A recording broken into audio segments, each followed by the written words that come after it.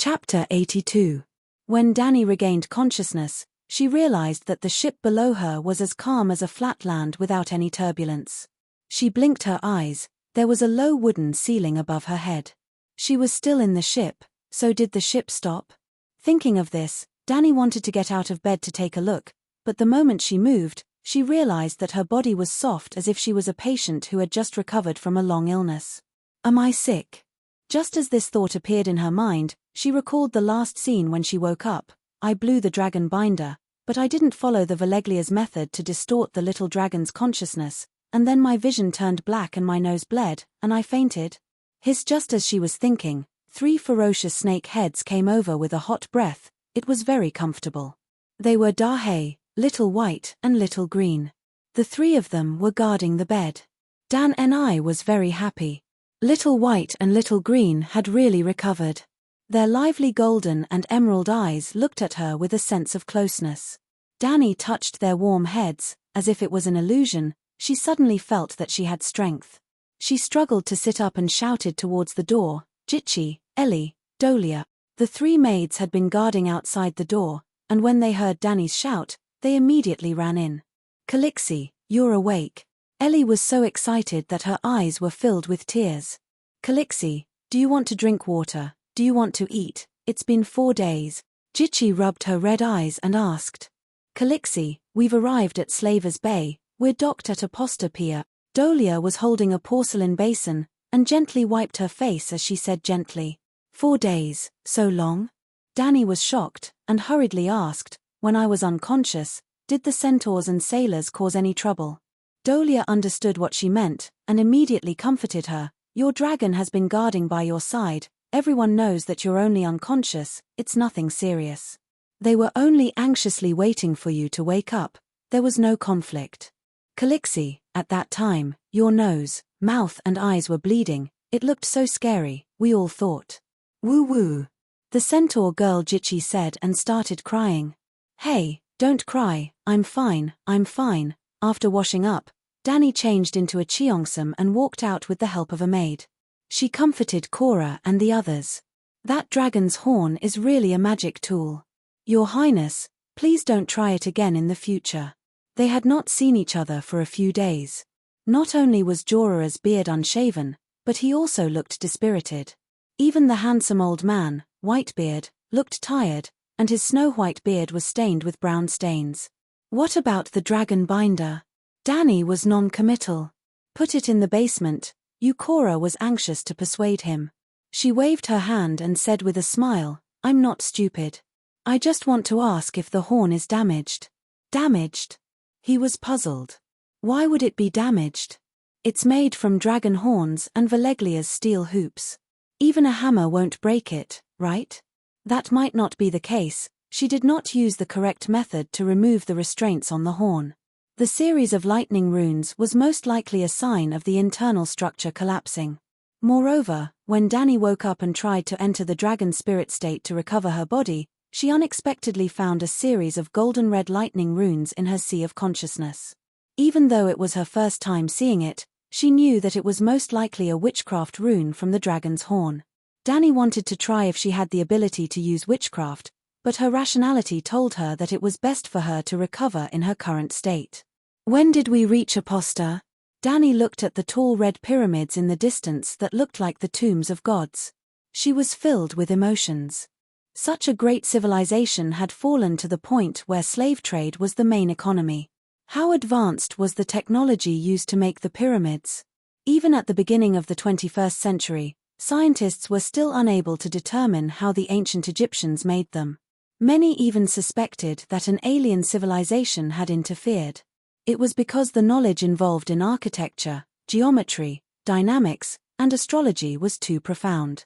Although the Guji's empire was destroyed by Veleglia, the Gujis could still build pyramids that were 200 meters high. It was said that the Great Pyramid of Myrine was 210 meters high. We arrived at noon yesterday, and the customs officials of Aposta came to ask us what slaves we needed, Kola replied. Danny asked him to inform the slave owner of Aposta that she wanted to buy the Unsullied. She rested on the ship for 2 days before setting foot on the dock for the first time. Aposta was located at the mouth of the Worm River. Starting from the old and dilapidated dock, the broken streets, the heavily weathered city walls, and the pyramids in the city were all red. Danny looked at it and felt a little familiar, because the Gujis in Aposta used fired red bricks. There was a brick factory near her hometown that also fired red bricks. Every household in the village used red bricks to build walls. In Aposta, the dock was stacked with red bricks, the streets were paved with red bricks, and the pyramids were covered with a thick layer of red bricks. The whole place was red with a rustic flavor. However, all the buildings were too old, and the red bricks had begun to be weathered on a large scale. A gust of wind blew, bringing a red dust storm. The fine red dust easily stung the eyes and made it difficult to breathe. The women of Aposta all covered their faces with veils when they went out. They set off at around 7 in the morning. For safety reasons, Danny did not ride her own little silver horse, but sat in a wide ox cart that Kola had bought for her in advance. Quero, Ago, and Bevis stayed on the ship to guard the dragon. When they arrived at Slave Bay, Danny did not dare to let the dragon out to hunt. She was afraid that some people would try to get the good name of Dragon Slayer, so even Blackie was chained. Danny did not let the maids follow her, and sat opposite her was Whitebeard. Kola had been wearing the dazzling Valeglia steel armor every day since he got it. Dressed in armor, he could only guard the ox cart with Jogo and Riccarlo on horseback. Early in the morning, the wharf was completely deserted. The wooden wheels of the ox cart made clack clack clack sounds on the uneven red brick road. Mixed with the sound of the horses' hooves, it actually brought about a burst of echoes. Aren't the Gith people too lazy? The sun has been up for more than an hour, and they still don't come out to work. Danny looked out the window, puzzled. Most people come here to buy unsullied. Merchant ships rarely come here, and without commercial trade, there is no need for dock workers and peddlers. Who can the Gith people work for? Kola replied. Oh, so that's how it is. Your Highness, your face. Whitebeard had been staring at Danny's tender and smooth face, which was like a freshly peeled eggshell. He was very surprised and hesitated several times. Now he finally found a chance to ask, I remember there was a dark red scab yesterday. I'm meeting guests today. Danny happily stroked her smooth and delicate skin and said with a smile, in order to quickly heal my injuries, I roasted a fire in the middle of the night last night. Fortunately, we're close to the shore, otherwise there wouldn't be so much firewood. Roasted a fire? The old man was even more confused. Roast it on the fire, like stewing sweet potatoes. Danny said. But wasn't your face burned by the fire? Whitebeard was shocked. It was burned by dragon flames. Ordinary flames don't harm me. Danny corrected. You'll understand when I find a chance to show it to you. She touched her face and said something the old man did not understand at all. High temperature can speed up blood circulation and accelerate metabolism. It can also disinfect, remove mites, remove dead skin, burn oil, slimmer face, tighten skin. There are many benefits. Mao and a loud cry rang out from the window. Danny opened the curtain and saw an elephant carrying a lattice box slowly passing by. In front of it, there was a Gith with black and red hair standing up to the sky holding the reins. Walking out of the dock and into the street by the coast, she finally began to see the breath of life. Is that Targaryen queen of the Sea of Sunset? A stiff common language came from the intersection in front of her. Then there was a rush of tut-tut-tut. A dozen horses galloped over, bringing red dust with them. Danny could not help but put down the curtain. This is Khaleesi of the Great Prairie, the guardian of the Seven Kingdoms, the Great Mother of Dragons, the Queen of the Ancestors, the Andals, and the Nuena, Her Majesty Danny Rise. Jorah took a step forward and shouted to the approaching knights. The cavalrymen had amber-colored skin and wore embroidered linen shirts, pleated skirts, and leather sandals. Their shoulders were draped with yellow silk cloaks. Many shiny copper plates were sewn on the cloaks, reflecting countless small suns under the scorching sun. These Aposta knights did not wear helmets, nor could they wear helmets. They followed the traditions of the Gith, with their red and black hair standing up with oil and coiled into all kinds of strange shapes. There were horns, wings, blades, and even grasping hands. It was strange, without the slightest sense of beauty. Instead, it looked like the horns of an evil spirit that crawled out of hell. "The good Lord asked us to pick you up at the dock. I didn't expect you to come so early," the leader said casually. As he spoke, he stuck his head out, trying to see Danny's appearance through the gaps in the curtains. Danny was a little angry when she saw him being so rude, but she did not flare up. She just made a mental note and opened the curtain to let him see as much as he wanted. Who would have thought that the guy muttered in Valeglia, "There are no dragons. Damn it, if you had a stunned expression and said a few more words of praise, I would have forgiven you immediately, but now, which good Lord asked you to pick me up?" Danny asked with a smile without changing her expression. "Didn't you want to buy the Unsullied?" "Of course it's Krasny Monakros, good Lord," the knight said. There were 3 main slave cities on the east coast of Slave Bay. Aposta, which dealt in the Unsullied, Kayuan, which trained bed slaves, and Myrine, which sold technical slaves and elite gladiators on a large scale. They were clearly doing the most heinous evil in the world, but the slave masters still gave themselves shameless names. The great slave master of Aposta was called Good Lord, the old madams of Kayuan were called Good Lord, and the master of Myrine's slave gladiators was called Great Lord. The Gith people thought that cutting off other people's chirps was good, that being proficient in the 7 spring cries was good, and that making humans fight like wild beasts was great. "Here we are, this is the Pride Square." The Gith knight brought Danny and the others to a wide square. The carriage stopped, and they walked down and looked around. They found that the square was 100 meters long and wide, and there was a huge fountain in the middle. The fountain was also made of red bricks. It was a circular pool of about 40 square meters. In the middle of the pool, there was a bronze statue of a harpy that was 6 meters tall. It had a beautiful woman's face, gold-plated long curly hair, and ivory inlaid eyes and teeth. It didn't have arms, but it had a pair of bat wings and eagle legs. There was a heavy chain hanging from its claws, and a curled and vicious scorpion tail dragging behind it. Yellow spring water with a faint sulfuric smell gushed out from the harpy's bulging chest, bringing a cool breeze to the scorching square. The harpy was the god that the Gith people believed in, and the last emblem of their people. Chapter 83. 7,000 years ago, the Guji's empire was the most advanced civilization of its time. They were prosperous and powerful, ruling almost the entire continent of Ursos. However, they only prospered for 1,000 years. The sudden rise of dragons and the magic civilization of Valeglia destroyed the empire in just a few decades. Unlike the other Valeglia forts, the Guji's empire was too close to the Valeglia Peninsula. There were almost no purebred descendants left. At this time, the Gujis in Slave Bay were all mixed bloods. They could not even speak Giscari. At this time, the Shamate-like knight spoke to a fat Gujis in Valeglia with an accent. "Good Lord, I'll bring them here for you." "Sigh, those barbaric Andals can't even speak Valeglia. You should hire a better interpreter." Across the square was a huge 120-meter tall pyramid, similar to the Mayan pyramids. The pyramids of Egypt had many steps, and each side of the pyramid could be climbed by people. However, the pyramid of Aposta had 33 steps, so each step was very high. The followers of the 7 gods believed in the number 7, and the Gujis believed that 33 had the most mysterious meaning. The 120-meter tall pyramid was 3.6 meters high. In order to climb to the top, a normal staircase would be cut on one of the big steps. At this time, a comfortable couch was placed on the bottom step. A tall, red-skinned fat man was lying on it. He was wearing a toka robe with golden tassels. It was like a long, loose sheet wrapped around his body and clasped on one shoulder. When he walked, he had to hold the robe in place with his left hand.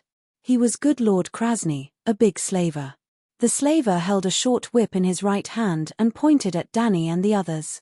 His left hand would occasionally pick up fruit and wine from the chopping board in front of him and put them into his mouth. Behind him, a pair of twin girls fanned him. "I have the best interpreter. She can speak the dialect of every corner of the world." Krasny pointed at the girls beside him. He also spoke Valeglia, but with a strong Guji's accent. Danny and the others had been standing by the fountain, waiting for their master to summon them. Hearing their conversation, she couldn't help but wonder, why does that guy think I can't speak Valeglia? A glint flashed across Cora's eyes as he said calmly, I did it on purpose. I hope that they will think that you only speak Westeros and Dothraki. Dany nodded and understood what he was trying to do. Hey, Westeros bitch, look down there. Krasny, the slave merchant, suddenly sat up and shouted at Dany, who was by the fountain.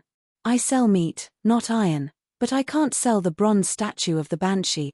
The interpreter called out in the slightly unfamiliar common language, Mother of Dragons, benevolent lord, please admire the heroic bearing of the unsullied warriors. The girl was less than 10 years old. She had a flat, round face, dark skin, and golden eyes unique to the Nas people. The Nas people lived on the Nas Island near the Snake Lizard Archipelago. They were known as the people of peace and were the best slaves in the world. Well, too cowardly, even more honest than the Raza goat men. As soon as Dany arrived, she saw the Unsullied. On the left side of the square stood rows of soldiers wearing spiked helmets. They were lined up in 10 rows, with 100 people in each row. Their bodies were straight as if they were standing in a military posture. Their faces were like granite carvings. Under the scorching sun, they did not have the slightest liveliness. Their eyes were emotionless as they stared straight ahead. They did not pay attention to Dany and the others next to them. They are standing very neatly, but this does not represent their combat strength. I want to know more about their training. If they only train to line up and stand in a military posture, it is useless to me. Dany walked to the front of the steps and said to the little girl with a smile. The little black girl with a flat face looked at her curiously and said to her master, the Westeros woman is very satisfied with them, but she did not praise them. It seems that she wants to lower the price. She also wants to know how the Unsullied were trained. Are all Westeros pigs so ignorant? The benevolent lord wiped the sweat off her forehead and complained, did her barbarian husband not tell her the story of 3,000 Unsullied protecting Kola? 400 years ago, ancient Valyria was destroyed in the Great Cataclysm, and the political situation on the continent of Essos changed drastically. Other than the major free city-states declaring independence, the nomadic Dothraki in the east gradually expanded their power without any restrictions. A Khal named Temmo led his Khalasar centaurs into the Great Plains of the Norn River for the first time. Along the way, 20,000 roaring warriors burned, killed, and looted, sweeping through all the cities they passed. Finally, they passed through the forest of Kola and stopped at the city of Kola. Temmo Khal used his light centaurs to defeat the heavy cavalry of Kola. The two major mercenary groups, the Bright Banner and the Second Sons, fled in the middle of the night. Just a few hours before the city was breached, the 3,000 Unsullied that Kola had ordered from Aposta finally arrived. Aposta was more than 10,000 miles away from Kola. Without even a moment of rest, the battle between 3,000 light infantry and 20,000 scimitar cavalry began. In the end, 12,000 Dothraki died in battle. 2,400 Unsullied, who only had leather armor to protect them, died. Temmo Khal, his sons, and the Bloodriders all died on the spot. The remaining 8,000 centaurs walked up to the Unsullied who were still standing proudly on the battlefield. They took the initiative to cut off the braids behind their heads and threw them at the feet of the Unsullied warriors as a sign of surrender. The battle to defend Kola almost became a propaganda film for the Unsullied. Even the Westeros on the other side of the narrow sea made it into a legendary story and spread it widely, let alone the continent of Essos. Krasnir opened his mouth wide and smiled exaggeratedly at Dany. Tell her the story of 3,000 Unsullied defending Kola and give her a shock. Hurry up, slave. Oh, the weather is too hot. Has the ever summer arrived? The slave girl vividly told the story in a vivid tone. Finally, she concluded, honorable guest, please rest assured that the Unsullied's attainments in spears, shields, and daggers are unparalleled. This is known to the world. Dany turned her head and whispered to Cora, what's wrong with that Temmo Khal? He's a disgrace to the centaurs for several lifetimes. She knew the Howling Warriors very well. They were definitely skilled in martial arts. Having grown up on horseback, they were skilled in archery and horse riding. They were also fearless and were almost the strongest light cavalry. She had always thought that only the Westeros heavy cavalry could restrain them, but she looked at the Unsullied who stood there like a wooden stake. He wore a conical bronze helmet with 30 centimeters long spikes on it, a bit like the lightning rod helmets of the Qing dynasty generals. He only wore sleeveless leather armor with a 40 centimeters long dagger at his waist. A 1 thick leather shield was tied to his left wrist and a spear in his right hand. He was dressed as a standard light infantry. How could he deal with the centaur cavalry that came and went like the wind and shot arrows like rain? I'm guessing that Temo Kal underestimated the enemy when he first saw the Unsullied. He probably sent the cavalry to attack the shield and spear formation of the Unsullied. Cora said carefully. The 3,000 Unsullied defending Kola was a historical fact and not an illusory legend. They must have won the battle at that time. Otherwise, how could they still see Kola City today? Whitebeard stroked his beard and sighed. The centaurs are too direct. Temo Kal was the first to charge, which means that he might have died in the first wave. The remaining warriors don't know how to change their formations, and they just charge in wave after wave. If it were any other army, they might have already collapsed after losing 20% of their men, but the enemy is an unsullied one. Even if only one of them is left, they won't retreat or panic. Krasny knocked the girl's head with the short whip in his hand and asked irritably, "What are those barbaric pigs talking about?" "Those two servants are boasting about the Unsullied's bravery to the guests," the little translator said. "Ha ha ha, at least they have some knowledge. Let them talk slowly. The more tempted that little bitch is, the more slaves she'll buy later." The slave master laughed and clapped his hands, summoning a group of young female slaves in silk clothes. They walked to Danny and the others and held up silk-striped umbrellas for them. The umbrellas were useless. The weather in Slavers Bay was especially hot. The sun had been scorching since dawn. The thick red bricks in Pride Square were scorching hot. Through the thick soles of their shoes, they could feel the heat coming from their feet. Waves of heat rose up, making the Astapor-stepped pyramids around the square look like a mirage. "Unsullied, my good slaves."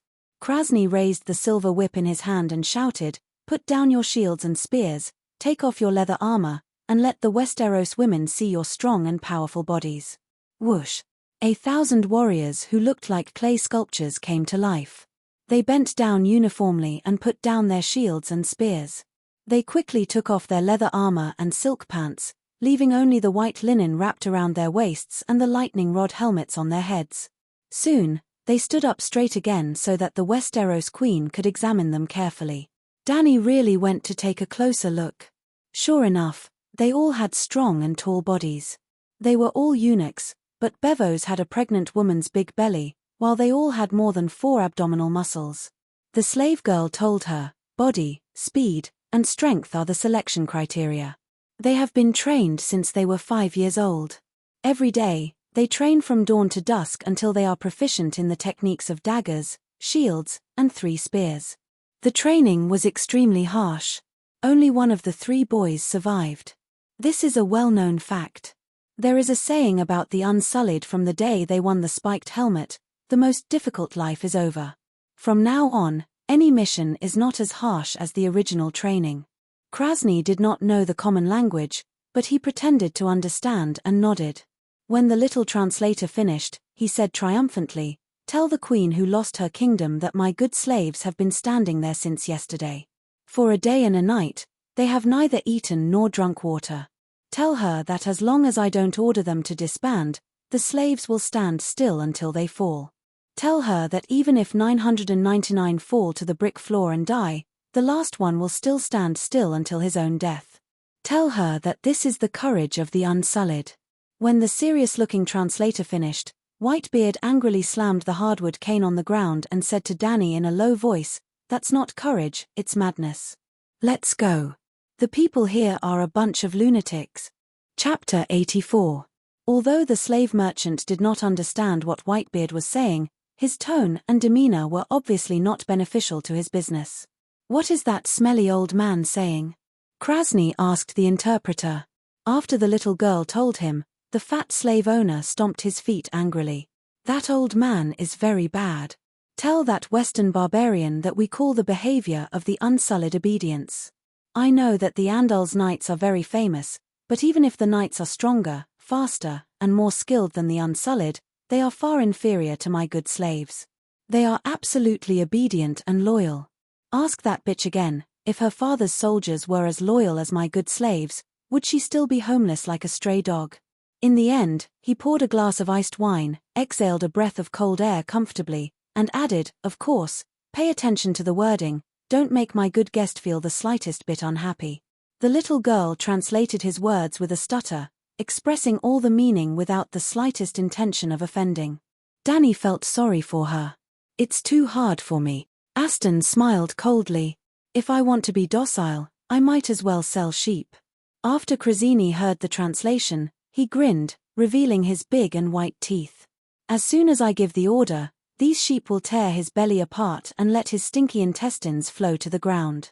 The interpreter said, the Unsullied are not sheep, they have the ferocity and loyalty of dogs.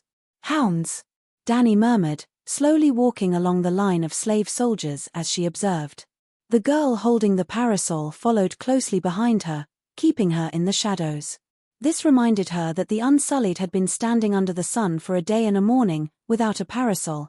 Danny found that more than half of the Unsullied had the bronze skin and almond-shaped eyes of the Dothraki or Lazarus. Obviously, the Dothraki Khalasar had made an outstanding contribution to the slave trade. The rest were white people from the Free Trade City, Quill's Milk people, black people from the Summer Islands, and even one or two sallow-skinned, pointy-headed Jugasnai. She wondered who had brought them from so far away. In addition to the foreigners, the Gith people with amber skin and red and black straight hair were also trained as Unsullied. He didn't even spare his own clansmen, how ruthless. These Unsullied ones all had smooth cheeks and numb eyes. They were obviously of different heights and ages ranging from 14 to 20 years old, but they gave off the feeling that they were all printed out of the same mold. Their appearances were different, but their souls had been forcibly molded into the same appearance, Danny thought. Why castrate? She asked Krasny through the slave. Men are stronger than eunuchs, everyone knows that. What's the most important thing for a warrior? Krasny asked solemnly. Power. Bulls were strong and powerful, but in the arena, they were the ones who died every day. Just 3 days ago, a 9-year-old girl had killed a wild bull in the Josel arena. Our Guji's empire used the fact that we dominated the world to tell everyone that discipline is far more important than strength. The Unsullied are the reincarnation of the Guji's legion. They are absolutely obedient, absolutely loyal, and fearless. It made sense. Countless examples of modern warfare proved one thing: discipline was the most important thing in the army. Danny thought to herself. The bravest people are also afraid of death and disability, Aston argued. Krasny grinned again. Tell the old man that he smells like urine and needs a rotten stick to stand. He is more disabled than disabled. It's better to jump into the sea and drown. Do you really say that, master? The little translator was helpless. She didn't know how to change this kind of scolding words tactfully. The slave owner poked the little black girl with the whip and scolded angrily. Are you a woman or a you? How can you ask such a stupid question? If you scold away the customers, who will I do business with? Then. Master, what should I say? The little slave girl asked timidly. Tell them that the Unsullied ones are not human. Death is nothing to the Unsullied ones. Disability is even more irrelevant. While Blackie was translating, the slave master walked to the square by the stairs on the side and stood in front of a strong slave soldier who looked like a Lazarus. He suddenly raised the silver whip in his hand and hit the other party's bronze-colored cheek, leaving a bloody mark on the other party's face. The eunuch soldier only blinked, but he stood still and let the blood flow. Does it feel good? Do you want me to do it again? Krasny asked the slave soldier, but looked at Danny and the others with a smile. As long as the master is happy, please continue, the Unsullied ones said loudly. Seeing the slave owner raise the whip again, Danny quickly walked over, held his arm, and said to the little translator, please tell the virtuous ones that I have understood their courage to bear the pain. After her words were translated into Valeglia, Krasny sneered, tell this ignorant Western bitch that it has nothing to do with courage. The virtuous ones said that it is not courage, your majesty. Let her open her dog eyes and take a good look. Krasny moved on to the next warrior, a tall young man with the blue eyes and flaxen hair of the Lies. Give me your sword. The Lisi knelt on one knee and skillfully pulled out the short sword on his belt and respectfully handed it to the slave owner with the hilt facing forward. Get up, Krasny ordered. The unsullied ones immediately got up.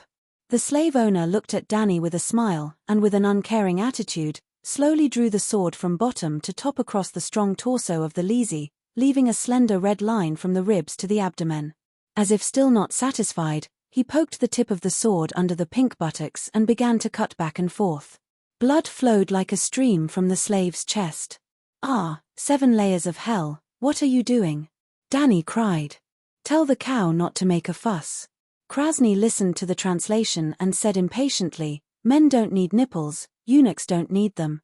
There was only a thin layer of skin between the nipple and the chest, and he slashed it down, causing it to roll to the brick floor.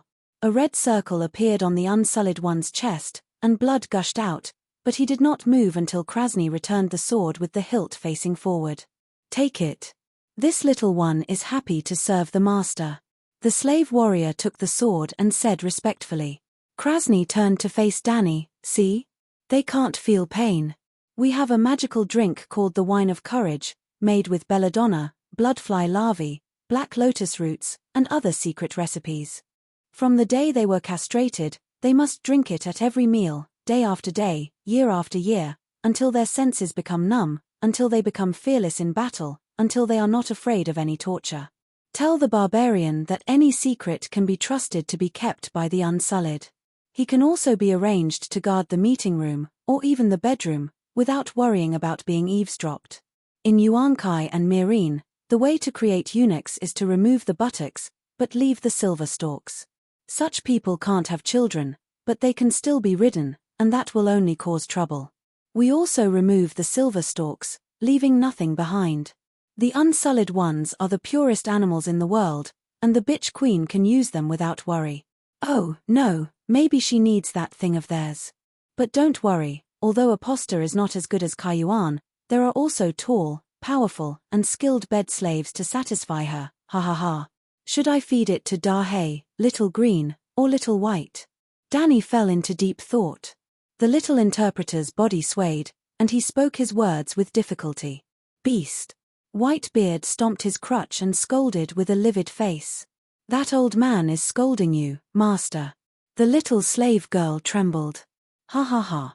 The slave owner laughed exaggeratedly at Whitebeard and sneered, I heard that in the barbaric Sunset Kingdom, there are people who solemnly swear to maintain chastity, to not have children, and to live only for duty. Is that so? Yes. After the question was conveyed by the little interpreter, the old man nodded and said, there are many such organizations, the scholars of the City of Knowledge, the monks and nuns who serve the 7 gods, the Sisters of Silence who mourn the dead, the King's Guard, the Night Watchers. The slave merchant's voice was low. People shouldn't live like this. They will be tortured by temptation every day, and the oath is useless. In the end, most people will succumb to their base desires. The unsullied ones are different. Their way of combining with the sword is incomparable to others who swear thousands of oaths. Whether it's a woman or a man, they can never be tempted. Well, don't you know that in addition to the instinctive desire of the body, there are countless ways in the world to tempt people? After the slave girl finished translating, Whitebeard retorted sarcastically. Yes, there are countless ways to tempt people, but the unsullied ones are different. They have nothing except weapons, and they don't even have their own names. Money, women, power, food, and so on are meaningless to them. No name. Then what do I call them? Danny frowned at the little interpreter. Your Majesty, they don't have a fixed name. Krasny stopped in front of a Gith, who had the same amber skin, the same black and red upright hair, and even the same hairstyle. If one didn't look carefully, their faces were similar. Danny even viciously thought that in order to make money, did this cruel slave owner also train his extra son to be an unsullied? Krasny waved his whip at a small bronze round plate on the sword belt at the feet of his son. Look, if you want to know his name, look at this plate. Oh, ask this Westeros bitch if she can recognize the Giscari hieroglyphs. I can't. Danny said sullenly. After the slave merchant got the answer from the little interpreter, he frowned, turned to the unsullied ones, and asked, What's your name? This little one is called Red Flea, Master. What was your name yesterday? Black Rat, Master. The day before yesterday? Brown Flea, Master. The day before yesterday? This little one can't remember clearly, Master. Maybe it's a blue toad, a blue bug, or a shield. Tell her that their names are all like this: bug, rat, toad, earthworm. This can constantly remind the slaves that you are just lowly bugs. Every evening, all the nameplates are thrown into an empty wooden bucket, and at dawn the next day, they are randomly picked up. They are not even as lowly as mosquitoes. Chapter 85. 7 Layers of Hell. After Whitebeard heard this, he felt bad and groaned, "It's crazy, it's really crazy. How can we let everyone remember a new name every day?" Yes, the world lacks everything, but it doesn't lack idiots. Krasny listened to the little interpreter's words, nodded in agreement, and then understated, "So, we have to select smart, strong, and obedient people.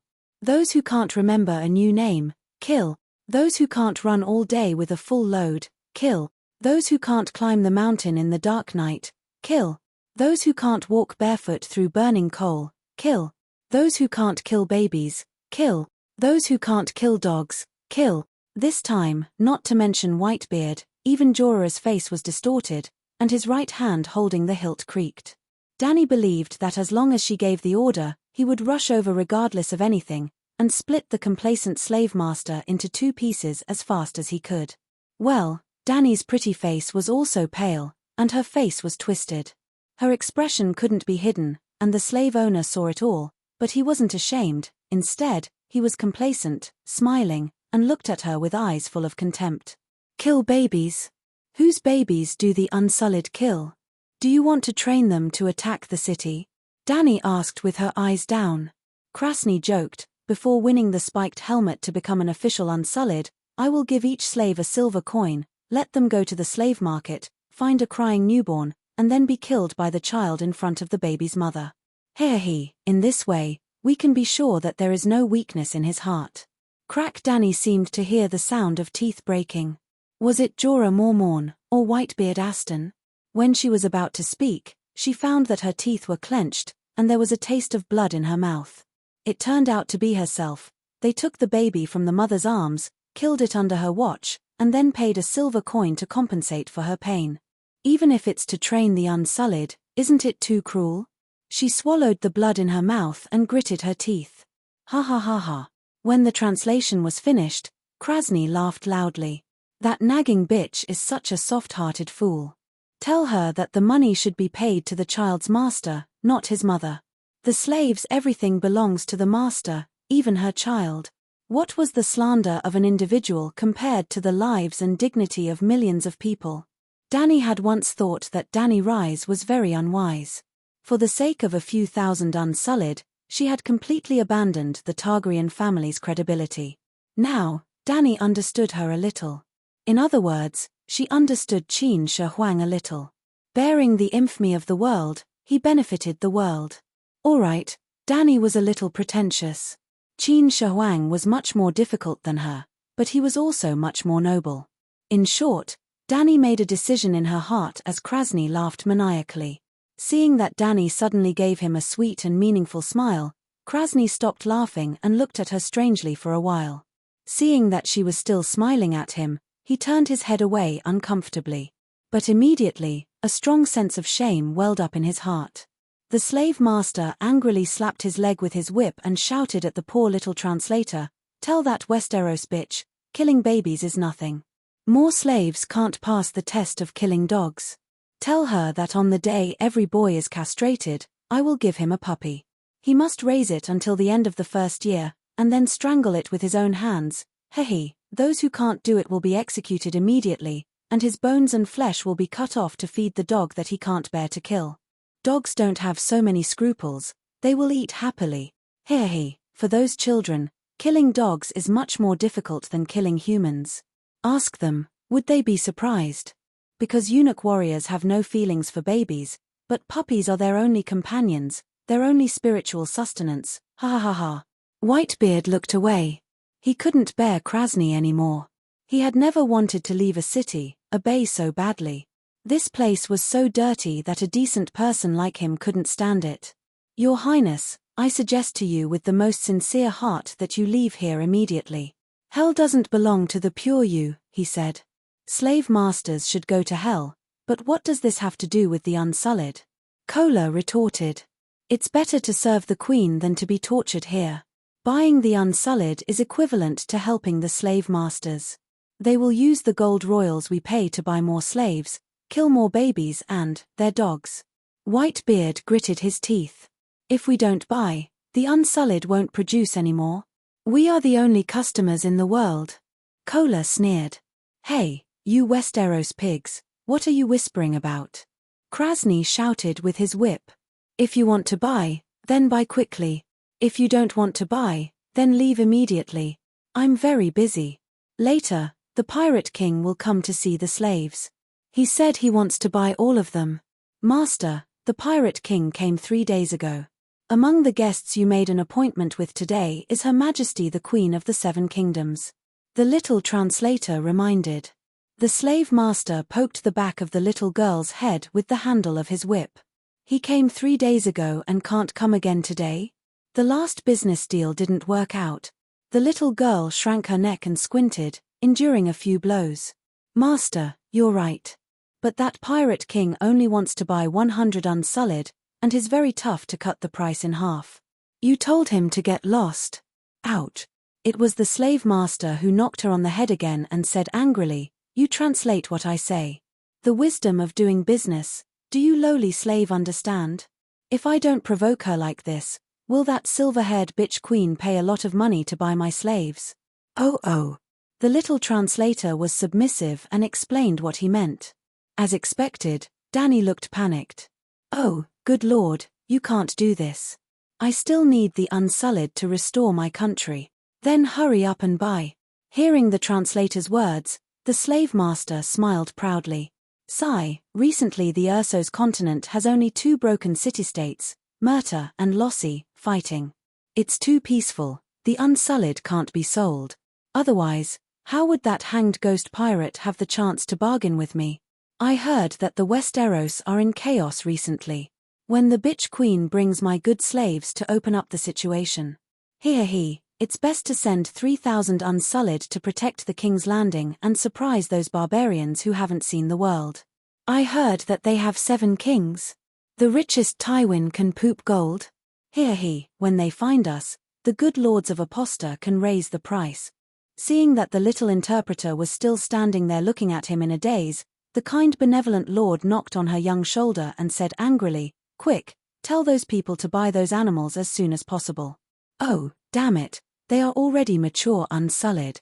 The best business is of course sold on the first day the Unsullied are successfully cultivated. Sigh, it's a pity, the Unsullied are not pigs.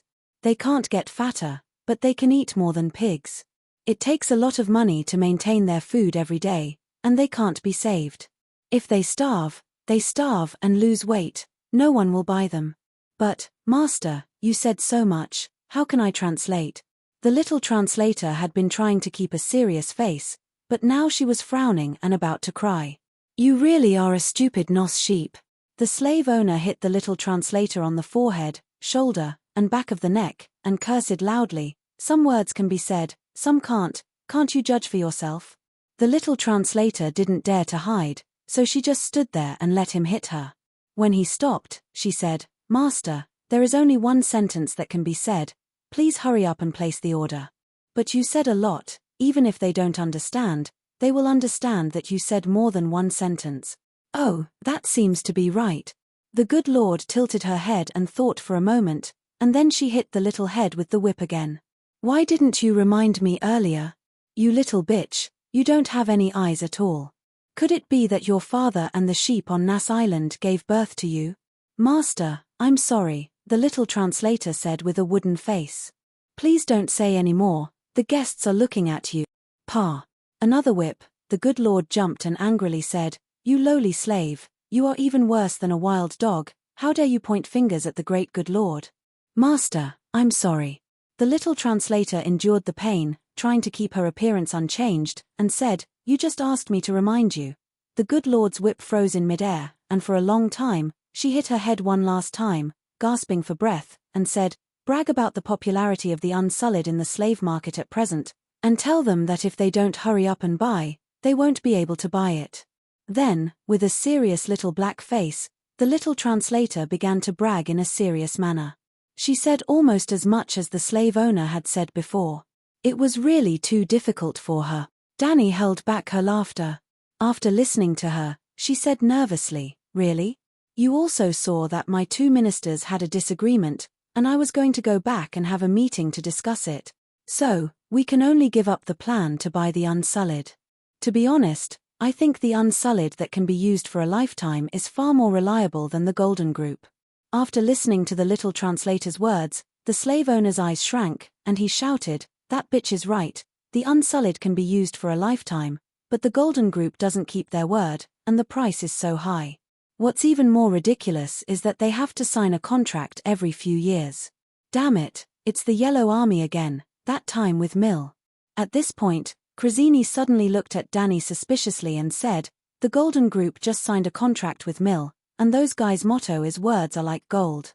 Since the beginning of their establishment, they have never broken the contract. How did this Westeros bitch hire the Golden Group? Does she want to take the opportunity to bargain? Ask her for me." Chapter 86. "Master, do you still want me to translate your previous words?" Little Black asked hesitantly. "What words? You said that the Unsullied are extremely loyal, and that the Golden Group is untrustworthy."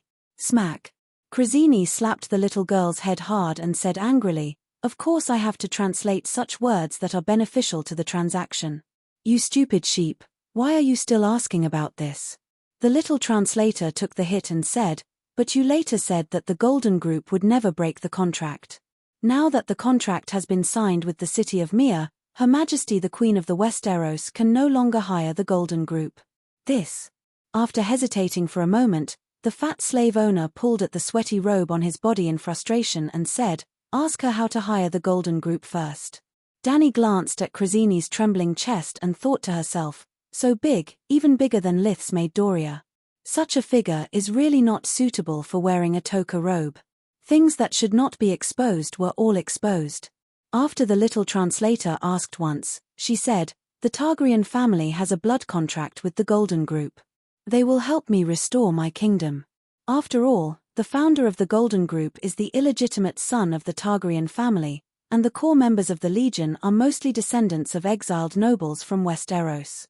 Since they can return home to be nobles, they naturally won't be willing to stay in a foreign land and be a precarious mercenary." Whitebeard and Cora both looked at Dani in shock. They did not expect her to have such a hidden card. "That seems to make sense." Krasinski touched his black and red forked beard like steel needles on his chin and sighed, "Tell her that she can go back and discuss it. I will temporarily keep this batch of Unsullied for her. This stingy guy, it's already noon, but he didn't even treat me to lunch. I stood in the square all morning and didn't even get to drink a glass of water. That fat pig, on the other hand, ate iced wine and fresh fruits non-stop." Dani said goodbye politely while cursing the slave owner in her heart. Passing through Pride Square, they brought back the horses and cows from the cattle pen at the end of the street. When the centaur put the yoke on the ox cart, Cora asked in a low voice, "Your Highness, do you really have a secret agreement with the Golden Regiment?" "It's fake," Dani said as she climbed onto the ox cart and beckoned Whitebeard to come in. "Viserys once took me to visit Commander Ms. Tone. Viserys used the money from selling his mother's crown to treat the commanders of the Golden Regiment and above to a feast, hoping that they would be willing to help him regain the throne. Haha, those fellows were eating and drinking while laughing at Viserys after he finished his request. Meath Todd." Whitebeard thought for a moment and sighed. Blackheart Meath died 3 years ago, and the Toynes family is completely extinct. The current leader of the Golden Regiment is Harry Strickland, who is known as the Homeless. Hearing the uneasiness in his tone, Dani asked curiously, "Is the Toynes very famous?" The backbone members of the Golden Regiment are almost all descendants of the nobles of the Seven Kingdoms. 100 years ago, the first Blackfire rebellion failed. Some of the nobles who supported Demon Blackfire surrendered, and some of them supported Demon's son in exile under the leadership of Igor Riven. The fiefs and titles of the fugitives were taken back by the royal family. Igor saw that many exiled knights or lords were forced to sign up to join other mercenary regiments. He was afraid that the number of families supporting the Blackfire would decrease, so he decided to set up his own mercenary regiment, the Golden Regiment. Speaking of the Blackfire Rebellion, it was the fault of the blessed Saint Baylor. Remember the virgin home built by Saint Baylor in the palace? He not only broke off the engagement with Diana, who was engaged to him, but also locked her and 2 other sisters in the virgin home because of his belief in God and the destruction of human desires. He did not let himself or his sisters be tainted by the evil desire. But as the saying goes, if you marry a daughter, you will become an enemy. Diana sneaked down the tower and kept a wild man. The adulterer was not someone else, but a family member. He was Diana and Baylor's cousin. Soon, Princess Diana's belly swelled, and she could no longer hide it. How did Saint Baylor deal with this? He went to the Holy Church to fast and pray. After fasting for more than 40 days, he starved to death. Saint Baylor was a virgin man, so naturally, he did not have a son to inherit the throne. That cousin of his, Aegon IV, took advantage of the situation and became the king. Even though both of his parents were Targaryens, they did not marry and gave birth to an illegitimate child, Daemon Vaecius. Yes, the king's territory was close to the sea, so the illegitimate child's surname was Vaecius. Later, Aegon IV bestowed the Targaryen clan's sword, Blackfire, to the illegitimate child in public and acknowledged them as his own sons. Only then did Daemon change his surname to Blackfire. Town is one of the noble families. 40 years ago, during the 5th Blackfire Rebellion, which was also the Battle of the 9 Copper Kings, I heard that Sir Barristan killed Meath's father, Simon Town. Whitebeard gripped his walking stick tightly in frustration. He almost spilled the beans. Dany glanced at him and said, "You even know about such a small matter as Barristan killing Simon." "It's not a small matter." Whitebeard racked his brain and tried to think about the glorious history of the Toyen family. After a while, he stammered, "The Toyen family has a strong martial spirit. There will be many powerful knights in every generation. There was once an imperial guard." Cora, who was beside the ox cart, snorted and said meaningfully, "Why don't you tell the princess what the town family's Kingsguard did?" Whitebeard was shocked and blurted out, "You still remember what happened hundreds of years ago? Hihi, there's only one Kingsguard who dares to cuckold the king." Cora laughed. As soon as he finished speaking, he slapped his helmet. "Sigh, wrong. Now there's another Jaime Lannister. That guy is really..." The white bull who put on the white robe for him must be stomping his feet in regret in heaven. Sir Jaime broke all the taboos of the Kingsguard with his own strength. Whitebeard's face turned pale as he listened. He pursed his lips and did not say a word. There was no way to refute this. Jaime Lannister entered the Kingsguard through the most orthodox ceremony. It was more authentic than Robert and Joffrey's Kingsguard, and his actions, regicide, incest, sleeping with the king's wife, they were all so real. "Sir, you are also in Kingsguard now." Dany broke the awkward silence. "This guy has no referral, no approval from the captain of the Kingsguard, and his name is not in the Book of White Knight. He can't be considered an orthodox Kingsguard." The old man advised Dany, "Your Highness, I think you should consider it carefully. Even if Sir Cora has the merit of protecting the king, you can reward him in other ways. Now, the reputation of the Kingsguard has withered, and it can no longer be sullied by others." Bang bang bang. Cora angrily slapped the small window of the bullock cart and shouted, "Old dog, come out, I want to duel with you, regardless of life or death. Change your armor, and I'll only use one hand." Whitebeard retorted. "Cough, cough, have you all forgotten our current situation?"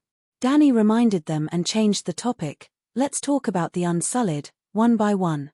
Aston, you go first. I suggest your highness not to buy. The nobles and people of the Seven Kingdoms hate slavery. Regardless of the teachings of the old and new gods, slavery is an extremely evil thing. If you bring a group of slaves into the Westeros and plan to use them to conquer the Seven Kingdoms, then all the nobles of the continent will oppose you," Whitebeard said seriously. "Aston, do you really trust Illyrio?"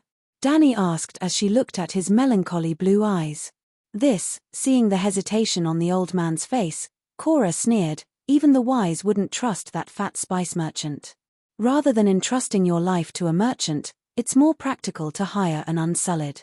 The slave masters and slavery in Slave Bay are very evil, and I agree with that, but the unsullied are very useful. They won't burn, kill, and loot after winning a battle, and they won't rape women.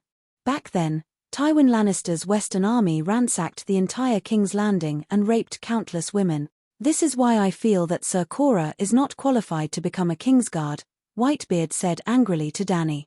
He is a slave trader himself. Think about what he did on Bear Island, and you won't be surprised why he instigated you to come to Slave Bay to buy slave. He's a connoisseur. Old man, I really have tolerated you for a long time. Cora said angrily to Danny, Your Highness, I suggest that you immediately chase him and that fat eunuch away. Perhaps Illyrio wants your dragon as much as Zaro of Quiris, and he sent them to deceive you into going to Pentus alone. Once you're in his territory, won't he be the one to do as he pleases? Since we're already at Slave Bay, there's no need for a ship. Let them all return to Pentus. Nonsense, how could I help the merchants of Pentus deceive your highness? Whitebeard seemed to have been greatly insulted. His face flushed red with anger. Your highness, you're right to be worried about Illyrio. Merchants cannot be trusted. But you must understand that if you want to gain the loyalty of the Seven Kingdoms, you can only rely on your own people. Why don't we return to Pentus first? I have a way to help you contact a group of loyal nobles, and then choose a group of knights to be your squires.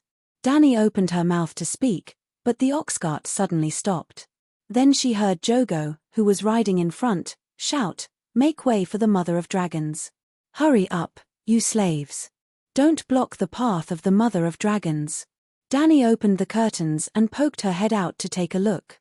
She saw a long line of slaves dragging their heavy anklets as they struggled to move forward in silence at the crossroads ahead. They were ordinary slaves with light brown skin, black hair, and almond eyes. Dothraki, shepherds. Under normal circumstances, Dothraki and shepherds could be distinguished at a glance. Apart from their braids and clothing, the spirits of the two races were completely different. The centaurs were even more unruly, and both men and women had a I don't even submit to the heavens, so why would I submit to you? Kill me if you have the guts. But at this moment, their faces were all numb, their eyes dim, and their temperaments submissive. Everyone was naked, including the women, but there were no children among them. Presumably, the children had been sent to attend the Unsullied Ones training. There was a supervisor at the side of the slaves, and behind him were a man and a woman riding on a white donkey. The man wore a red silk toga robe, and the woman had an ivory comb in her red and black hair. Her face was covered with a veil, and she wore a blue linen dress decorated with small pieces of lapis lazuli. She had an exotic air that belonged to the Jith people. They had been laughing and playing together, but when they heard Jogo's shout, the man turned his head and casually looked at Danny's group. He gestured to the supervisor to speed up, and then continued to flirt with the woman next to him. Chapter 87. The Overseer was a strong Dothraki. He held a long whip with 5 thin whips in his hand. A chained harpy was tattooed on his muscular chest. The centaur supervisor had a prideful expression, cracking his whip as he shouted, Lowly slaves, hurry up and leave, and the like. Hey, centaur. A centaur with a harpy on his chest. Danny waved to the Overseer with half of her body exposed outside the door. Where are the slaves you are escorting from? Of course they are from the Sea of Grass, the centaur Overseer replied loudly. Women. They were transported from Meereen. They are all defeated Kalasa's tribesmen. Her name is Khaleesi. Jogo pointed at him and shouted. Ridiculous. I'm not from Khalasa either. The centaur Overseer muttered. Danny waved her hand at the Blood Alliance guard, telling him not to worry about such trivial matters. She continued to ask the Overseer, what should we do with these slaves? They can't become unsullied. They have to be sent to the docks to be sold to slave merchants. As if sensing a business opportunity, the male Khaleesi finally stopped teasing his female companion. He rode a donkey forward and smiled. Khaleesi, are you interested in this batch of slaves? Let me tell you, We are not the kind of middlemen. The price is so low that it's almost free. I bought a batch of centaur slaves in Colisi. It was said that they were transported from Aposta. 20 centaurs cost me 40 silver coins. It's too expensive. Dani shook her head repeatedly. Hey, that's the middleman. They sell from Aposta to Colisi, Volantis, and other city-states. After a trip by sea, the price is more than double. The slave overseer pointed at his slaves and said loudly, 1 silver coin for 3. You can choose as you wish. If you buy more, I can even give you a discount. Dani looked sideways. There were about 300 slaves. What's the discount if I buy all of them? Buy all of them?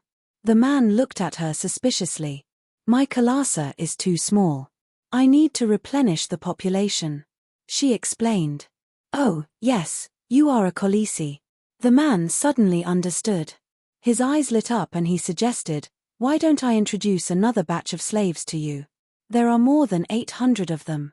I can give you a 20% discount. They are all centaurs. She asked doubtfully. Sigh, the centaurs are brave and unafraid of death, but they're not good at fighting.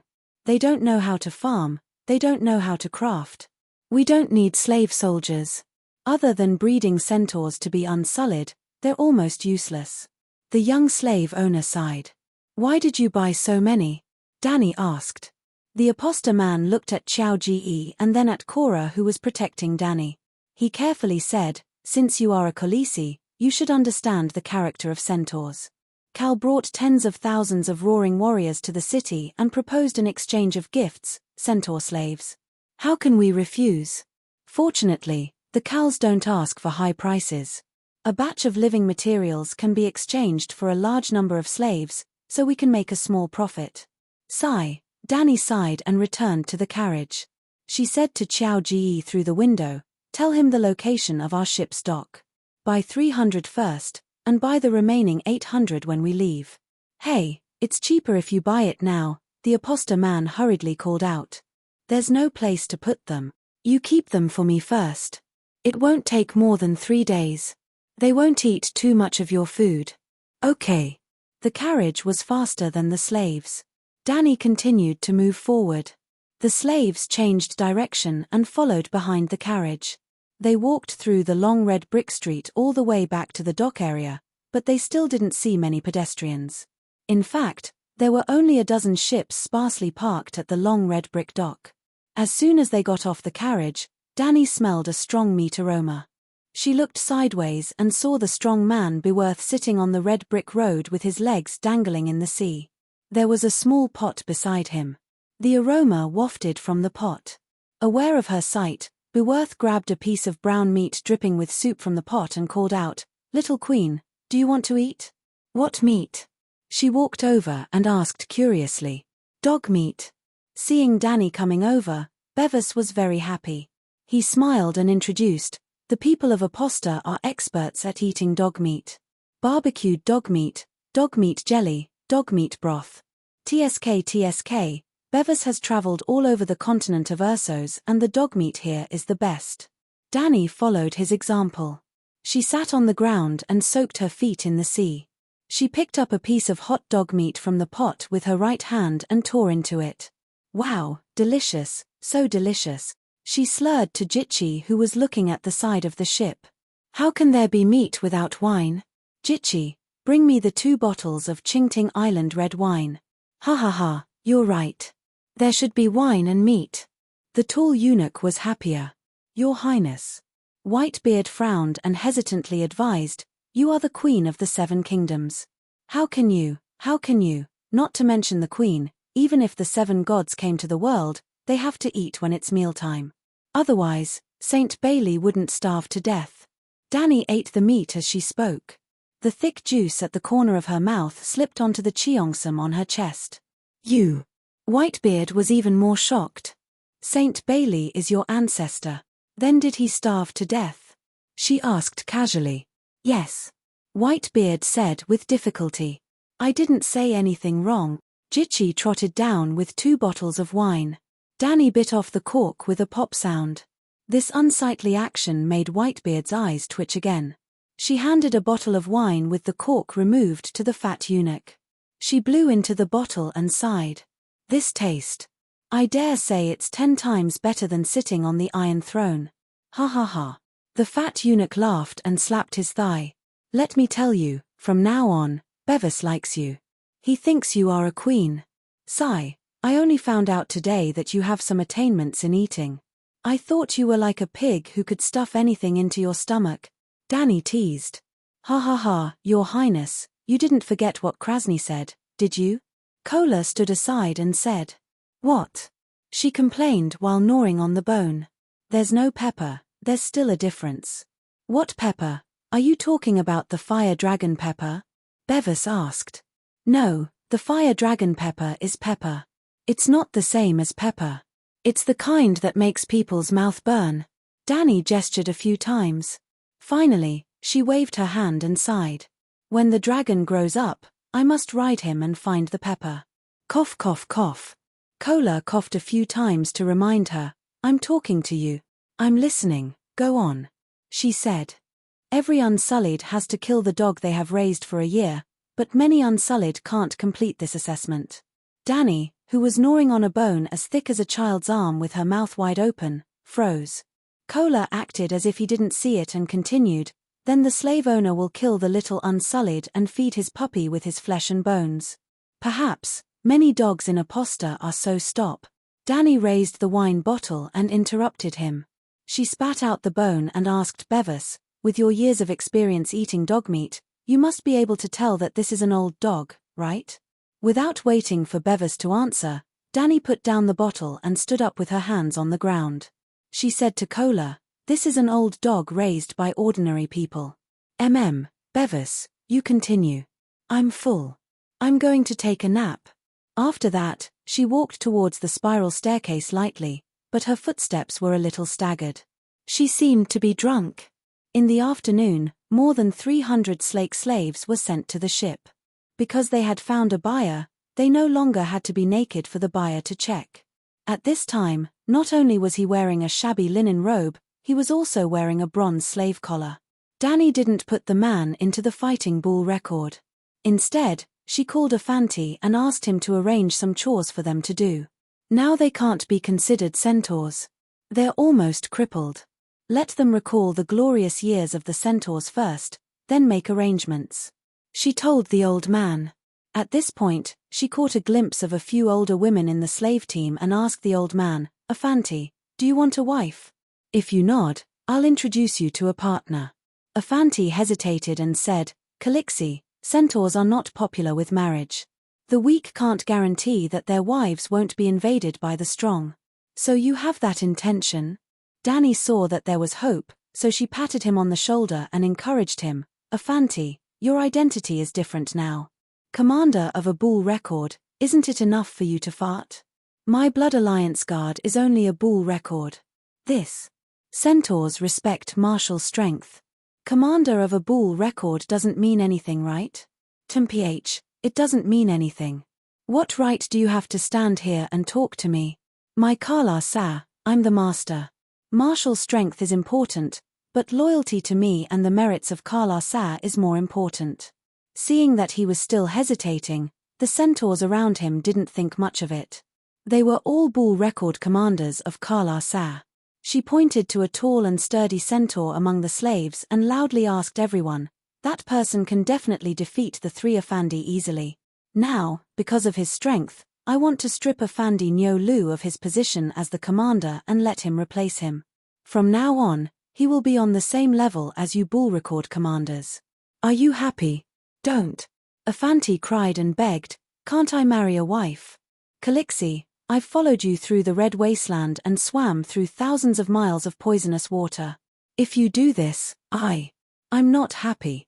Calixi, Afanti has been helping us take care of the horses. It's very. RGE stood out and scratched his head in distress. He didn't know how to express his thoughts. Danny waved her hand and said, I'm only asking, are you happy? I don't know why, but I'm not happy. RGE said sullenly. I'm not happy either. The remaining Blood Alliance guard and centaur leader all said at once. Pa. Danny clapped her hands and shouted, That's right. Of course you're not happy because no one is invincible. If you only talk about martial strength and status, then one day, you will all be replaced by newcomers. They didn't contribute anything to Kala-Sar at all.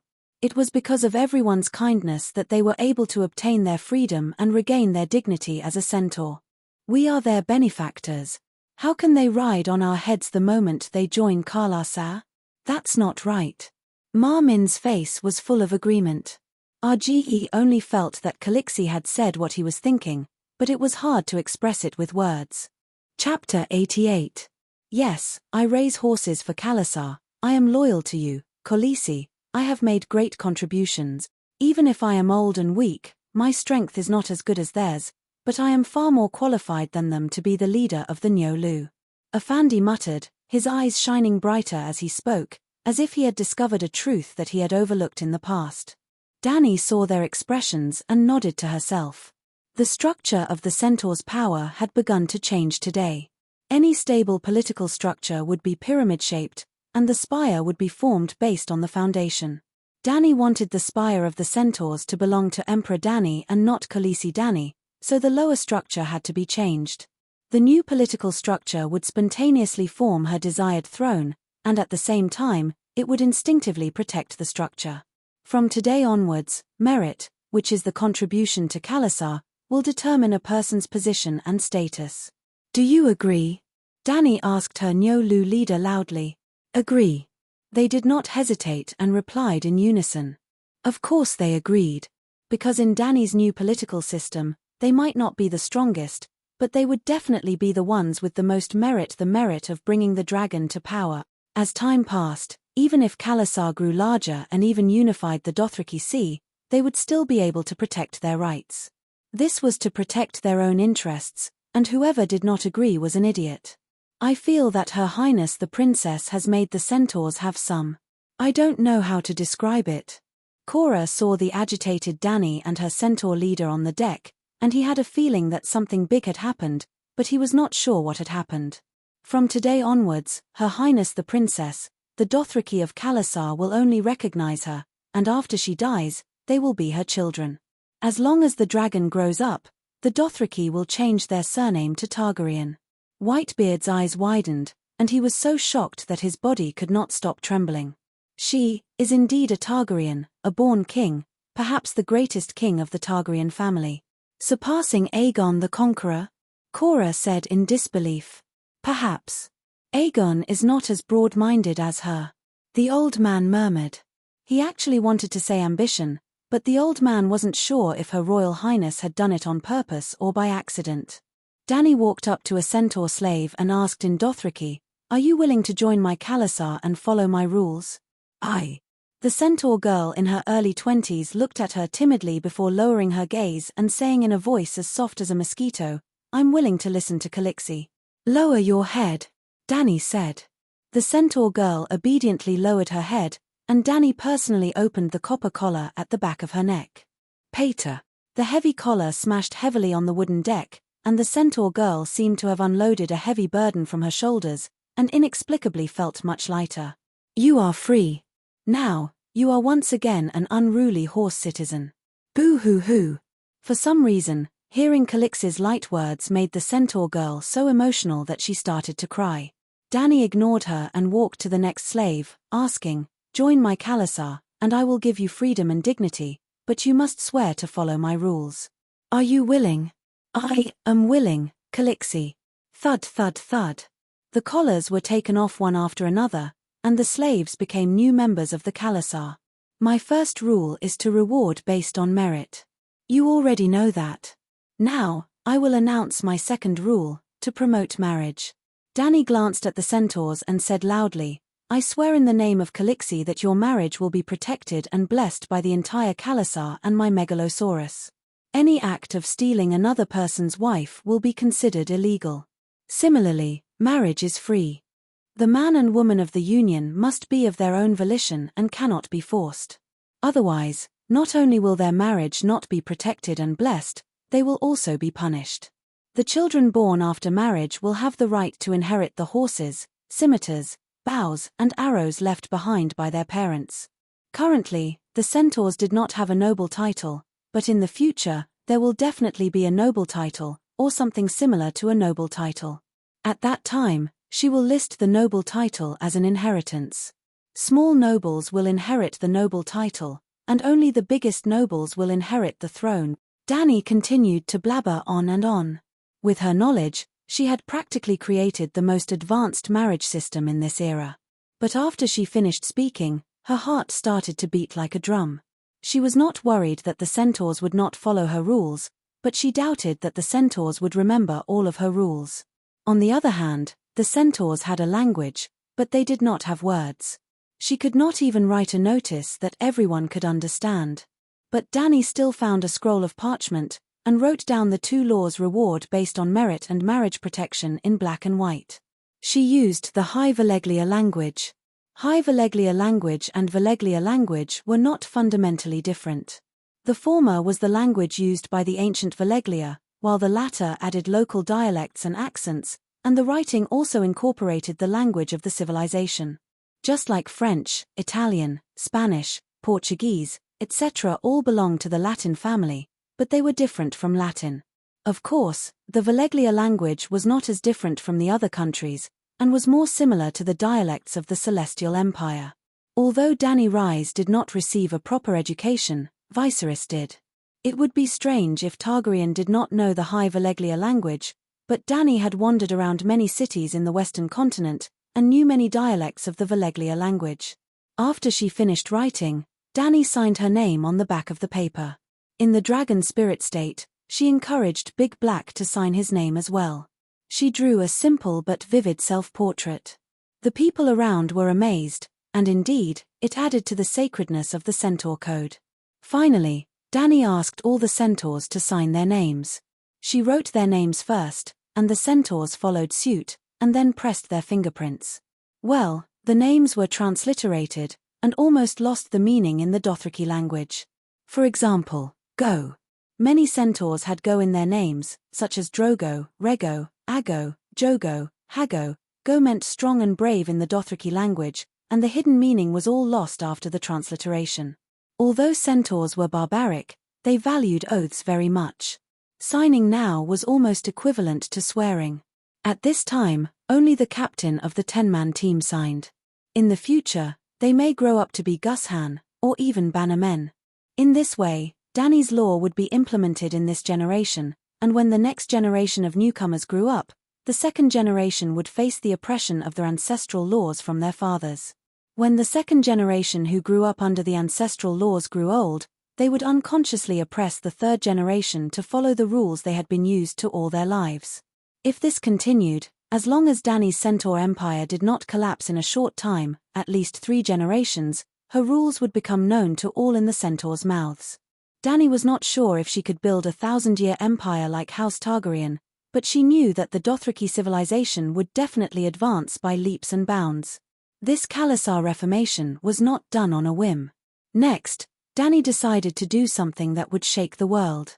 The Centaur Reformation was just practice in advance. Rolling up the Centaur Code and holding it in her hand, Dani continued, rewards for service will be implemented immediately from this moment onwards, but marriage cannot be established overnight. We will take it slowly, in 3 steps. First, we will create a few model couples so that everyone can see the benefits of marriage and how it works. Second, we will open up marriage to everyone. All Khalasar centaurs will be free to choose marriage, or whatever. Third, all new centaurs must have clear parents, and children born without marriage will be considered illegitimate. While the centaurs were digesting this information, Dani smiled and said to Cora and the others, I have thought of a surname for the centaurs' illegitimate children. According to the tradition of the 7 kingdoms, how about Godzilla? The most abundant and worthless thing in the Dothraki Sea was grass. Technically, Gra was more accurate than Godzilla, but illegitimate children's surnames had certain variations. For example, Blackfire. The correct term was Blackfire, but in reality, it was Blackfire. Wei Shui's water had also become Waters. Dani's name did not violate the tradition of the 7 kingdoms. Normal centaurs don't have surnames, right? Whitebeard disagreed. Even Khal Drogo doesn't have a surname, But illegitimate children have Godzilla's surname. Isn't this encouraging everyone to have illegitimate children? Danny smiled mysteriously at the old man. You will find that they will gradually have surnames. How? Surnames are passed down from the ancestors and have special meaning. You can't just give them one randomly, can you? Whitebeard shook his head. Heh, you foreigners are still too inexperienced. How did the surnames of the great celestial empire come about? Surnames were first produced among the nobles. The commoners did not have surnames at all, so where did the nobles' surnames come from? Most of them evolved from the names of fiefs. In the future, Danny would use surnames as a reward for meritorious subjects. As for the commoners who did not contribute, they could wait for the nobles to make their daughters and wives pregnant. Well, it didn't matter if it was really their child, at least the nobles would think that they had made the child. Or, they could learn from the Japanese. The child born during farming was called Tanaka, the child born by the bridge was called Watanabe, and the child born by the stream was called Kawaguchi. Whitebeard thought for a moment and said to Danny hesitantly, you shouldn't let the Bloodguards get married and have children. You mean to learn from the Kingsguard system? Yes, only in this way can you ensure that their hearts are all with you, the old man said. Danny did not think that Whitebeard's words were twisted logic. Hundreds of years of history had proven the correctness of the Kingsguard system. In the 300 years of Targaryen history, there had been hundreds of Kingsguard. Except for Jaime Lannister, they had at most flaws in their moral character, but their loyalty to the monarch had never changed. There were a total of 3 famous scum Kingsguard. One slept with the king's lover, not the queen, one secretly gave birth to a bunch of illegitimate children, the Kingsguard abstained from sex and were not allowed to hold hands, and the last one was Jaime, who killed the king. Compared to those who died protecting the king, the ratio of scum was too low. It could be said that the Kingsguard was to the Westeros Night civilization what the Megalosaurus was to the magic civilization of Valeglia. Chapter 89. For example, the disguised Whitebeard, Beristan, seems to be loyal to 4 monarchs and 3 royal families. Now, he seems to be planning to work under the 5th monarch, Danny. Is he more exaggerated than the slave of 3 surnames Lu Bu? Actually, not to mention Beristan's achievement in quelling the rebellion of the 9 Copper Coin King, he also saved the life of the Mad King Eris in the chaos of Twilight Valley Town. During the War of the Usurpers, he participated in the Battle of the Trident River with Prince Rhaegar. Rhaegar died at the Ruby Beach and Beristan himself did not survive unscathed. By the time he recovered from his injuries, the Targaryen dynasty had already been destroyed.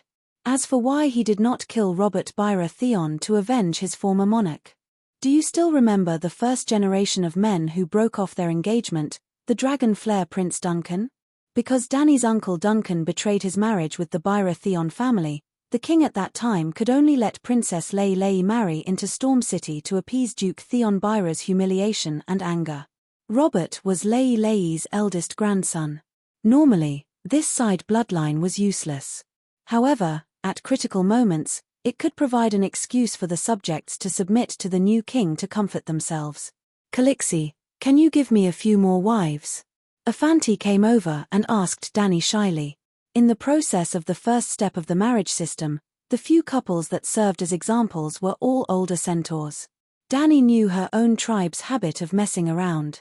If they chose young couples, there might be a few young and beautiful centaurs, or even more than a dozen lovers.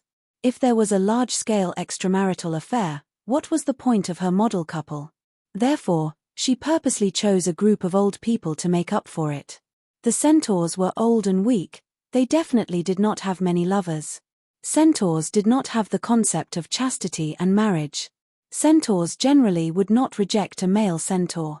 A few more bed partners would be beneficial to her. And with young and beautiful centaurs to choose from, who would still hold hands with an old centaur? The old centaur male was too old, he had the heart but not the strength. This way, the 2 old centaurs could live a down-to-earth life after marriage. You forgot so quickly.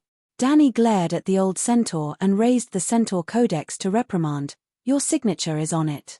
You swore to abide by the centaur codex. What did the code say? A Kalasa is not allowed to have more than one wife unless there is a large-scale war and the ratio of men to women is higher than 1:2. In fact, as long as the ratio of men to women was less than 1:1, marrying more than one wife would be beneficial to the development of the tribe. However, a buffering process needed to be considered. Perhaps the current ratio of unmarried men to women was 1:1, but after a group remarriage, it would immediately become 1:9, or even higher. This would instead disrupt the harmony of the Kalasa. Heh. I know. A fan rubbed his hands and nodded like he was pounding garlic. Calixi, there aren't many old people in the new batch of slaves. Although I don't know how the ratio is calculated, it's obvious that there are more women than men. Hearing this, Danny's expression froze. This old man was right. Among the newly joined centaurs, there were almost no old male centaurs. Instead, there were more female centaurs with weathered faces. Could it be that compared to male centaurs, female centaurs had stronger survivability? Can you do it? Jorah looked disdainfully at the old man with a pigtail braid at the back of his head. I see that you are already so old and don't have many years left to live. Don't waste your remaining lifespan. The old centaur's face turned red. If he was younger, he might have charged over with his knife. What do you want so many wives for? Danny asked. To help me rear the horses. Aren't your cattle all wranglers? Sigh, even if I am a commander, I still have to work. If I have a few more wives, I can get them to rear the horses for me.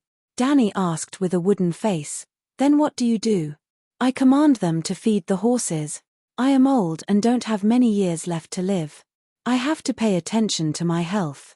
The old man said with conviction. Just like how I command you to rear the horses, sitting in a comfortable office and commanding them verbally. Danny's mouth twitched. Sir Jorah was dumbfounded. This old man is dreaming. He wants to be a noble. I can allow you to take 2 wives, but they have to be willing. And because of your extravagance, you can't choose a wife from the newly joined centaurs. As long as a white-haired woman is willing to marry you, you can take 2 wives. Danny said. In the end, after a Fanti asked around, no one was willing to be his wife. When he asked for the reason, a centaur woman in her 50s said, I also have work assigned to me by the tribe. If I marry you, not only will you not help me with work, but you will also want me to rear the horses for you. There is no lack of food or drink in the Kalasa, so why should I suffer with you? These words made Afanti's old face turn red and he almost ran away. Danny on the side laughed heartlessly, as if she wasn't worried that her model couple plan would be ruined. The centaur woman was speaking the truth. Centaurs were barbaric, this was true, and the Kalasa system was backward, but primitive society was close to public ownership. Centaurs worked for the tribe, and Danny guaranteed that no one would have to worry about food and clothing. Old centaurs didn't need to raise children for old age, nor did they need the support of their wives. At least for now. This way, every married centaur woman can get an extra cup of horse milk every morning. After Danny laughed, she casually proposed a solution. Their husbands can't snatch the horse milk, and can't interfere with their work. Before she finished speaking, many old centaur women's eyes lit up. But Danny wasn't done speaking. For marriages that are concluded with me and the Megalosaurus as witnesses, the husband must hand over his belongings to the wife for safekeeping, and the wife has the responsibility to protect her husband's chastity and belongings. If a child is born, the Kalasa will be responsible for raising it, and will reward the mother with half a kati of horse meat every day. Afanti, I am willing to marry you. The centaur woman who was disdainful of the old man earlier shouted excitedly. Afanti, marry me. Although I know you are poor, I don't mind. Another old centaur woman jumped up and said. Afanti, I want to marry you. I can even be your second wife. Afanti. In an instant, Afanti, this old bachelor, was crowned with the halo of the nation's husband. No, I don't want. Afanti looked at the centaur women who were cheering to marry him, as if they were a group of female demons baring their fangs and brandishing their claws. Yep, a demon like the Black Mountain Old Demon, not Xiao Qian. Calixi, I don't want to marry anymore. I don't want a wife anymore. I don't want a single one. He pleaded to Danny with a sobbing tone. No, you said it yourself. You want 2 wives, not one less. Danny held back her laughter, trying hard to keep a straight face, and reprimanded him sternly. In the end, Afanti reluctantly chose 2 old centaur women with white hair. Other than himself, the herdsman and the craftsman Nyo Lu's 12 old centaurs also successfully left their single lives. But they only chose 1 wife.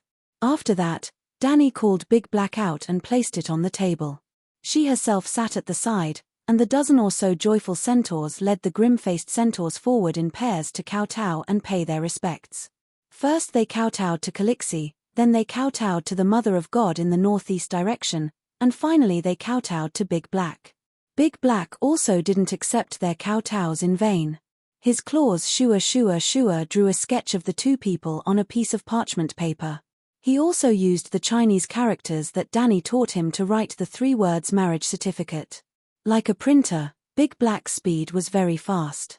In just half an hour, he finished 13 marriage certificates. In order to celebrate this epoch-making collective marriage, Danny also sent people to the city to buy more than 10 cows and sheep, and more than 10 barrels of wine. From 5 in the afternoon to 9 in the evening, even the sailors on the 4 ships were completely relaxed for once. Yep, even Yu Lun, who was locked in the cage, was also given a roasted lamb leg and a big pot of wine. The moon was bright and the stars were sparse. The sea in the north was clear and crystalline, reflecting the faint cold moonlight. In the south, the top of the tall pyramid was brightly lit. The centaurs and sailors on the deck were celebrating. The great slave owners of Aposta were also drunk in the palace in the sky, just like the countless knights for thousands of years. The pyramids in Egypt were prepared for after death, but the pyramids in Aposta were the residences of the richest slave owners. Their pyramids didn't have a spire, and the empty platform above was made into a gorgeous sky garden.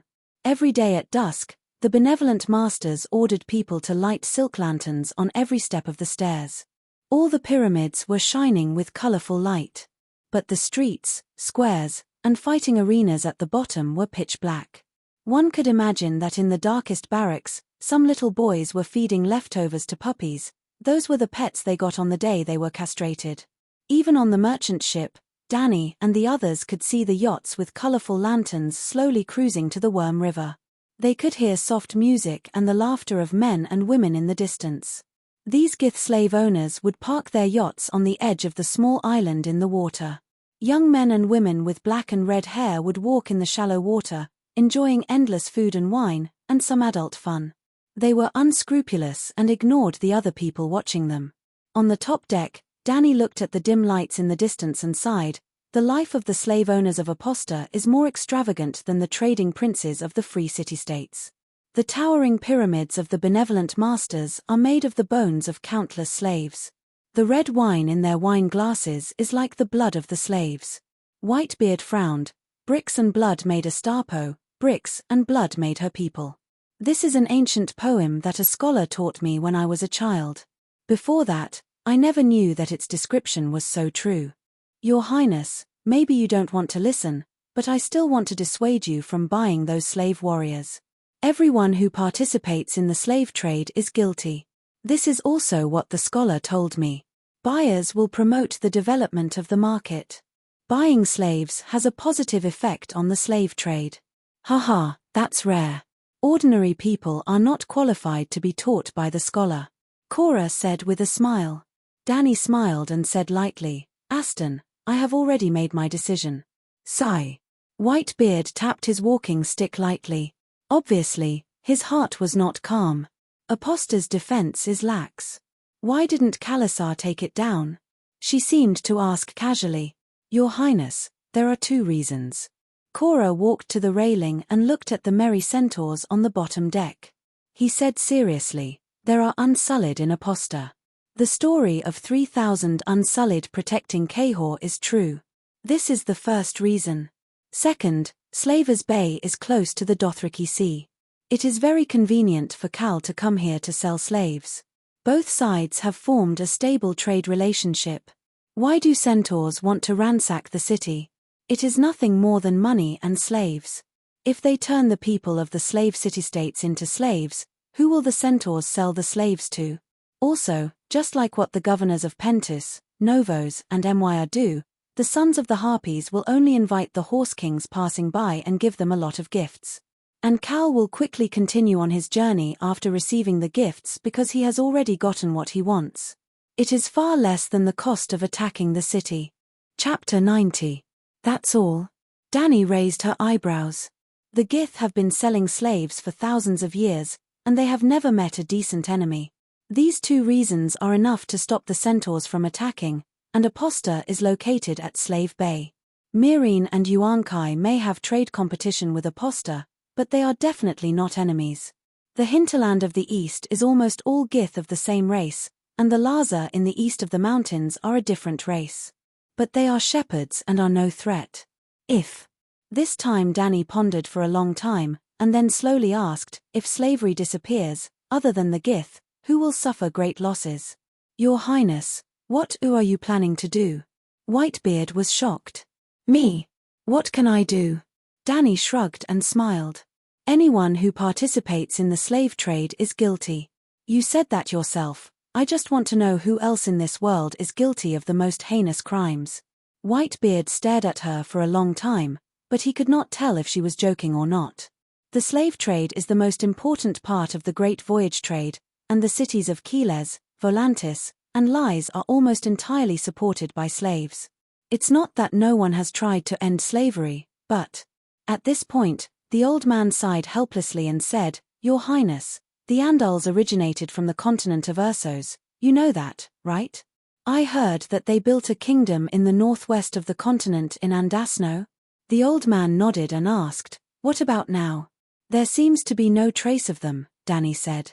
The Andals and the Church of the Seven Gods originated from the continent of Ursos, but they are almost extinct on this continent, and in the West Eros, Andals is the strongest culture.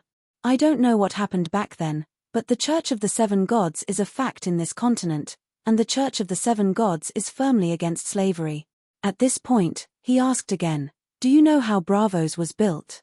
Dani said, When I was in Keles, I heard from an old zebra man.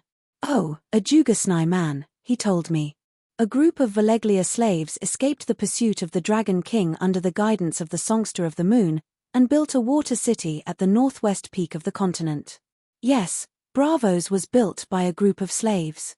As the leader of the 9 free trade city-states, Bravos was extremely powerful. 100 years ago, the Sea King of Bravos had fought with Pentus for more than 10 years in order to abolish slavery. Pentus lost and promised to abolish slavery. Does your Highness know that there are slaves in Pentus now? His white beard looked at Dani and asked. Yes, I've seen many servants wearing slave collars in Magister Illyrio's mansion. So you understand? The old man smiled bitterly and sighed, unless the 7 gods descend to the mortal world and stay there permanently, slavery will never be abolished. Whoever dared to have such thoughts would be the enemy of the entire world. Even the people of Bravos didn't really sympathize with the slaves. Instead, they fought for the right to rule the upper reaches of the Lon River under the slogan of abolishing slavery. I see. Dani suddenly raised her head and asked, Aston, how are your sword skills? What? The topic changed so quickly that Whitebeard couldn't react in time. I heard that the 2 sisters of Aegon the Conqueror were powerful knights. Visania also wielded the Dark Sisters and saved Aegon's life from the hands of assassins. The Dark Sisters was also a Valeglia steel sword, an exquisite lady's sword. Its last owner was Blood Crow Blinden Riverwin, one of the noble bastards, half-brother of Demon Blackfire. The mediocre King Aegon IV cheated his descendants. The 2 swords of the Targaryen family were given to the bastards and were now lost. Ah, yes. The topic changed again, and the old man was even more confused. How do you think my talent is compared to Visania's? Oh, you want to learn martial arts. The old man understood now and said happily, I can guide you, and I can definitely train you into a powerful female knight. As if afraid that Dani was not confident, he said excitedly, Prince Rhaegar was obsessed with reading since he was a child. Many people were worried that he would become the second Saint Bailey. Later, when he read something in a book, he suddenly decided to become a warrior. At that time, he was not much younger than you, but when he trained hard, he quickly became a knight in the arena. What did he read in the book? Danny asked curiously. This. Whitebeard shook his head and said, I'm not sure. I only guess that it might be a prophecy, the one of Azza and Ahai. Perhaps His Highness realized his mission. 4. Sigh, I don't know. Practicing martial arts to kill deviant ghosts. Sigh, brother, you're thinking too much. You're not the warrior in the prophecy at all. Hearing that she still had a chance to become an expert, Danny was both happy and suddenly hesitant. If she could only make do as a third-rate swordsman, it was fine to follow Whitebeard as a knight. She could just treat it as training her body. But if there was a chance to become a first-rate expert, then she couldn't just make do. She said, I think a woman is more suitable to be a water dancer. If the Westeros were a night civilization, then the 9 free trade city-states were a sea trade and assassin civilization. The martial artists of the trading city-states all walked the path of the assassin, light and agile, proficient in stealth and hiding. The water dancer was such a swordsman. Their swordsmanship was swift and deadly, emphasizing fast and elegant movement, stealth, and balance. Legend had it that the most powerful water dancer could fight on the surface of the water without causing a ripple. In addition, the strongest and most ruthless woman in Game of Power, Arya Stark, was a water dancer. There was no difference between a third-rate water dancer and a third-rate knight, but if they could reach the first-rate, weaker women were undoubtedly more suitable for water dancers. After Danny explained her reasons, Whitebeard nodded and said, Your Highness, you're very thoughtful. If you become a water dancer, your future achievements will be even higher. But the question is, why do you learn martial arts? Well, to lead troops into battle and prevent being assassinated, she said. Then you should still become a knight. The water dancer is an attack-type assassin. On a chaotic battlefield, the water dancer's survivability is even worse than that of a normal knight, because he doesn't have armor. As he spoke, he pointed at Jorah and used him as an example. The chief court swordsman in Bravos who is responsible for protecting the Sea King is the strongest water dancer. If both sides remove armor, he can fight 10 knights like Sir and come out unscathed. Bullshit. Jorah was furious. Whitebeard waved his hand to calm him down and continued, but wearing this Valeglia steel armor, Sir Jorah can easily kill 10 chief swordsmen. If on the battlefield, 100 knight Jorah wearing normal armor and 100 chief swordsmen going up against each other, the knight can easily wipe out the swordsman. Danny understood what the old man meant and said thoughtfully, You also said that the chief swordsman is responsible for protecting the Sea King. In the future, even if I go to the battlefield, I will ride a dragon, but the daily defense against assassins is more important. I think the daily defense against assassins belongs to the Kingsguard, otherwise. Whitebeard looked at Jorah and said lightly, Otherwise, this Valeglia steel armor will be wasted. Jorah puffed out his chest and looked at the old man proudly, understanding that he was still brooding about losing the armor. That's right, if Whitebeard took the initiative to expose his identity, the armor would definitely belong to him. Princess, what the Sea King needs more is the insight of the water dancer. The water dancer is good at observation and can detect assassins in advance. You can learn the way of the knight first, and in the future, when you meet a brilliant water dancer, you can learn the techniques of the water dancer from him. It's not contradictory, Jorah said. All right, I'll learn swordsmanship with Whitebeard tomorrow. The next day, before the sun rose, around 4 or 5 in the morning, Danny put on leather armor, leather pants, and riding boots and went to the deck to practice swordsmanship with Whitebeard.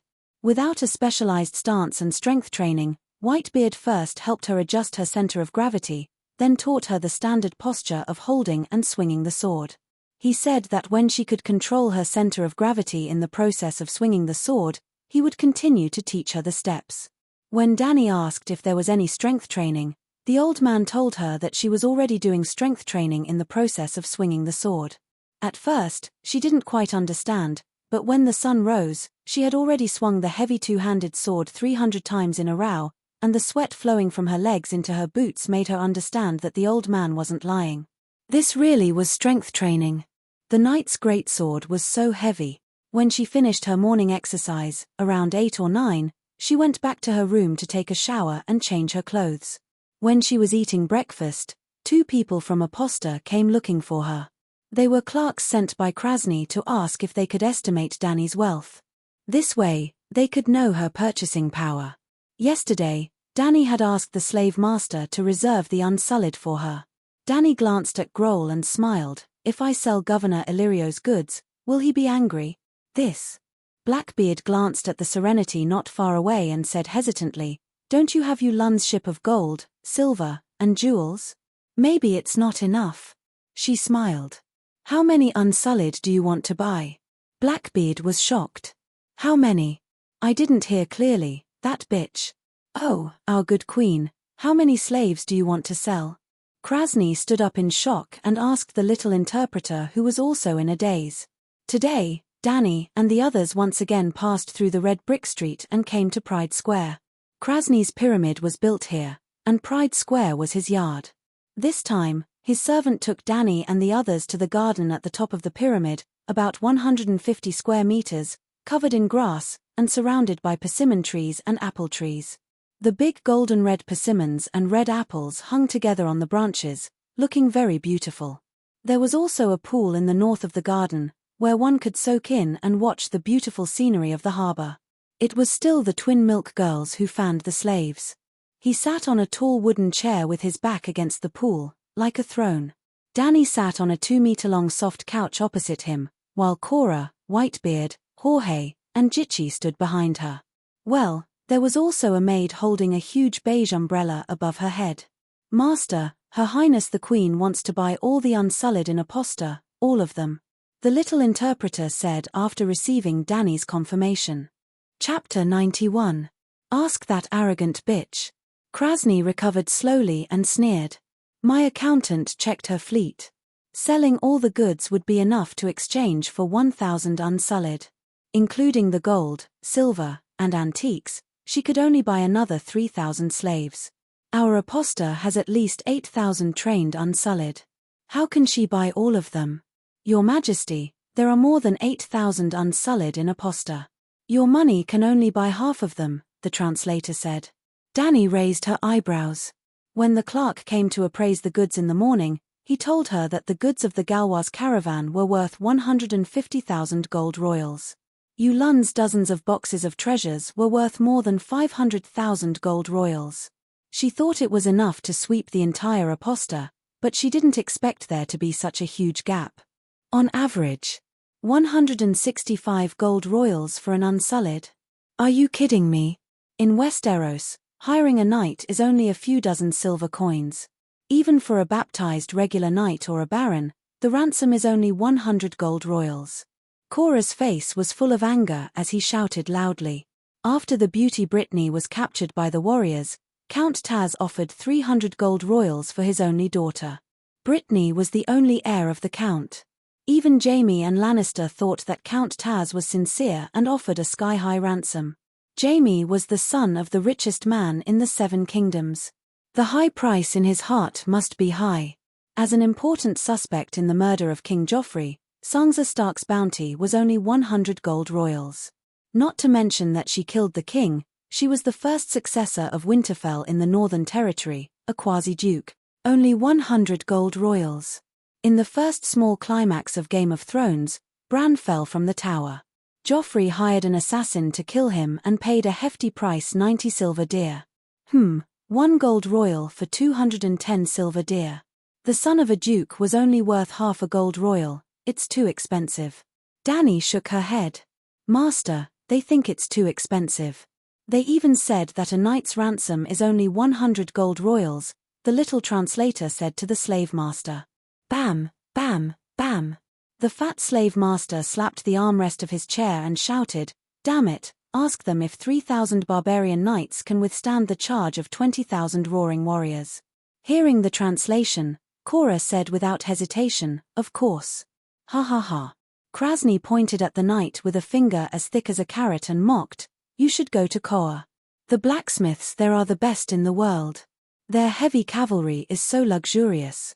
Sigh, compared to them, you Westeros tin cans are just a bunch of beggars. Dani couldn't refute this. It was because she knew how tough the coal-heavy cavalry was that she couldn't understand why the centaurs who could defeat heavy cavalry would fall at the foot of light infantry. Could it be that the Korha cavalry were just superficial? The Korha cavalry has excellent armor, but they don't have the superb martial arts and spirit of the Westeros. Dany was not as clumsy as Korra and Whitebeard. She was so angry that her face turned red, but she didn't know how to refute. After the baptism of the information age, she could casually come up with a lot of reasons. Even if it was fallacious, she could still say it passionately. The most important quality of a knight is the spirit of chivalry. Humility, honor, sacrifice, bravery, compassion, honesty, justice, and piety. The strongest point of the Unsullied is that they are not afraid of sacrifice, but this is only the basic requirement to become a knight in Westeros. If the story of 3,000 Unsullied protecting Koa happened in Westeros, the knight team would have been disbanded in shame. Unlike the Korha cavalry, they are still living shamelessly. Your Highness, you are so right. Whitebeard's eyes were watery. He had never felt so excited before. He felt that the princess had expressed the true way of the knight in words. Although before today, he had never heard of such a luxurious and elegant way of the knight. Maybe he didn't understand it enough. I, the fearless Beristan, am not as good as the first legendary knight, the Buddhist sword. Yes, Sir Arthur Dane must understand. Whitebeard thought excitedly. Since those barbaric tin cans are so powerful, why did you still come to buy the Unsullied? The slave owner stood up and roared at the poor little translator. Ask this Westeros bitch, I want to see how she answers. How could this be difficult for Dany? It is because I know how powerful the Westeros knights are that I plan to go bankrupt and buy all the Unsullied. Dany's expression was vivid as she lamented again and again. Virtuous lord, think about it. If one barbecued sausage can fill one's stomach, who would buy a second one? Isn't that a waste? With this money, I might as well buy a cup of milk. I am worried that 8,000 Unsullied are not enough for the usurpers to kill. As she spoke, she looked at the fat slave owner seriously and asked, Virtuous lord, tell me the truth, is there really only 8,000? To be on the safe side, I think the more Unsullied the better. As Dany spoke, the little black girl translated. As Krasny listened, he held his head and crazily pulled his thick black and red hair. He was going crazy. Huff, huff, huff. After taking a few deep breaths, he pointed at Jorah Mormorn and roared, Ask that bitch, since a knight is 100 gold royals, I will buy him for 300 gold radiance coins.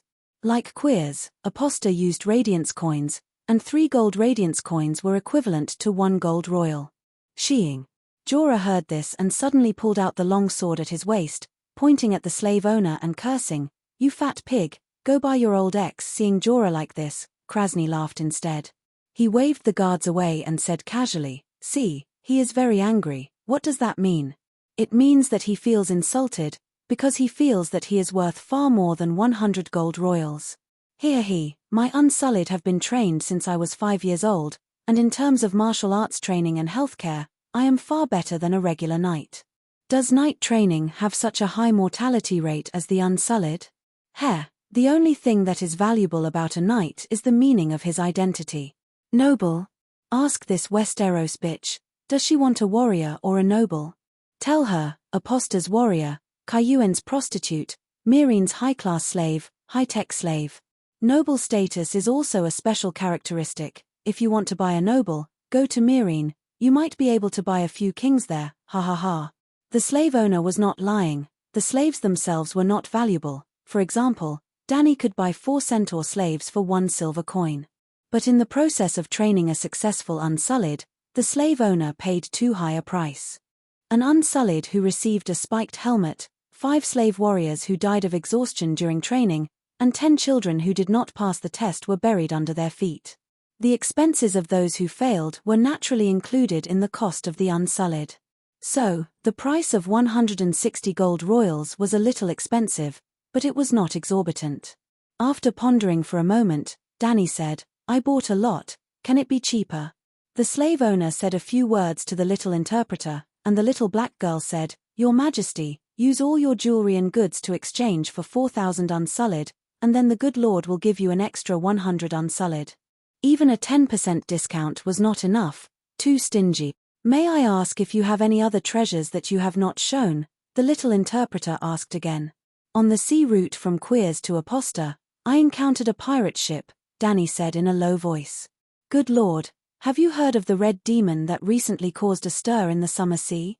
Hearing the little interpreter's words, the slave owner held onto the armrest of his chair, stood up in shock, and asked, Did this bitch rob that pirate ship? No wonder she's so rich. The red-shelled ship docked at the dock is the Red Demon, the sea monster family of the Westeros Chimene Bay, Yulun Greyjoy. He is now locked up in the warehouse by me. Danny said.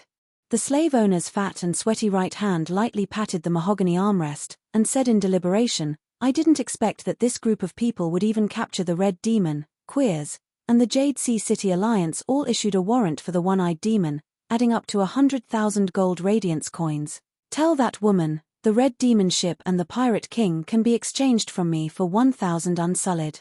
After hearing the little interpreter's words, Whitebeard hurriedly advised, Your Highness, Yulun is a baron. If you sell him as a slave, not only will the Greyjoy family feel great humiliation, all the nobles of the Seven Kingdoms will feel the same. Not a slave, the little interpreter explained. The Red Demon is notorious in the Jade Sea, many cities have a warrant for his arrest. Good Lord also said, not to mention a baron, even a king would not be able to exchange for 10 unsullied. If it were any other place, it would be fine to hand Yulun over to the city guards, but this is Slave Bay, Aposta, and the target is a notorious slave owner. Whitebeard was very anxious, afraid that Danny would sell Yulun. 1,000 unsullied, Yulun is too valuable.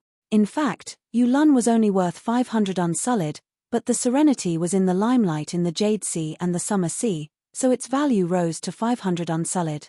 Many cities wanted to study that ship, wanting to know why it was so fast. Danny waved her hand, telling the old man not to get excited.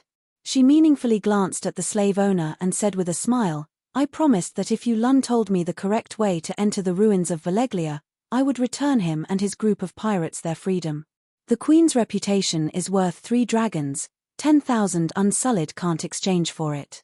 Your Highness is wise. Whitebeard breathed a sigh of relief and praised with a smile. The ruins of ancient Valeglia? After hearing the little interpreter's words, the slave owner's face suddenly changed, his thick 3 chins trembling as he said, Quickly, Nos the stupid sheep, quickly ask that bitch, did the Red Demon really go to the ruins of Valeglia in the Smoke Sea? Dang, dang, dang. Danny knocked a few times on the black armor of Valeglia beside her. Look at this low-key yet luxurious armor, and then look at the faint magic runes of Valeglia. Good Lord, do you think that other than the Dragon King, who else has such a noble steel armor of Valeglia? Harpies above, the fat slave owner stared at Cora's armor until his eyes almost popped out 3 inches. He groaned and said, Yesterday, I thought that this barbarian knight and those, I thought that he made a fake Dragon King armor to pretend to be cultured. 6,000 years ago, the army of the sons of the Harpies of the Guji's empire was invincible on the continent, and the training method of the Unsullied was based on the Guji's army. Now, the Gujis who had fallen into slavery no longer had the bravery of their ancestors. In fact, after being tortured by Valeglia for 5,000 years, there were no pure Gujis at all in Slave Bay, they were all mixed blood. However, the slave owners of Apost were still proud of their identity as the sons of the Harpies. They lived in pyramids, wore toka robes, and had their black and red hair standing up high. Then, the young man imitated the soldiers of the old empire, put on the Valeglia Dragon King armor, and commanded the eunuchs and slaves to fight each other in the arena, pretending that he was a general of the ancient empire, a Valeglia Dragon King. Chapter 92. Valeglia's steel was very mysterious. Most people would not even see it once in their entire lives. But as long as one heard of its legend, even an ignorant person could easily tell if a real Valeglia's steel weapon was real or fake. It was so hard that it was almost indestructible. One could easily pick up a metal weapon and slash it with a knife. Krasny was not an ordinary person. He did not need to slash it with a knife. When he walked over to take a closer look and felt the weight and texture of Cora's helmet, he immediately determined that it was the real deal. Even though the Targaryen family only had 2 Veleglia's steel swords and no armor, a group of Veleglia nobles from Volantis had survived. They were not the Dragon King, but they had many Veleglia's steel weapons. Among them were 1 or 2 sets of armor. But Krasny was sure that Cora's armor was not just any one of them. More importantly, as a rare and authentic product, Veleglia's steel armor was too rare and unique. Anyone with rich experience would be able to tell the difference. A burning greed flashed in Krasny's eyes, but he quickly suppressed it. He returned to the large wooden chair beside the pool and said calmly, "Give me this armor, and you can take away everyone in a post who has no balls. Don't even think about it." Armor Cora's face was red as he roared angrily at the slave master. Then he looked at Dany pitifully. The reluctance in his eyes was obvious. Dany patted his arm and looked helpless. She said to the slave master, "Other than the armor, Yulan also found a Dragon King's egg in the governor's mansion. A Dragon King lives in the governor's mansion. The dragon egg and the armor are the property of that Dragon King. I found that the egg is still alive, but, at this point, she hesitated for a moment and sighed. I already have 3 dragons. I can sell the dragon egg to you." "Tria. Dragon egg." Krasny stroked his plump chin and muttered, "Tria is one of the most prosperous cities besides Veleglia. It's normal to arrange for a Dragon King to be the governor. That red demon is really lucky. Not only did she pass through the Smoke Sea, she even found the Dragon King's residence. Oh, it should be that bitch queen's luck that is good. Slave, tell her that a dragon egg can't even be exchanged for 1,000 unsullied. I don't believe that the Dragon King's mansion only has armor and dragon eggs. I want more. He growled at the little interpreter. Upon hearing Little Blackie's words, Dany shrugged and said, "Before I hatched a dragon eggs were just decorations. But now that the magic tides have recovered, a living egg represents a dragon. A true dragon is only worth 1,000 eunuch slaves. Or is it because Benevolence Lord is ignorant and doesn't know about the magic tides? I know. Those damned Red Gods priests are spreading the news everywhere. They attribute it to the awakening of Lalo." The fat slave owner had a complicated expression. There was also a religious rebellion in Cole recently. A group of Red Gods believers used their newly acquired witchcraft to increase their power. They actually tried to burn the statue of the black goat god, Death. Sigh, those lunatics only know how to burn and burn. I heard that a red-robed priestess went to the Westeros and even burned the statues of the 7 gods on Dragonstone Island. Slave, ask that bitch. Isn't she the princess of Dragonstone Island? Ha ha ha, her statue was burned. The black goat god was the main religion in Cole. The Light King Lalo was a minority. Even the statues of the 7 gods were burned. Whitebeard didn't care about Cole at all. But when he heard that the red-robed priestess had abolished the faith of the 7 gods on Dragonstone Island, he frowned. Stannis is crazy.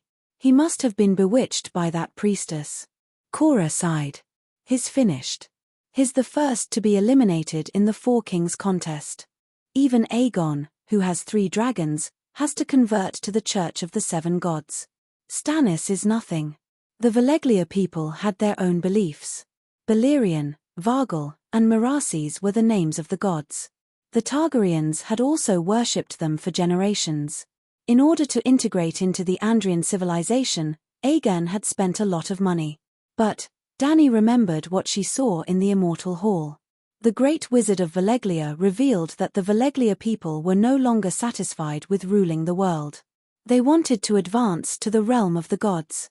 They sealed Lalo and created their own gods, Balerion, Vargal, and Merases. The 3 gods were demigods. When Veleglia was destroyed in the Great Cataclysm, Balerion and the others must have died with it. It was normal for Aegon to change his faith. It could also be the final blow to the dying demigods, completely cutting off the source of the power of faith. That's not right. Because the 3 dragons of the Targaryen family, Balerion, Vargal, and Merases, were sung by millions of Westeros for generations. This, she couldn't help but smile bitterly and shake her head. The information about the gods was all from the Great Wizard. It was incomplete and hard to distinguish between the truth and the lies. The gods were too far away from her, so there was no need to waste too much energy. But Dani's expression was misunderstood by others. She was sad and helpless for what happened to her family. Stannis has gone against the tide. He will definitely suffer retribution. Whitebeard comforted her softly. When you King's Landing in the Seven Kingdoms, you can ask the Archbishop to go to Dragonstone Island and personally consecrate the new statues. Maybe Stannis is already dead. Cora also comforted from the side. Dany rolled her eyes in her heart. You guys are thinking too much. Even if Erlu dug up the Targaryen ancestral graves, she wouldn't be moved at all, let alone the statues of the seven gods. Besides, Erlu wouldn't die so early. Other than King Bullon, who was secretly shooting from the back. P.S. There were now 4 kings on the surface. Joffrey with a lion's soul and deer skin, Robb Stark who broke off the engagement, the second son of the House of Lugh, Stannis, and the third son of the House of Lugh, Renly. It seemed that Erlu was going against the tide and would be the first to be eliminated, but the red-robed priestess was really powerful. With hundreds of years of practice, she could be called the #1 wizard in wandering power. When Joffrey, the second son of the Mad King, Robb who broke off the engagement, Renly, and even King Bullon are all dead, Erlu is still alive and well. These Westeros are chattering endlessly. Do you still want to buy the Unsullied? Even though he was the one who started the conversation, the fat slave owner still scolded the little interpreter and urged, "Tell that bitch queen that I don't care about the demonic wave. A dragon egg is not worth a dragon unless she helps me hatch the dragon. Your Majesty, the benevolent lord doesn't think that he can hatch a dragon with a dragon egg. Or, can you help him hatch the dragon?" Blackie said tactfully. "Sigh, the price of hatching a dragon is too high. I can't bear it." Dany shook her head bitterly. "Master, hatching a dragon requires a great price. The Queen of the Westeros seems to be very sad. She doesn't want to hatch a dragon for you." The fat slave owner was interested. He opened his mouth and laughed. "Ask her, how do you hatch a dragon? What price did that bitch pay?" "I'm not sure." Dany's expression became more and more sorrowful. "A witch from Asher told me that a life in exchange for a life. The birth of every dragon represents the death of one of my loved ones. The life of my loved one is exchanged for the soul of the dragon from the kingdom of the dead. So, my dragon is my loved one. It's a child that I can't give up. A life in exchange for a life." Krasny murmured. "It's so familiar. It seems to be the doctrine of the Lord of Shadows, Lalo." Dany continued, "The witch's words seem to make sense. Everyone thinks that my black dragon is the reincarnation of Balerion. He has been reborn from the kingdom of the dead. Is it really that similar?" Krasny was surprised. "If you don't believe me, you can ask my subordinates." It was indeed very similar. Cora had said more than once that Black Diamond may be the reincarnation of Balerion. Later, when Whitebeard saw the process of big black hunting whales, he even said, "It is Balerion." After the slave owner got the unanimous answer from Cora and the others, he thought and asked, "Is that witch a follower of the Shadow Lalo, the devil in the shadows? Witch Millie seems to be able to control the Shadow Devil." Dany nodded. "It's him. Lalo has 2 sides. The light brings the shadow, so the Lord of Light, Lalo, is also known as the God of Shadow and Fire." The fat slave owner nodded and touched his fat chin thoughtfully. "It turns out that the shadow priests can help to hatch a dragon. I didn't." His voice was getting lower and lower, and his eyes were getting brighter as if he had made a decision in his heart. "Tell the little queen." The fat man waved his hand to the little interpreter and grinned. "If she can prove that the dragon egg is real, I'm willing to persuade other good masters to exchange it for a sky-high price of 3,000 Unsullied. I heard that there are more than 8,000 Unsullied in Aposta. All the wealth and the dragon egg can only be exchanged for 7,100 Unsullied. If I tell the good master that there's a sea route to the ruins of Valeglia, I wonder if I can exchange it for the remaining eunuchs in the city?" Dany asked. "Are you sure it's a safe sea route?" The fat slave owner was doubtful. "I'm not sure." Dany shook her head. "Since I know that Yulun has successfully explored Trier, I naturally want to try my luck. So I used his freedom as a condition to exchange for a sea map from him." "I see." Krasini smiled and said to the little interpreter, I didn't expect this little bitch to be so smart. But she's still not smart enough.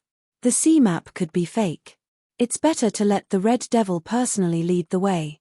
Just as Little Black opened her mouth and was about to translate his words, the fat slave quickly shouted, "Idiot, shut up, you brainless sheep.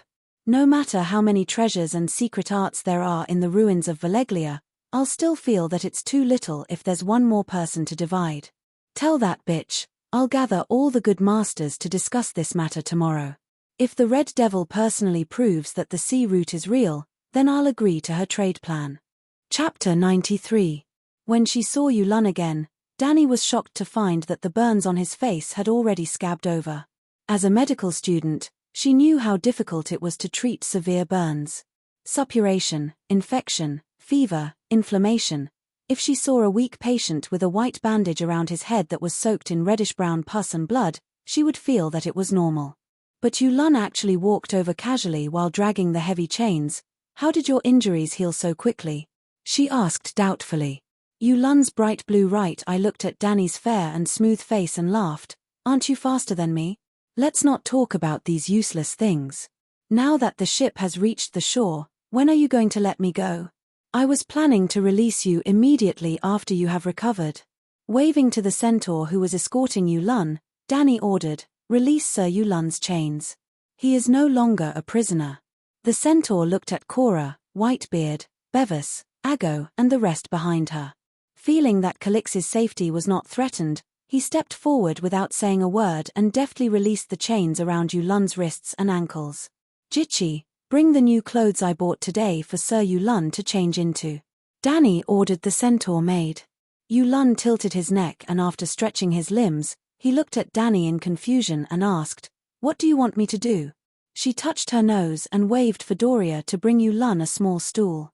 When Yulun sat down with a doubtful look, she said, "It's not a big deal. I was planning to buy a batch of immaculate in Aposta, but I don't have enough money." "What?" Yulun flew into a rage. "You actually sold me out.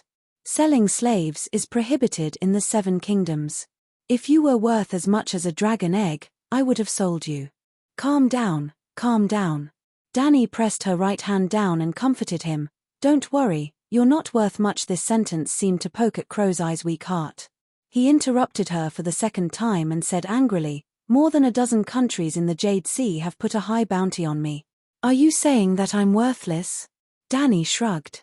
"At most, a few tens of thousands of gold royals. It's nothing. Or, to you, a few tens of thousands of gold royals is a huge sum. Hey, that's right. It's nothing to you.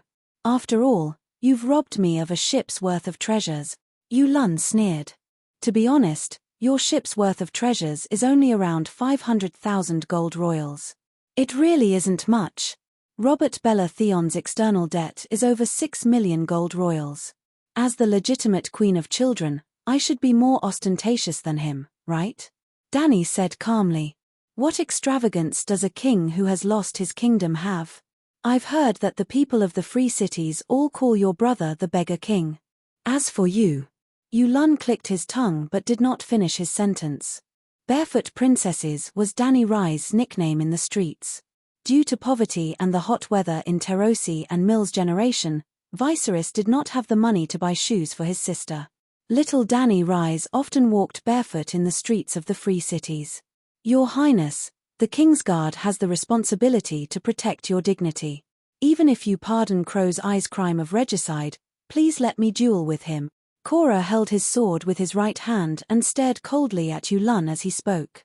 "Give me back my armor and I'll fight you with only one hand." Yulun rolled his eyes and mocked. Sigh, this was supposed to be something that could be explained in a few simple sentences. "Now that you've interrupted, it's getting noisy." Danny rubbed her temples and said directly, "I'll sell the dragon egg you found in the ruins of Valeglia and the map of the Sea of Smoke. Tomorrow morning, you'll come with me to the slave master and tell him everything about the exploration of Valeglia. After the deal is done the day after tomorrow, I'll let you go immediately. Your pirate brothers will also leave with you." "Is there a problem?" she asked. "Yes." Yulun nodded and said doubtfully, "The dragon egg was not found in Valeglia. I robbed it from the Jade Sea." "So, you lied to me." Danny looked down and chewed on a big persimmon while mumbling, "The Jade Sea dragon egg is not unique. The Veleglia Dragon King's dragon egg is the only one in the world. Without a doubt, the latter is more valuable. You said that you found the armor and the dragon egg at the same time in the governor's castle. Are you going back on your words now? If you lied to me last time, our agreement can no longer be continued. Don't blame me for going back on my words. It was you who broke your promise first. I remembered wrongly." Yulun immediately nodded and admitted, "The dragon egg was found in Tria. There might be more than one. I went in a hurry and did not have enough manpower. I did not even excavate the castle. If the benevolent lords were well prepared, they might be able to find the dragon's nest and Valeglia's steel armory. Oh, if that's the case, I've lost a lot." Danny wiped the juice from the corner of her mouth and sighed. "Yes, the benevolent lords have made a fortune." Yulun also sighed, as if he felt sorry for his queen. "Here," Danny handed over a big persimmon, "it's very sweet." Whitebeard and Cora looked at the two people chewing on the persimmon with a blank expression. The third meeting with the benevolent lords was held in the punishment square. The Pride Square was the place to view the goods, while the punishment square was the slave training ground. It was located behind the main gate of Astapor, which was equivalent to the Meridian Gate Square of the Forbidden City. Rebellious and disobedient slaves would be punished or executed there. The dock area where the fleet was located at the northwest corner of Astapor. To get to the punishment square, they had to go around a quarter of the city. Along the way, Danny saw the true appearance of the city of slaves. More than 10 tall and magnificent pyramids took up half of the city's land. The rest of the buildings were so short and dilapidated. The narrow alleyways were overflowing with sewage. When the fleet passed by, it startled a group of buzzing flies. A naked little girl with a back that was peeling from the sun squatted by the overflowing red brick gutter to take a dump. The sound of horse hooves and wheels running over the uneven road startled her. The girl stared blankly at Danny and the others with her big brown eyes. Then she lowered her head and continued. After passing through a small alley with low eaves, they walked along a red brick street that was close to the ancient wall of the city. When they passed by the ancient wall, Danny saw a crumbling wall full of cracks. She was very worried that it would collapse towards her. There was no bronze harpy statue in the punishment square. There was a huge wooden platform placed in the center. Just like the gallows in the Western world and the guillotine in the Eastern world, rebellious slaves were tortured, skinned, strangled, and finally displayed on the wooden platform. The first thing a new slave saw after entering the city was this platform. Obviously, the benevolent lord was very proficient in how to train obedient slaves. The ox cart stopped at the front of the square. As soon as Danny got off, she saw a little black girl in a grey linen dress waiting there. The little black girl with a flat and round face trotted over and bowed in a way of prostrating herself on the ground. She said, "Your Majesty the Queen, the benevolent lord has asked me to serve you for the rest of the journey. If the transaction is completed, I will give it to your Majesty as a gift and help your Majesty teach the Unsullied the Westeros language. Get up, little girl." Danny walked over and helped her up. She smiled and asked, "What's your name? How old are you?" "My name is Miss Andy. I'm 10 years old this year," the little black girl said. Danny was stunned. Miss Andy was a very important and outstanding supporting character in the Game of Thrones. She was almost equivalent to Dany and Rhys Shangwon Wan. However, although Miss Andy was also a little black girl, she was obviously an adult. At first, she was a little disappointed. She thought that the time was not right and she missed the little black girl. She did not expect the plot to change so much. Miss Andy was actually a child. Danny touched Miss Andy's watermelon-shaped head and smiled. "I'm Dany Rhys Targaryen. Do you know?" "I know." Approaching the wooden platform, at first glance, Danny thought that the slave on the platform was a special race with skin like a striped horse. But when she got closer and took a closer look, she found that it was not skin at all. The slave did not have skin at all. Like peeling an apple, the skin of the disobedient slave was peeled off in strips, like the curled apple skin, forming a zebra skin of different colors. The slave was not dead yet. The bright red muscles under the black and white stripes were still wriggling irregularly. It seemed that the green flies and fat maggots moving between the muscles had triggered the nerve endings. What did he do? Dani's face was pale. She pointed at the skinless man and asked. He was whipped for resisting. When the good Lord asked him if he realized his lowly nature, the slave tied to the cross spat a mouthful of bloody phlegm at the good Lord. Dani pointed to another slave. One of his arms was covered with black flies from his fingers to his elbow. The rest of his body was intact, but he was not breathing. What did this man do? He was a new slave, and when his master hit him with the whip, he raised his hand against it. The master smeared thick honey on the hand and then poured a box of long-horned ants on him. Miss Andy's little black face was a little pale. The slave howled for 3 days and 3 nights before he died. The new slave did not dare to resist. Beast! Whitebeard's eyes were burning with anger. The cane in his hand kept thumping on the brick ground. Let's go. Take me to see the good lords. The pyramid behind the punishment square was 100 meters high, the tallest and largest building in Astapor. While climbing the stairs, Miss Andy told Dani that the pyramid belonged to Graz Dan Mo Urho. It had 33 floors. The bottom floor had a prison, a slave lounge, a warehouse, a servant's living room, a storeroom, a study, and a reception room for the good lords. This time, a total of 8 good lords wanted to see Dani. They were the most powerful people in Astapor. Among them, Graz Dan was the leader. Krasny, who had talked business with Dani before, was far inferior to him. At the same time, Miss Andy also reminded Dani that 5 of the 8 good lords waiting for her in the top-floor conference room were called Grazdan and 2 were called Krasny. When she called them, it was best to add their surnames. Dani was suddenly confused. In her eyes, the Gith people with black and red hair and amber skin looked almost the same. Just like the Black Uncle in the eyes of the people of the Celestial Empire, they were completely indistinguishable. Now that even the names were the same, what should she do? Chapter 94.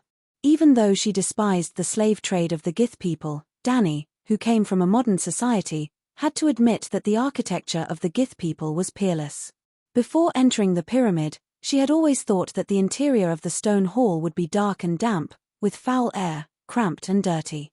She did not expect that the reception room on the top floor was 200 square meters wide. The ceiling was supported by thick stone pillars and painted with bright paintings. The walls on all sides were slanted with bright glass windows. Breezes entered the hall from the hidden air vents, bringing with them the fragrance of flowers and fruits from the courtyard on the upper floor.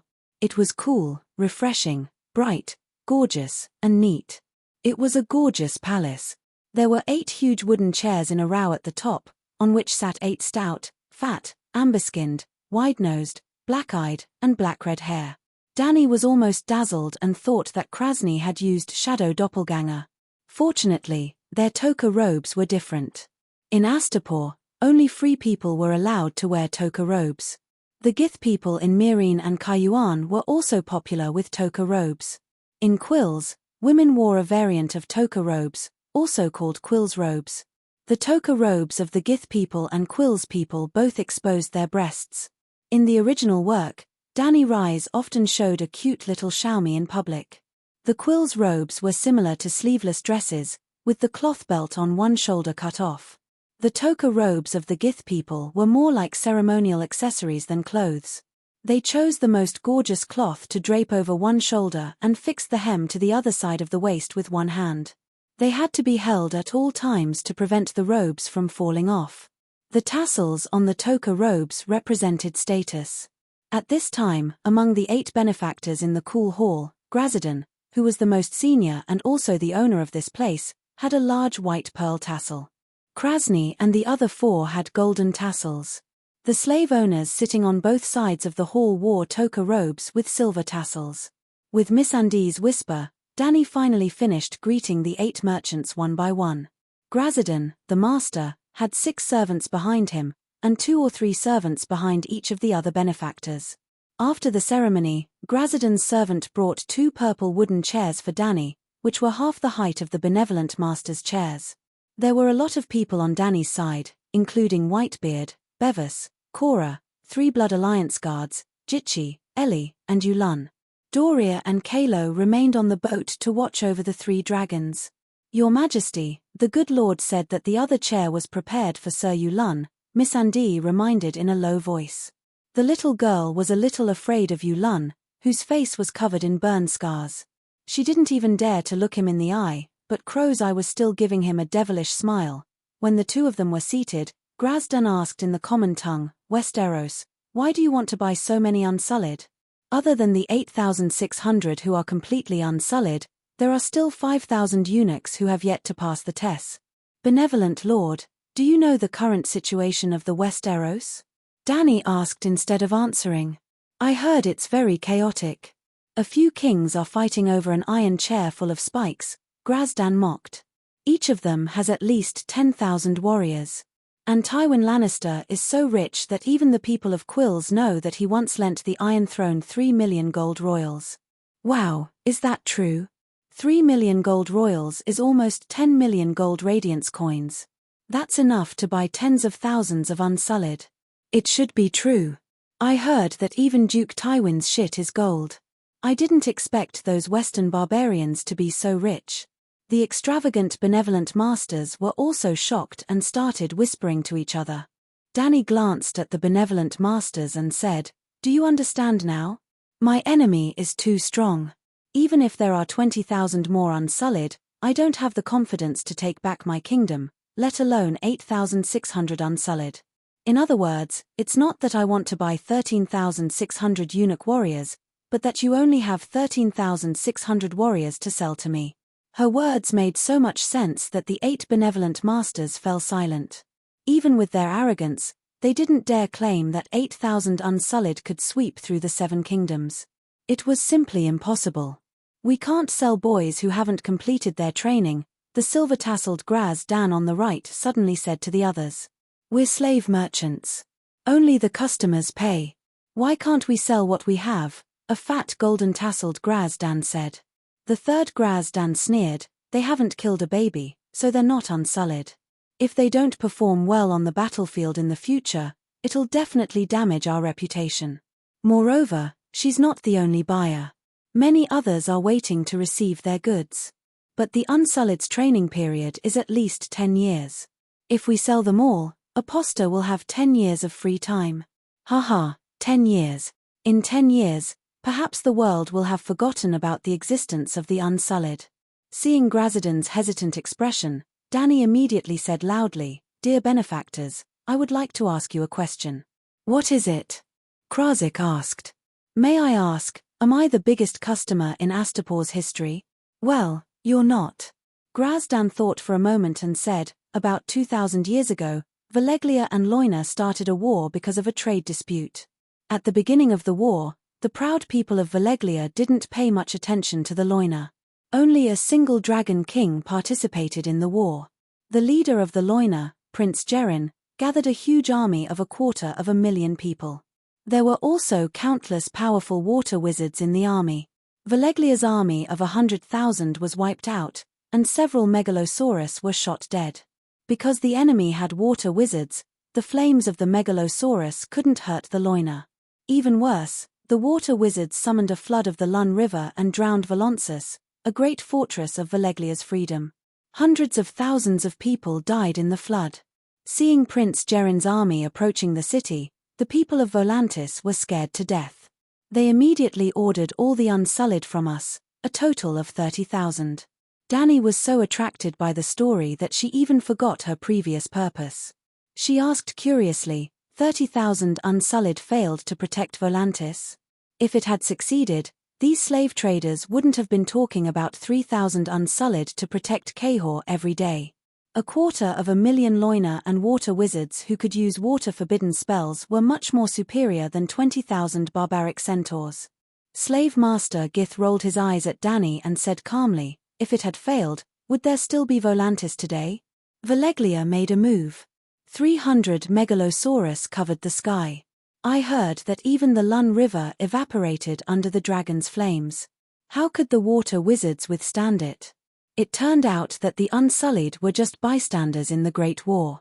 Well, in the Great War of the other demons in Wandering Power, The Unsullied were bystanders again. Ahem, am I the customer who bought the most Unsullied in the past 1,000 years? She asked again. So what if I am? The people of the world will definitely pay attention to the results of my operation this time. If the restoration of the country fails, the Unsullied will be swept away by the Westeros Knights because of the lack of numbers. What do you think the others will think? This. The benevolent lords' faces changed, and they immediately had a bad idea. If Dany failed, the huge damage to her reputation was far from something that could be compensated for by 3,000 Unsullied to protect Cahor. Everyone, think about it again. If I succeed in restoring the country, will the people of the world praise the story of Unsullied are unrivaled throughout the ages? This. The benevolent lords' faces changed again, and a wonderful thought came to their minds. If Dany succeeded, the story of 3,000 Unsullied to protect Cahor could be retired. From now on, they would tell everyone the great story of 13,000 Unsullied destroyed the Seven Kingdoms. I have dragons, so there's a high chance of success. But if there are too few Unsullied and it's too inconspicuous, people will think that the Megalosaurus is the key to my success. Dany said with a smile. All right. Grazadon and his 7 colleagues looked at each other, and finally decided. As long as you can afford it, all the eunuchs in Astapor will be yours. Sir Yulun. Dany leaned back in her chair and stretched out her hand leisurely. It's your turn. Yulun blabbered on about how he passed through the Sea of Smoke, how he encountered the curse, how he found the governor's castle, how he found the dragon egg and armor, how he got lost in the accident, and how he finally rushed out of the Wall of Storm. During this time, the benevolent lords asked many questions about the sea route, the situation in Trier, and so on, and Yulun answered them one by one. He really went to the ruins of Valeglia and was not bragging. No matter how the benevolent lords interrogated him, he could give answers that satisfied and amazed them. I swear in the name of Inami and the Greyjoy family that the sea map I drew is absolutely true. Finally, Yulun solemnly swore to the benevolent lords. You're a pirate. What's the use of swearing? Someone doubted. Dany explained, you may not understand the teachings of the Inami. Legend has it that the Inami created the Chemin for them to rape and pillage. If you don't rob and make money by proper means, it goes against the ancient path and the teachings of the gods. You know quite a lot. Yulun's right blue eye flashed with a strange light. Dany was right, but there was one thing she had missed. Yulun was a rebel. Although he was Chemin, he did not believe in the Inami. Instead, he had sacrificed many times to the enemy of the Inami, the god of storm. Yulun could pass through the Sea of Smoke, be immune to the curse, and pass through the Wall of Storm because he sacrificed a large number of slaves to the god of storm. In this fantasy world, blood sacrifice was definitely not a superstition. If Dany was proficient in heraldry and Chemin culture, she might be able to find clues from Yulun's personal coat of arms. Yulun's personal coat of arms was a black iron crown supported by 2 crows, with a black pupil and a red eye below. The most distinctive feature of the god of storm was that he had 2 crow servants. Yulun not only had a crow coat of arms, but his nickname was also Crow's Eye. The benevolent lords discussed with each other for more than half an hour. Finally, it was Glasdon who spoke. A sea map to explore the ruins of Valeglia is indeed worth 1,000 Unsullied and 5,000 eunuch apprentices. But I have to be assured that this information is only known to both of us. If you take out the sea map and sell it every time you come to a city, then we will lose a lot. If the sea map was real, not to mention 1,000 Unsullied and 5,000 eunuch apprentices, even 20,000 Unsullied would be worth it. As long as they could find a Valeglia steel sword, they would be able to recoup their losses. The benevolent lord is very thoughtful. I swear on the honor of the Queen of the Seven Kingdoms and House Targaryen that I will never sell the sea map again. Glasdon glanced at the smiling Yulun and nodded solemnly. Deal. The others repeated Glasdon's words. Deal. Deal. A total of 8 deals. Before leaving, Krasnimo Nakros pointed at Missandei and said, "This clever little slave is yours. She will teach the Unsullied your language." Missandei translated to Dany. "Your Highness, the benevolent lord has given this little one to you. Well, you are mine. Come back with me." Dany nodded and was about to leave. Wait. Chapter 95. Wait a minute. Dani was about to leave with her brothers when Grazadon of Pearl Tassels stopped her. We are very happy to have completed this big business today. We will hold a celebration in the grand arena. Mother of Dragons, come with us. The Astapor people will give you the best show. Now? Dani asked. The grand arena is behind my pyramid, and it is also my property. We can go down now and watch the duel immediately, Grazadon said proudly. Dani did not want to go. She knew how bloody and cruel the slave duel was, but the master had invited her. She would be very different if she refused. In the slave trade, every participant was guilty. But just like the flower deal in the movie, the seller asked you to try some, but you said that you never used it. It would be difficult to continue the business, so the police would follow the tradition when they were undercover. All right. Dani nodded in agreement. Immediately, a servant walked quickly to the top garden and waved a red flag. The masters did not stop. With the help of the servant, they sat on the palanquin and went down the pyramid from the back door. Dani did not have a palanquin, and the masters did not prepare one for her. She, Cora, Whitebeard, and others followed the masters down the stone steps. In the process of going down the pyramid, Dani was more and more impressed with the ingenious design of the Gith people. There were several systems for the stairs in and out of the pyramid. There were stairs for climbing on all four sides of the pyramid, and there was also a set of circular stone stairs inside. The internal stairs not only connected all the rooms in the tower, but also to the entrances of the external stairs on all four sides. Similarly, because of the circular shape, the internal stairs were far more gentle than the external stairs. Sitting on the palanquin and going down the stairs was almost no different from walking on the ground. As she went down the circular stairs, Dani passed by a spacious and bright stone house. There were a few old white-haired and white-bearded scholars who were teaching Grazadon's children. She also smelled the fragrance of the stone kitchen. The chef's yelling stopped abruptly when the masters arrived. The busy textile workers caught a glimpse of the masters outside the door. They stopped what they were doing and knelt down to kowtow. The wine cellar, the slave training room, every time the benevolent lord went up and down the pyramid, it was equivalent to the process of a king inspecting his territory. Just like that, they ruled their little kingdom year after year. Now, it had been more than 5,000 years. Perhaps their rule would continue for another 10,000 years, 100,000 years, perhaps, as Grazdan had said, the grand arena was behind his pyramid. The Astapor city gate, the punishment square, the Great Pyramid, and the arena were on a central axis. The magnificent pyramid towered into the clouds, but the huge arena was dug into the ground. It was a deep pit the size of a bowl, surrounded by red brick seats for spectators. Between the pyramid and the rostrum of the arena, there was a stone passage hidden underground. It was very spacious, enough for an elephant to pass through. On both sides of the stone passage were stone houses with iron fences.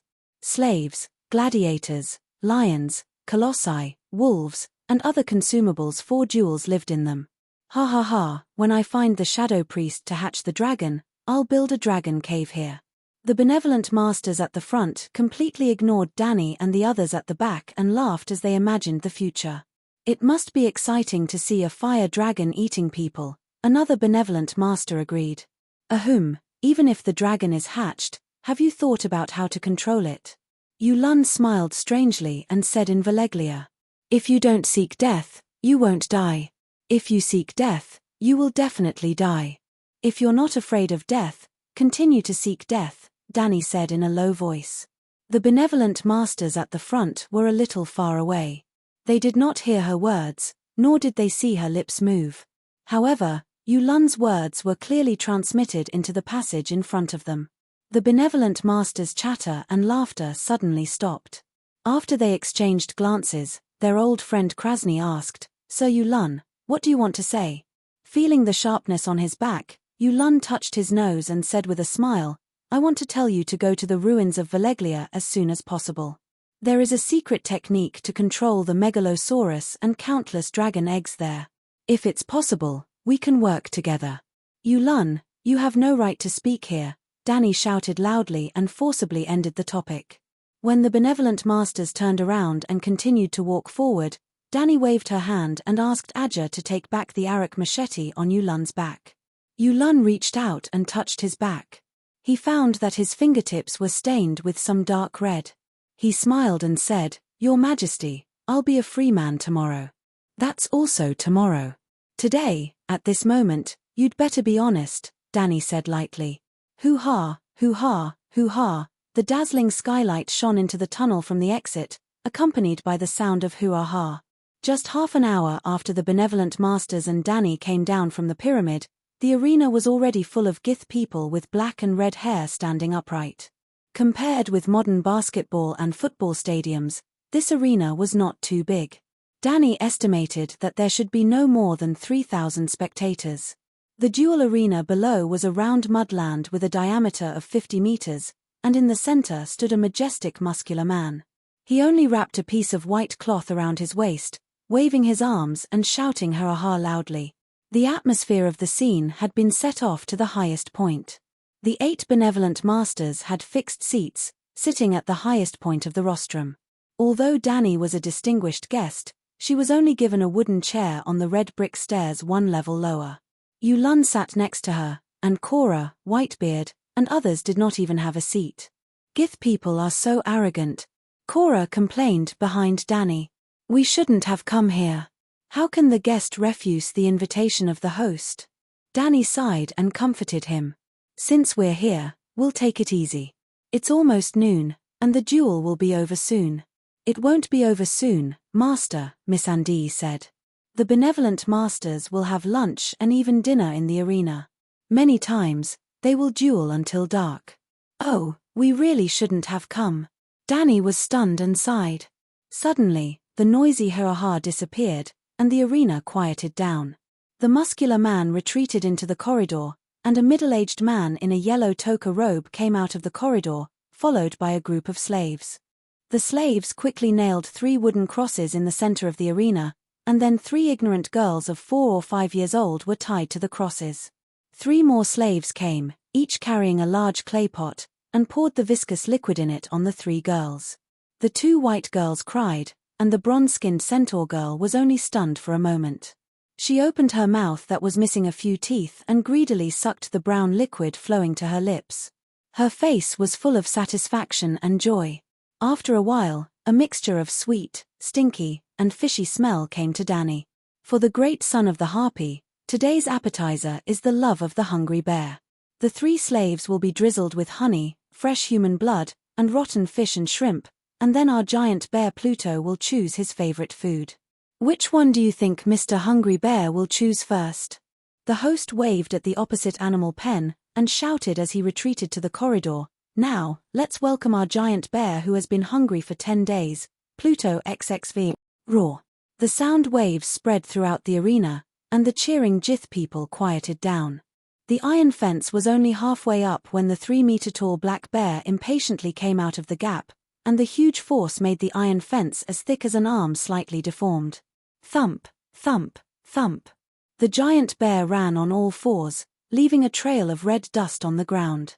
It almost didn't hesitate for a moment, and went straight to the centaur girl who was still licking the honey with her tongue out. Crack!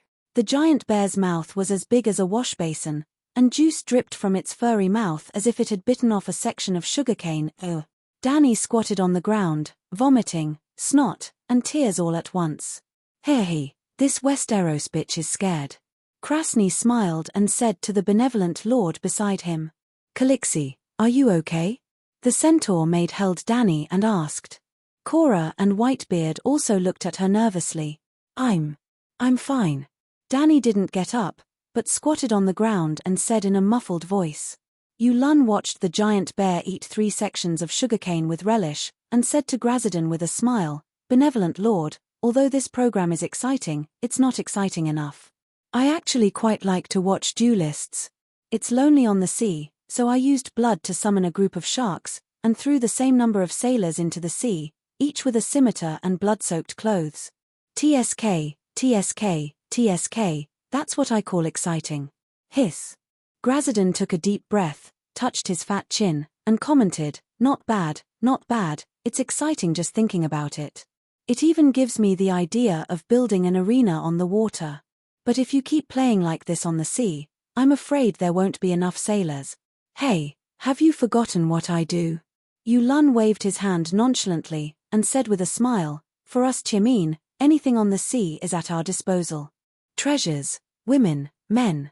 As long as we are a little frugal in the process, how many gladiators can we find? Yulun, if you open your mouth again, I'll immediately send you down to perform for everyone. Danny stood up and slapped his scabbed face. The lazy smile in Yulun's blue right eye turned vicious, and Danny looked at him coldly. If you dare to dodge, if you dare to resist, I'll chop off one of your hands. Then, under Yulun's venomous gaze, she slapped him 7 or 8 more times. Yulun's hands were red, and the scabs on his face were broken, and blood was oozing out. Throughout the whole process, the benevolent lords were laughing and pointing at them. After Danny finished venting her anger and returned to her seat, Grazadon smiled at Yulun, whose face was covered in blood, and said, actually, we also have a super exciting program. The Hungry Bear's love was just an appetizer. Next up is the big bear and the little girl. The host's shout drowned out the benevolent lord's words. Next, let's see if the giant bear, Pluto, can keep his name. Let's welcome our fiercest bitch. Chapter 96. The benevolent lord calls the giant bear Pluto, the lion Hades, the elephant Angela. The last giant brown bear was called Pluto XXVII. It died under the gladiator's spear, and the current giant black bear inherited the name, Pluto XXVII, Miss Andy whispered to Danny. Danny pointed to the black-haired little girl who was slowly walking out of the tunnel and asked, "What's her name? What does she do?" The girl was about the same age as Miss Andy, no more than 10 years old. She had short black hair, white skin, ordinary facial features, squinting eyes, and a little baby fat on her cheeks, like Bevis' belly, with crisscrossing light-colored scars. She's called Bitch, an assassin raised by the benevolent Lord Grazadon Mo Eraz. She's also a powerful gladiator, Miss Andy said. Bitch. Danny murmured, that fat pig has a big heart, or is he very confident in his skills in training slaves? Bitch was barefoot, wearing a linen blouse with a tight belt. A 30-centimeter-long dagger hung from the belt, and she wore a pair of fluffy bloomers. After a few words, the host had already stepped down, and an absolutely disproportionate battle began in the arena below. Bitch seemed to bear all her strength with one foot, and the other foot was slightly suspended a few centimeters above the ground. She held the dagger with one hand and pointed it at the giant bear. Water dancer, Cora exclaimed in a low voice. The 3-meter-tall giant black bear did not care about the girl who was shorter than its legs at all. The 3 sugarcane could not satisfy its hunger, and the appetizer dessert made it even hungrier. It just wanted to eat the sweet sugarcane again. Raw. The giant bear opened its mouth and bit down like before. But Bitch was not a girl tied to a wooden stake. She could not only dodge, but also move very quickly. Danny could barely see what she did, but she felt her vision blurred. The little girl came to the right side of the black bear and let the giant bear bite a mouthful of red mud. A basin-sized hole appeared on the soft ground. Danny finally saw the bitch's next move clearly. Like a nimble kitten, she jumped onto the giant bear's right paw and ran along the back of the bear's hand, wrist, forearm, and upper arm as if she was sprinting over 100 meters on the ground. Like a gust of wind, she came to the back of the giant bear's neck and stabbed the sharp sword in her hand. Not good. As soon as he saw the bitch running, Whitebeard guessed what she was thinking. His expression changed and he said, "She is small and weak. The dagger can't penetrate her neck." The whole process was too fast. Before the old man could even exclaim, the sword had already stabbed down. The result was worse than what Whitebeard had expected. It seemed that the sword was stuck in the bones. The thin blade did not penetrate deep into the flesh. The giant bear roared in pain. Its voice was like a thunderclap. At the same time, it slapped the back of its neck with its big paw. "Ah!" Danny exclaimed. The next moment, the scream stopped abruptly. The girl, who was squatting on the back of the giant bear's neck, was blown down like a leaf by the wind brought by the bear's paw. No, the direction of the fall was wrong. The girl fell on the front of the giant bear's face. Falling from the sky for just a second or two, Danny saw 3 silver flashes. Ouch! The giant bear covered its face with one hand and howled miserably. Black blood soaked the black fur on the back of the bear's paw. The other hand waved around crazily, as if it was hitting an invisible enemy. At this time, the girl had retreated 5 or 6 meters away. As before, she was in the water dancer's starting posture. One foot was on tiptoe, supporting the weight of her body with her toes, and the other foot was behind her, slightly hanging a few centimeters above the ground. The combination of stillness and movement. There is movement in stillness. She seems to be standing still, but she is in the water dancer's footsteps. She can find the opponent's flaw and deliver a fatal blow in an instant. Whitebeard murmured, "I was wrong. This little water dancer is looking ahead." She only used 60% of her strength when she stabbed the back of the giant bear's neck. She didn't look for the wrong place and stabbed the bone. The bitch's short sword was still pointed at the crazed giant bear, but this time, the tip of the sword was red with blood dripping down. Between her and the giant bear, there was a fist-sized black nose. It was the giant bear's nose. The black bear's vision and smell are disabled. What a ruthless move. In an instant, 3 stabs hit the vital points. She has both strength and speed, the giant bear said in horror. "Hey, bitch." Grazadon suddenly stood up, leaned forward against the railing, and shouted at the arena, "Bitch, why are you still standing there? We're not here to watch the bear howl. Kill it immediately or be torn apart by it. There are more than a dozen shows waiting for you, bitch. Kill it. Bitch, kill it." The host held a copper loudspeaker and shouted. Gradually, the 3,000 audience members stood up from their seats and shouted in unison. The rolling sound waves were like an incantation that could not wait to drag an innocent child into hell. Bastard, bastard. Whitebeard was so angry that his white beard was almost sticking up. The hardwood cane in his hand tapped on the red brick floor, showing that he was not calm at all. Cora said with a gloomy face, "The girl's strength is too weak. Even if she pierced the eye socket, it would be difficult to kill the giant bear. The giant bear only needs to hit her once. Benevolent Lord, your slave seems to have one." The duel was very exciting. "Why don't we watch the next one?" Danny said softly to Grazadon of Pearl Tassels. "That West Eros bitch is a soft-hearted fool." Old friend Krasny whispered to Benevolent Lord beside him, "The real exciting duel has just begun, and she said that she has one? Ha ha ha." The fat slave owner's rough voice was very loud. Even if he lowered his voice, he could still be heard by the people around him. The little translator Miss Andai's black face turned red. Her big golden eyes were full of confusion. She did not know if she should translate the old master's inappropriate words to her new master. The tradition of the Harpy's son, an unfinished duel in the Colosseum, must not be stopped halfway. Grazadon refused seriously. After saying that, he raised his hand in the direction of the host. The host shouted to the audience. "Catcher, catcher." A group of archers left the first level of the audience. They scattered above and surrounded the arena. Arrows were aimed at the bitch who was hesitating below. The girl also noticed the archers above her. She knew that Benevolent Lord was very dissatisfied with her caution. So she tiptoed forward lightly, went around to the back of the giant bear, and stabbed it with her sword.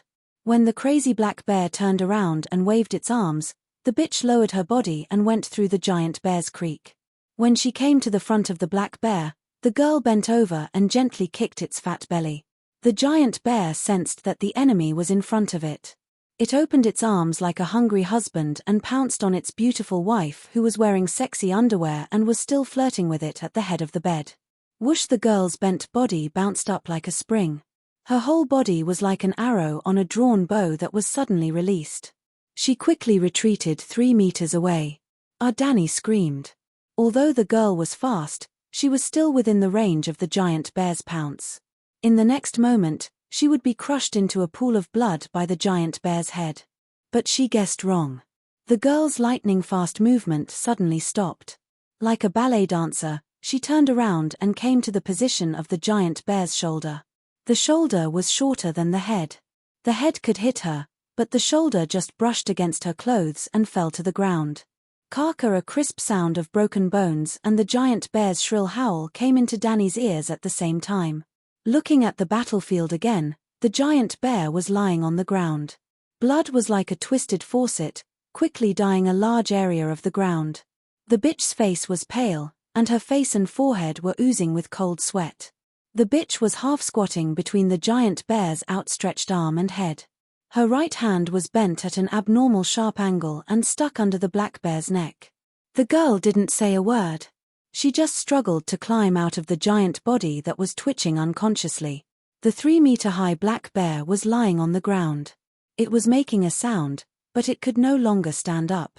The whole battlefield was dead silent. The whole process happened so fast that it was almost too late to blink.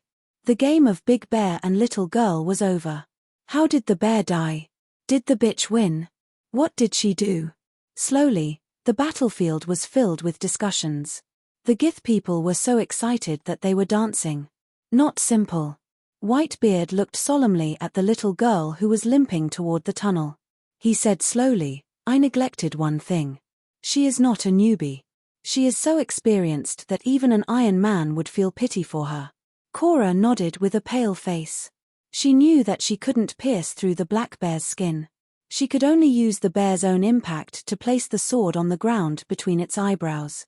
Her right hand might have been broken. Who knows how many bones were broken? Ha ha ha. Grazadon laughed proudly and asked Yulun, "How is it? Is it exciting enough?" Yulun's blue eyes were still filled with shock. He nodded gently and didn't say a word. "I told you, the best part is yet to come," the fat slave master said to Danny. "The bitch is no ordinary person. Who knows how many wild bulls she killed? Pluto XXVI didn't die in vain." Danny's heart skipped a beat. She remembered the first time she met Krasny. He said that strength was not the most important thing. The bulls were strong enough, but they were easily killed by a 9-year-old girl. It seemed that the girl he was talking about was the bitch. Only 9 years old. Suddenly, Danny sighed. She felt that she no longer had the right to shout, "Who dares to be more miserable than me?"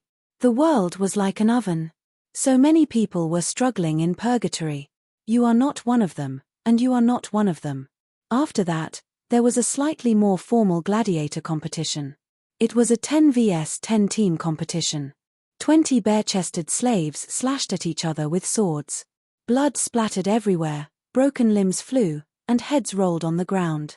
The screams and wails were endless. Danny felt like she was in the world of playing the dead. She was so disgusted that she wanted to vomit. After the 20-person melee, the red soil in the arena turned into a muddy wetland, soaked with blood. Danny thought to herself that perhaps the red soil was not originally red, but had been watered by blood to make it red. Chapter 97. The next game was announced after the corpses were cleaned up. The first wave of contestants was a group of Gujis on chariots. The leader wore an exaggerated ceremonial helmet of the Gujis' legion commander. The bronze helmet was covered with colorful feathers. His subordinates were bare-chested and held black whips more than 10 meters long. Miss Andy said that they were the long whips of the Gujis' legion, and they used the whips in their hands to manage thousands of slaves in the empire. Then came a wave of people wearing gorgeous black armor. Danny guessed that they were just imitating Valeglia's Dragon King without the little translator's explanation. The last Gujis to enter the arena had a golden shield in their left hand and a golden short sword in their right hand. They wore a spiked golden helmet, golden sleeveless leather armor, black leather shorts, and golden boots. They looked a bit like the Unsullied, but more exquisite. When the golden people came out with the chariots, the audience cheered thunderously, and even the benevolent lords stood up and bowed. They are the Gujis' golden warriors, the strongest warriors of the Legion, the foundation of the Gujis' empire to dominate the continent. Alas, fake, imitation. Cora waved his hand, a look of disdain on his face, and mocked. The sons of the Harpies are immersed in the glory of the old empire, but they forget that the Gujis' empire has been destroyed for 5,000 years. However, Danny became excited and said excitedly, "Could it be that they are also going to duel?" "Yes, look." Cora pointed to the center of the arena, where 3 chariots were leaning together, and several Gujis' warriors were solemnly handing over gold-lacquered parchments to each other. he said. They are simulating the ceremony of exchanging letters of challenge before the city-state war of the Guji's empire, and the battle will start soon. Great, watching the Gujis kill each other is more exciting than the slave gladiators. Dani lowered her voice and laughed. It would be best if all the Gujis died. Well, it would be best if the 8 benevolent lords came personally. Cora sneered. Your Highness, how can the slave owners have the courage to participate in the gladiator battle now? You see. In the enthusiastic cheers, 3 Gujis generals held up the parchments and drove the chariots around the arena 3 times, and then they withdrew from the tunnel one by one. On the other side, 3 cages creaked open at the same time, and 3 groups of bare-chested warriors wearing cloaks of different colors walked out. Each team had about 50 people. The colorful cloak represented the commander of the Gith Legion, the black cloak represented the Dragon King of Valeglia, and the yellow cloak represented the bravest golden swordsman of the Gith Legion. Then, 150 people fought with spears, short swords, arc scimitars, and long whips in the narrow arena. He was so brave and fierce that he didn't care about his life at all. It was as if his life and the lives of others weren't even worth a copper coin. It was even crueler than the previous 10 vs 10. The previously dry land had completely turned into a swamp. It was not an exaggeration, it had really turned into a muddy land after the rain. The audience of guys on the top seemed to have entered an inexplicable state of fanaticism. They were not watching people killing each other. Instead, they had traveled back in time 5,000 years and became a member of the Guy's army. They had conquered the Freedom Fortress of Valeglia, trampled on the Loyalnath wizard, and the Andal's knights had wailed under their swords. 300 Megalosaurus had died on the spot. It was really a hot-blooded sport. Dani's agitated heart calmed down inexplicably. Everything around her was so real and illusory. Things were really happening, but she entered the perspective of God with the mentality of watching a movie story. This is hell. Let's go back. Suddenly, she stood up and said to Cora and the others. She noticed the expression of her followers. Only Whitebeard and Cora looked unbearable. Miss Andy's face was pale, but Bevis and the centaur were watching with great interest. Even Jitchi and Iri were affected by the atmosphere. They shouted excitedly and their cheeks were flushed. Indeed, we should leave. This place shouldn't exist in the world at all. Whitebeard agreed. The benevolent masters didn't care about Dani's departure. Krasny and another benevolent master even laughed at her for being weak and stupid. The fighting in the Colosseum was too bloody. Dani didn't eat a single bite of the food sent by the slaves at noon. Whitebeard and Cora didn't eat either. Instead, it was Bevis who ate heartily. Like the benevolent masters, the blood below seemed to have become seasoning, whetting their appetite. When they returned to the ship, it was already close to evening. Dani ate some fruits and white bread to fill her stomach. She took a bath and fed the 3 dragons dinner. The sky was still dark, but she went back to her room to rest. Lying on the bed, Dani tossed and turned, unable to sleep. Scenes of what happened in the Colosseum during the day appeared in her mind. Then, she thought of the Unsullied One whose expression was as hard as a rock. Even the scene of the Unsullied One killing puppies and babies appeared before her eyes. Finally, she thought of what she was going to do tomorrow and the day after tomorrow. She kept tossing and turning. Her movements were so big that she didn't know when she woke up Iri beside her. The centaur maid had watched a big show today.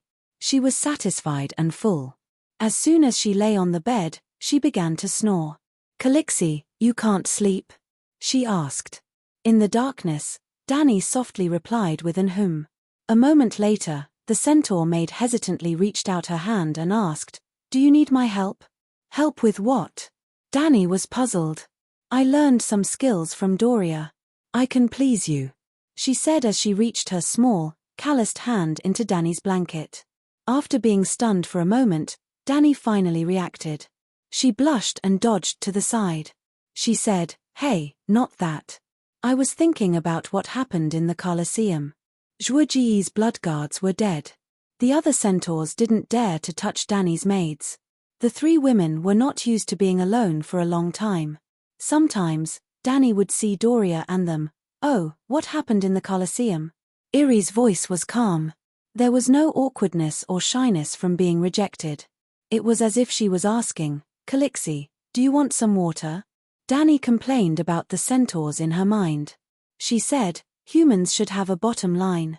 The yearning for beautiful things is the trait that separates humans from beasts. Kindness and compassion are the most beautiful traits of humans. But today, I realized that too many people are not like humans. After a pause, Iri said softly, "I don't know who my father is, but I have a mother and brothers. They all died under the scimitar of Khal Drogo's roaring warriors. But after becoming your maid, I completely treat myself as one of your people. In my heart, this is the law of the world. We have all been like this. I don't know how to make it better." Iri, Jiki, Quero, and Kalalo were not people of Khal Drogo's Khalasar. After their Khalasar was destroyed by Khal Drogo, they became Khal Drogo's half-slaves. Their status was higher than slaves, but lower than official subordinates of the Khalasar. Later, Dani Liz married Khal Drogo and the four of them joined her little Khal Drogo. Only then did they become Khal Drogo's household register.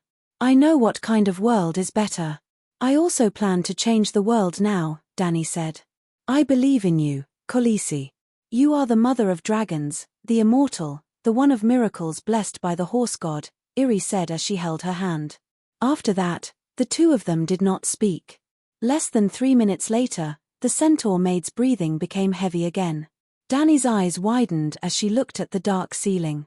She heard the faint creaking of the wooden hull, the sound of the waves hitting the hull, and the sound of footsteps on the deck above her. In the silence, she suddenly heard the breathing of a third person. Startled, she sat up and looked into the darkness. She whispered, "Doria? Jiki?" "They are asleep," a woman said. "They are all asleep." The voice was very close to the bed. It was almost standing beside the bed and looking down at Dani. "Shit, Kueishi." Dani recognized the owner of the voice and was shocked. "Why are you here in Astapor? Where are my guards? Didn't they stop you?" "It's me." Quero seemed to have walked a few steps closer. Dani could vaguely see an extremely blurry figure in the darkness. "This afternoon, when I was meditating, I once again foresaw a major event that would change the world. I saw your figure standing in the midst of blood and fire. Beneath your feet was a mountain of corpses and a sea of blood." Quero said calmly. Dani's face changed. She asked in a trembling voice, "What did you know? This world's prophecies are really fucking disgusting. I only had a vague thought in my mind and you were already touched. P.S. I don't know anything. I don't understand, so, can you tell me?" Quero's words made her sigh in relief. "I don't even know the basics of meditation. How would I know anything about prophecies?" she said. In the darkness, Dani felt that Quero was sizing her up. When she was about to ask how to break through the guards again, Quero spoke. "Dani, Liz, you must remember this.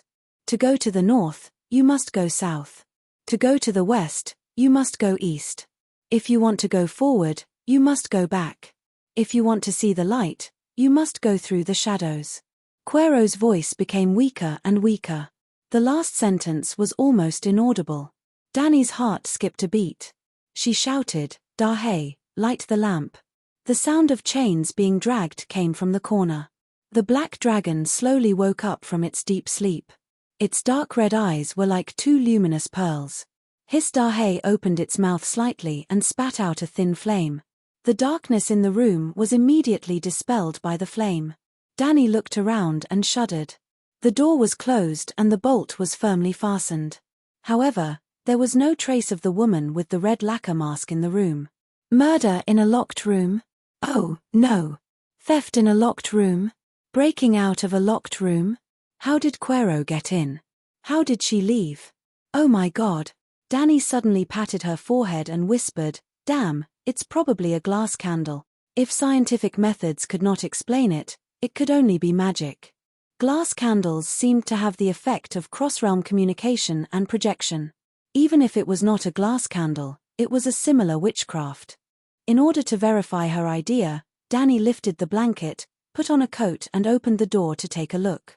Doria and Kiki were sleeping on a low couch in the outer room.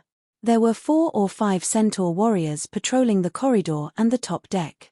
Danny also saw that Whitebeard had placed a sleeping bag at the entrance of the cabin. When he heard footsteps, the old man immediately woke up. "Your Highness." Whitebeard sat up and asked. "It's me.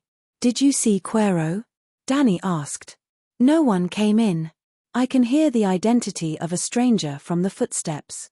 The old man confirmed. Danny's bedroom was originally the captain's room. It was located in the innermost room on the 3rd floor of the cabin. There was only one way in and out, and Whitebeard slept on the side of the road. Sigh, Quero came to find me. Danny sighed.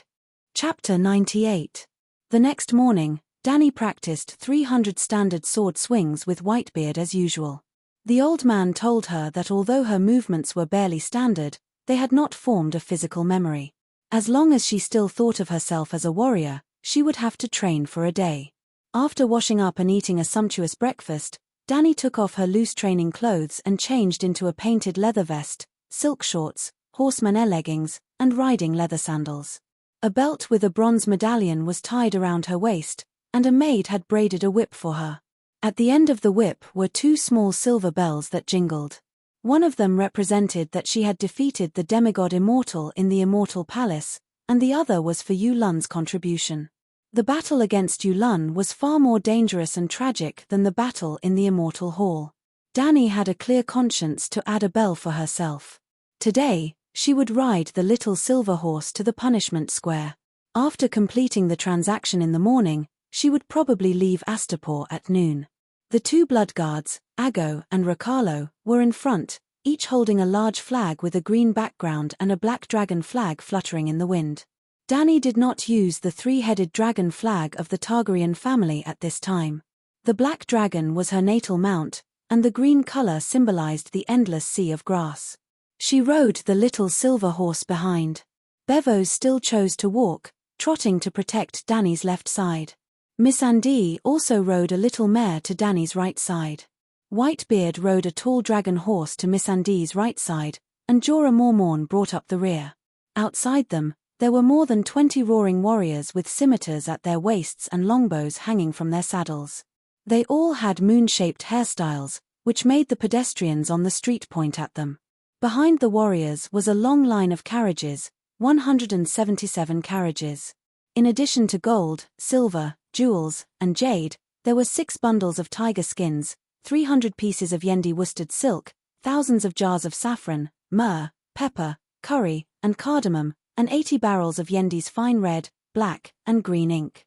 There was also a barrel of pitted olives filled with worms, 12 barrels of salted fish, a batch of exquisite bronze wares, 17 ivory eyes, and a carriage full of books from the various countries of the Jade Sea.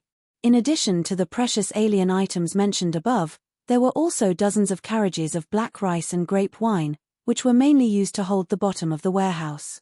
They were not too expensive and were the most common goods in the great maritime trade. Danny didn't send anyone to protect the convoy. They had already been checked by the clerk at the dock area. The ownership of the convoy basically belonged to the big benefactors, so it was completely safe in Astapo. The 8 benevolent masters and their children and wives, dressed in toga robes, stood on the last step of the trapezoidal pyramid and looked down at Danny, who was riding from the other end of the square. The punishment square was filled with the army of Immaculate. Row after row, they were motionless, like wooden sticks that were neatly inserted into the ground. A total of 8,600 fully trained Unsullied were wearing lightning rod helmets. The other 5,000 people were bareheaded and were only equipped with spears and short swords. They had not completed all the training and did not have helmets. The youngest of these people was only a child, around 5 or 6 years old, with a childish face. Even though they had not completed their training, they were like the true Unsullied. They stood straight and looked straight ahead, not moving at all. Danny took the lead, passing through the ranks of the Unsullied and arriving in front of the pyramid. She dismounted from her horse, removed 2 boxes from her saddle, and placed them below the steps of the benevolent masters. Yulun also dismounted and walked over to open the 2 boxes. The first box contained a scroll of blueprints, a sea chart that Yulun had drawn himself. The second box was covered in a thick MYR carpet, on which was a rusty bronze dragon egg. Yulun hugged the dragon egg and looked left and right, finding that the weight and texture were exactly right. He put down the dragon egg, stood up and nodded to the benevolent lord, saying, "That's right, this is the dragon egg that was stolen from me. It's my spoils of war." Danny corrected. "This dragon egg of Valeglia's Dragon King now belongs to Astapor," Grazdan said with a chuckle. "Then we have to complete the transaction first," Danny said calmly. At this time, a clerk had already trotted up the steps and handed the list of goods to the benevolent masters.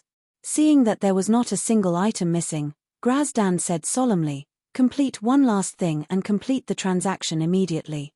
"What is it?" Danny's heart pounded, but her expression was calm.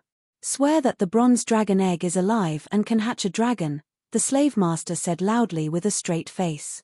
Danny relaxed and said loudly, "In the name of the descendants of Valeglia and the honor of House Targaryen, in the name of the Queen of the Seven Kingdoms, I swear that the bronze dragon egg I got from Yulun is alive and can hatch a dragon in my hands."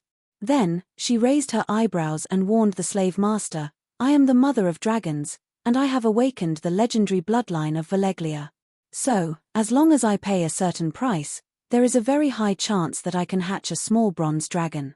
But if you want to hatch a dragon, not only do you have to find a shadow priest, it is best if you find a descendant of a true dragon or a noble of Valeglia to hatch a megalosaurus." "We are also of Valeglia blood," Grazdan muttered. This was also true. From Quills to Slavers Bay, to Volantis, and all the trading cities except Bravos, the upper nobles were of Valeglia blood. This was because the people who ruled these free cities were pure-blooded Valeglia nobles. The Dragon King, who had a dragon, lived in the capital of Valeglia. The lower nobles and greater nobles without dragons were divided into different regions. After the Great Calamity, the lesser nobles and their descendants survived. Among them, the ruler of Volantis had the purest bloodline, even more so than the Targaryens. Because the Targaryens had many marriages with other families in the following 400 years, there were more nobles in Volantis, and the population was large, so they could form a closed and conservative inheritance system. "I have already made the oath and warned you. Can we complete the transaction now?" Danny asked. "After the transaction is completed, will Yulun be free?" Grazdan seemed to ask a question that was very irrelevant to the current topic. But Danny understood that the dragon egg was very precious. What was more valuable than the dragon egg was the sea map. Valeglia ruled the world for 5,000 years. How much wealth did they plunder? It was unimaginable. Some people speculated that the gold and silver there was more than all the wealth in the world combined. What did Valeglia rely on to rule the world for 5,000 years? Dragons and magic. A real dragon and a real magic spell. In the 400 years after the Great Calamity, how many explorers had tried to cross the Smoke Sea, hoping to find treasures and secret techniques in Valeglia? Uncountable. In One Piece, because of Roger's "Do you want my treasure?", the great age of pirates started. But compared to Valeglia, Roger's treasure was nothing. Unfortunately, in all these years, only one person came out of the ruins of Valeglia, Yulun Greyjoy. Even though he brought back little treasures, he did not return empty-handed. The crux of the matter was that the Serenity was a long and narrow ship. It was not a cargo ship or a large ship. The amount of space it could carry was relatively small. Yulun could be considered to have returned with a full load. If Greyjoy's Sidulian could return safely from the ruins of Valeglia, the treasures he brought back could buy the entire Astapor, or even Slaves Bay. Although the sea map was priceless, Benefactor hoped that Yulun, an experienced driver, could lead the way. To be honest, if Yulun was honest and showed a little bit of loyalty to Danny, she also wanted to keep him. But if the experienced driver was dishonest and purposely led you into a trap, the damage would be much greater than a newbie exploring the road. In Danny's heart, Yulun was not trustworthy at all, so regrettably, she could only give up on the beautiful idea of letting Yulun lead the way.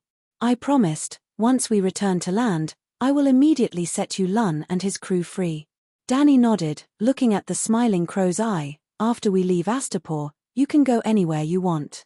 But I still suggest that you come with me. This is Slaves Bay, and you are wanted by dozens of cities. Don't get caught and become a slave." "I know," But I want true freedom more. Yulun said casually. Then it's up to you. Hearing the conversation between the two, Grazadon smiled with satisfaction. Under his signal, his old friend Krasny quickly walked down the stairs and came to Danny's side.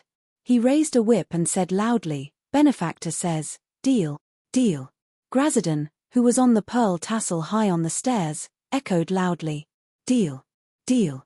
8 benefactors, 8 deal. All the Unsullied and the surrounding Gith people saw and heard it. "Deal." Danny nodded and waved her hand behind her. The centaurs who were standing behind the treasure and seafood boxes stepped back one by one. Then, she took the whip called Harpy's Finger from Krasny's hand. The 30 centimeters long whip handle was carved out of black dragon bones, with gold inlaid on both ends. One end was a golden spherical female head with ivory teeth in its mouth, the other end was connected to 8 slender leather strips, and at the end of the leather strips was a gold-plated eagle claw. It was heavy to the touch, but the meaning it represented was even heavier: the control of 13,600 Unsullied. It was like a real estate certificate. While Krasny was eagerly looking at the sea map, Danny climbed on the little silver horse, stood in the stirrups, raised the Harpy's Finger above her head, and silently circled around the square. Finally, she deliberately shouted in the Veleglia language as if she had just learned it, "You now belong to me, the people of the Mother of Dragons, all of you, 5 in a row, follow me to a new world, a new future." Danny took the lead, followed by the Unsullied in neat rows, 5 in a row, and the long line stretched for 3 to 4 kilometers. After a quick look at the sea map, Krasny said to Yulun with a mocking expression, "That bitch must have practiced those words all night. She's not bad." The eunuchs all understood. Yulun opened his mouth and wanted to say, "She is an orthodox descendant of Veleglia, and has lived in the free city of the Western continent for more than 10 years. Why do you think she doesn't know Veleglia?" But not far away, Whitebeard was carrying a big box, staring at him. Crow-Eye touched his nose and whispered, "Are you interested in cooperating?" "That's what I want." Krasny's eyes flashed. "Then, I'll see you later." Crow-Eye's blue right eye had a kind and gentle smile, so convincing. "Yulun, your crew is waiting outside the city gate. Go quickly," the old man said coldly. Yulun nodded, jumped on the horse, and galloped away. Whitebeard turned back and said to the slave merchant, "Danny, Queen Liz asked me to bring a gift for the good Lord." Chapter 99. Gift. Krasny was puzzled, and then pointed to the old man in surprise. "How do you know Veleglia?" The old man opened the leather box that was as big as a cello. Inside the box was a thick layer of exquisite silk. 8 black scepters were placed on top of the soft silk. They were about 2 meters long and sparkled like obsidian. However, they carried an indescribable sense of luxury and majesty.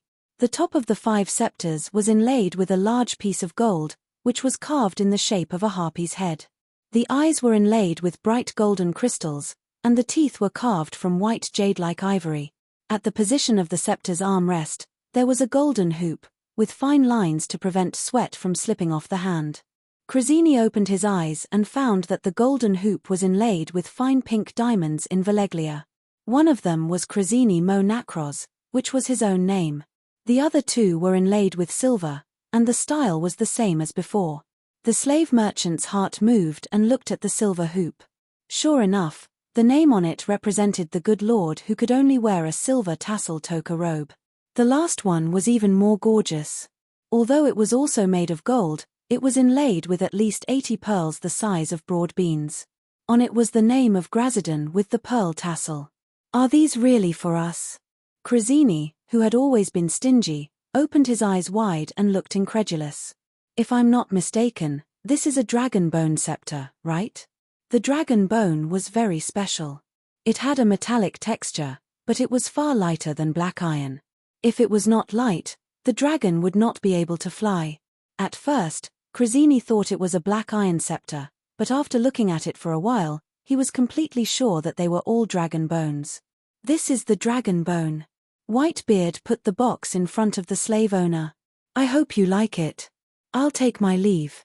After that, he turned around and left with his hardwood cane. "Wait," Krasny stopped the old man and asked with a puzzled face. "But why? 8 exquisite dragon bone scepters are worth at least thousands, or even tens of thousands of gold royals. When we leave Astapor today, the queen asked me to come and give the gift. Whitebeard said lightly. In fact, he himself was a little puzzled, and he did not even know when Dany had prepared these gifts. When they set off in the morning, she had the centaur, who was a blacksmith, send over a large box.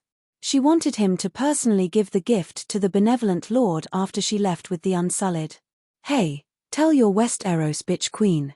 Looking at the luxurious dragon bone scepter, Krasny felt that he should return the favor.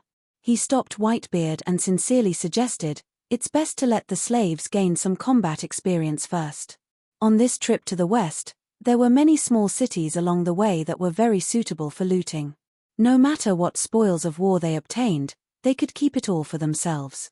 This was because Unsullied had no desire for money or jewels. The captives could be escorted back to Astapor by a team of guards. Meereen and Cayuan would not stop them. Well, we'll sell the skilled warriors to Meereen, the young women and delicate men to Cayuan, and we'll buy the healthy boys at a good price.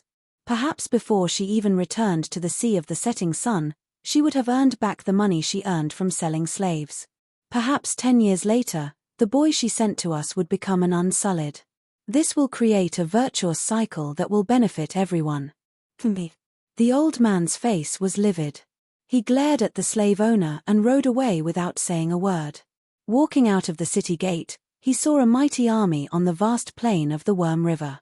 Whipping his horse forward a few hundred meters, Whitebeard saw Dany on the side of the dirt road that covered the sky. She was riding on a horse and talking to a few Gith people in toka robes. On the flat ground nearby stood nearly 1,000 centaurs with bronze slave collars around their necks. All the centaur slaves in Astapor are here, a total of 936 of them. Since you've bought enough, I'll give you a 20% discount. You can buy 5 for 1 silver coin. The old slave trader with red and black hair said with a smile. Adja, give this benevolent lord 200 silver coins. Dany said to the Blood Alliance guard behind her. Hihi, that's a lot, a lot. The slave trader rubbed his hands and said happily, and I'm just a small merchant, not a benevolent lord. It's not easy for you to find all the centaurs in the city. The extra silver coins are my gift to you. When it came to gift, Dany smiled at him meaningfully. One day, you'll enjoy the same treatment as the benevolent lord. Hehe, thank you for your auspicious words. The slave trader was even happier. When the Gith people left with a large bag of coins, Whitebeard came over and said, the gift has been sent out. The slave trader likes it very much. Okay. Dany nodded and ordered the Blood Alliance guard to lead the centaur slaves to join the large army. In the Red Wilderness, although there were old and weak centaurs, everyone had a horse. The number was small, so it was easier to manage. They could travel more than 100 kilometers in a day. Now the environment was better, there was no shortage of resources, and there was no shortage of fodder for the horses to chew. However, there were many people in the army, and they were all infantry. It was estimated that it would be difficult to travel 30 kilometers in a day. The slave trader also asked you to. The old man hesitated for a long time, but his loyalty still prevailed over his conscience. He stuttered and repeated Krasny's words, you can let the Unsullied loot the towns along the way, not only to replenish the military supplies, but also to, sigh. In the end, he still couldn't persuade her to sell the slaves. Ha. Is it to sell the residents of the towns as slaves to the cities of Slavers Bay to form a virtuous cycle? Dany smiled and helped him say. The old man was stunned and advised, Your Highness, you can't sell the slaves. Not to mention the reaction of the people of the Seven Kingdoms when they know, you have seen how miserable the slaves are. If we don't loot the small towns, how will we cross tens of thousands of miles and return to the Seven Kingdoms? Dany asked deliberately. When the slave owner sold the Unsullied, he only gave them a set of sleeveless leather armor, a short sword, a spear, a wooden shield covered with iron, a sleeping bag, and 3 days of rations. The Unsullied who completed their training also had bronze-spiked helmets, but the Unsullied apprentices didn't even have helmets. If they didn't loot, Dany wouldn't be able to feed more than 10,000 people after a month. Well, she still kept the belongings she brought from Kuars. Whitebeard thought hard for a long time and said tentatively, maybe, We can borrow them. Borrow from who? Danny was interested. The bank merchants of the trading cities, the iron treasury of Bravos. The old man glanced at the silent knight Jorah. Even the Count of Bear Island can borrow tens of thousands of gold royals from the iron treasury. The Queen of the Seven Kingdoms can borrow a few million gold royals without any problem. What do you know? Jorah's face turned red. My parents' claws are Valeglia's steel swords. I didn't even sell them to Duke Tywin for 800,000 gold royals. The iron treasury is smart. Also, in order to pay off the interest, I sold my life for them for several years and hovered on the edge of life and death dozens of times. The old man stroked his chin and looked at the knight's gorgeous black armor inlaid with gold. He nodded and said, Your Highness, the money from selling the armor is enough for us to go around the world twice. You can't. Jorah's face turned red and he looked at Danny pleadingly. Forget it, it's just a joke. I already have a plan in mind. Danny waved her hand and smiled. What plan? Both of them asked at the same time. She asked in a low voice, Do you know why I want to give gifts to the slave owners? Both of them looked at each other blankly. After a while, Jorah's heart skipped a beat and he suddenly remembered the topic he had discussed with her a few times. He asked tentatively, Gifts as guests? Hee. Danny smiled and nodded. But we don't have a guest relationship with the slave owners. The old man was puzzled. They sell slaves and we buy unsullied people. It's completely normal trade. It can be considered a guest relationship. Jorah pulled on the reins lightly and said thoughtfully, The situation in the trading cities is different from the Seven Kingdoms. In Westeros, strangers passing by the owner's mansion will fulfill the prerequisite of a guest relationship. As long as the owner takes the guest in, the guest's rights will automatically take effect.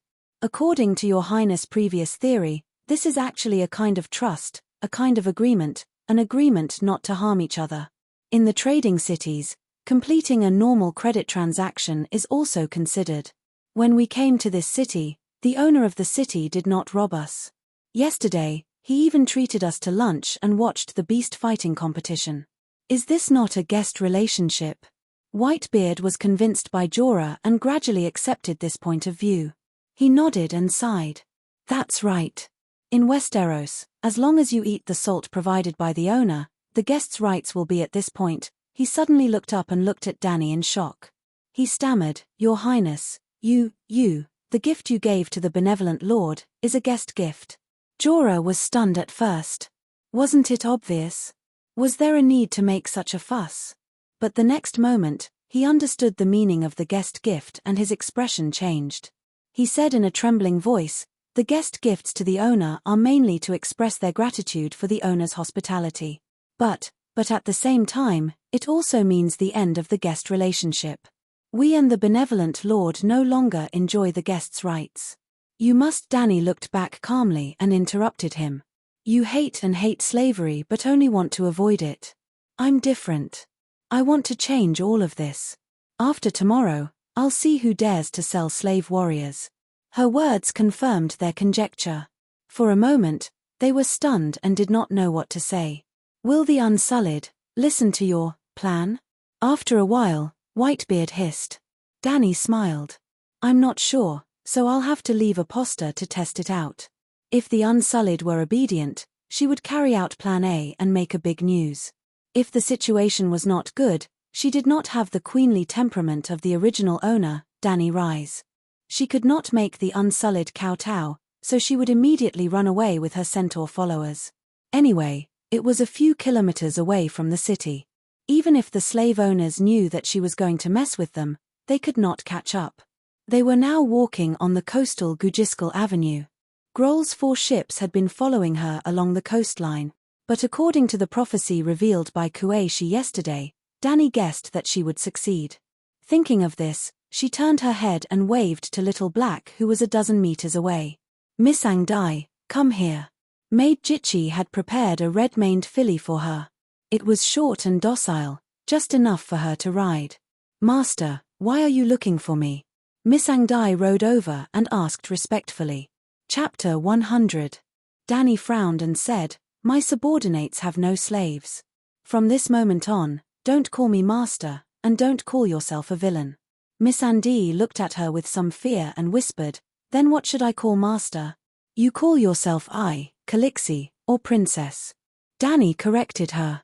"I understand, Calixie." Miss Andy looked at the long line of Unsullied in confusion. "Aren't they slaves?" "Soon they won't be." Danny sighed and did not correct her villain again. She asked, "Are the Unsullied very obedient?" In fact, the benevolent Lord only taught them two things: martial arts and obedience. If you don't allow them to breathe, they will think it's easier than disobeying orders. "What if I order them to become free people?" Danny asked again. "This." Miss Andy hesitated. "No one has ever given the Unsullied freedom. I don't know what they will do. Maybe they will be at a loss and then do whatever you say." Whitebeard interjected, "Westeros prohibits slave trading. If the Queen asks them to commit suicide after regaining the throne, will they do so?" "Yes." Miss Andy's eyes dimmed and she whispered, "But the Unsullied are very valuable. They can be sold if they are no longer useful." "Ha ha ha, don't worry, Whitebeard is joking. I said that my subordinates have no slaves. They will all become free people." Danny comforted the little girl and asked curiously, "You don't want them to commit suicide? Is one of them your friend? Did she really have a relationship with Grey Worm?" But she was only 10 years old. No, I don't. I don't have any Unsullied friends," the little girl said with difficulty. "Did your relatives also become Unsullied?" Cora asked in surprise. Yes, Miss Andy lowered her eyes and whispered, "I have 3 brothers who have become Unsullied, knights. But you are only 10 years old. The Unsullied training takes 10 years. Danny was puzzled. "This lowly one was sold to Astapor with my brothers when I was 1 or 2 years old. Of the 5 brothers, only 2 completed the Unsullied training. This lowly one had some talent in languages and became the benevolent Lord's secretary," Miss Andy said sadly. Danny leaned over and patted her little head sympathetically. She asked softly, "Then do you still remember your hometown, Nass Island? When I was 3 years old, a brother described an island as beautiful as paradise to me. After he died, no one told me about it again.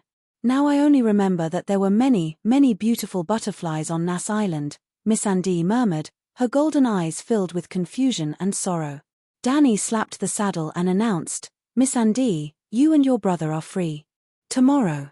In a few days, I will arrange for a ship to send you back to Nass Island, to your hometown. You can see for yourself how beautiful the butterflies there are, and see the paradise your brother once described." Unexpectedly, the girl did not cheer when she heard this. Instead, she looked terrified and said in a panic, "This lowly one wants to stay, to serve you." "You."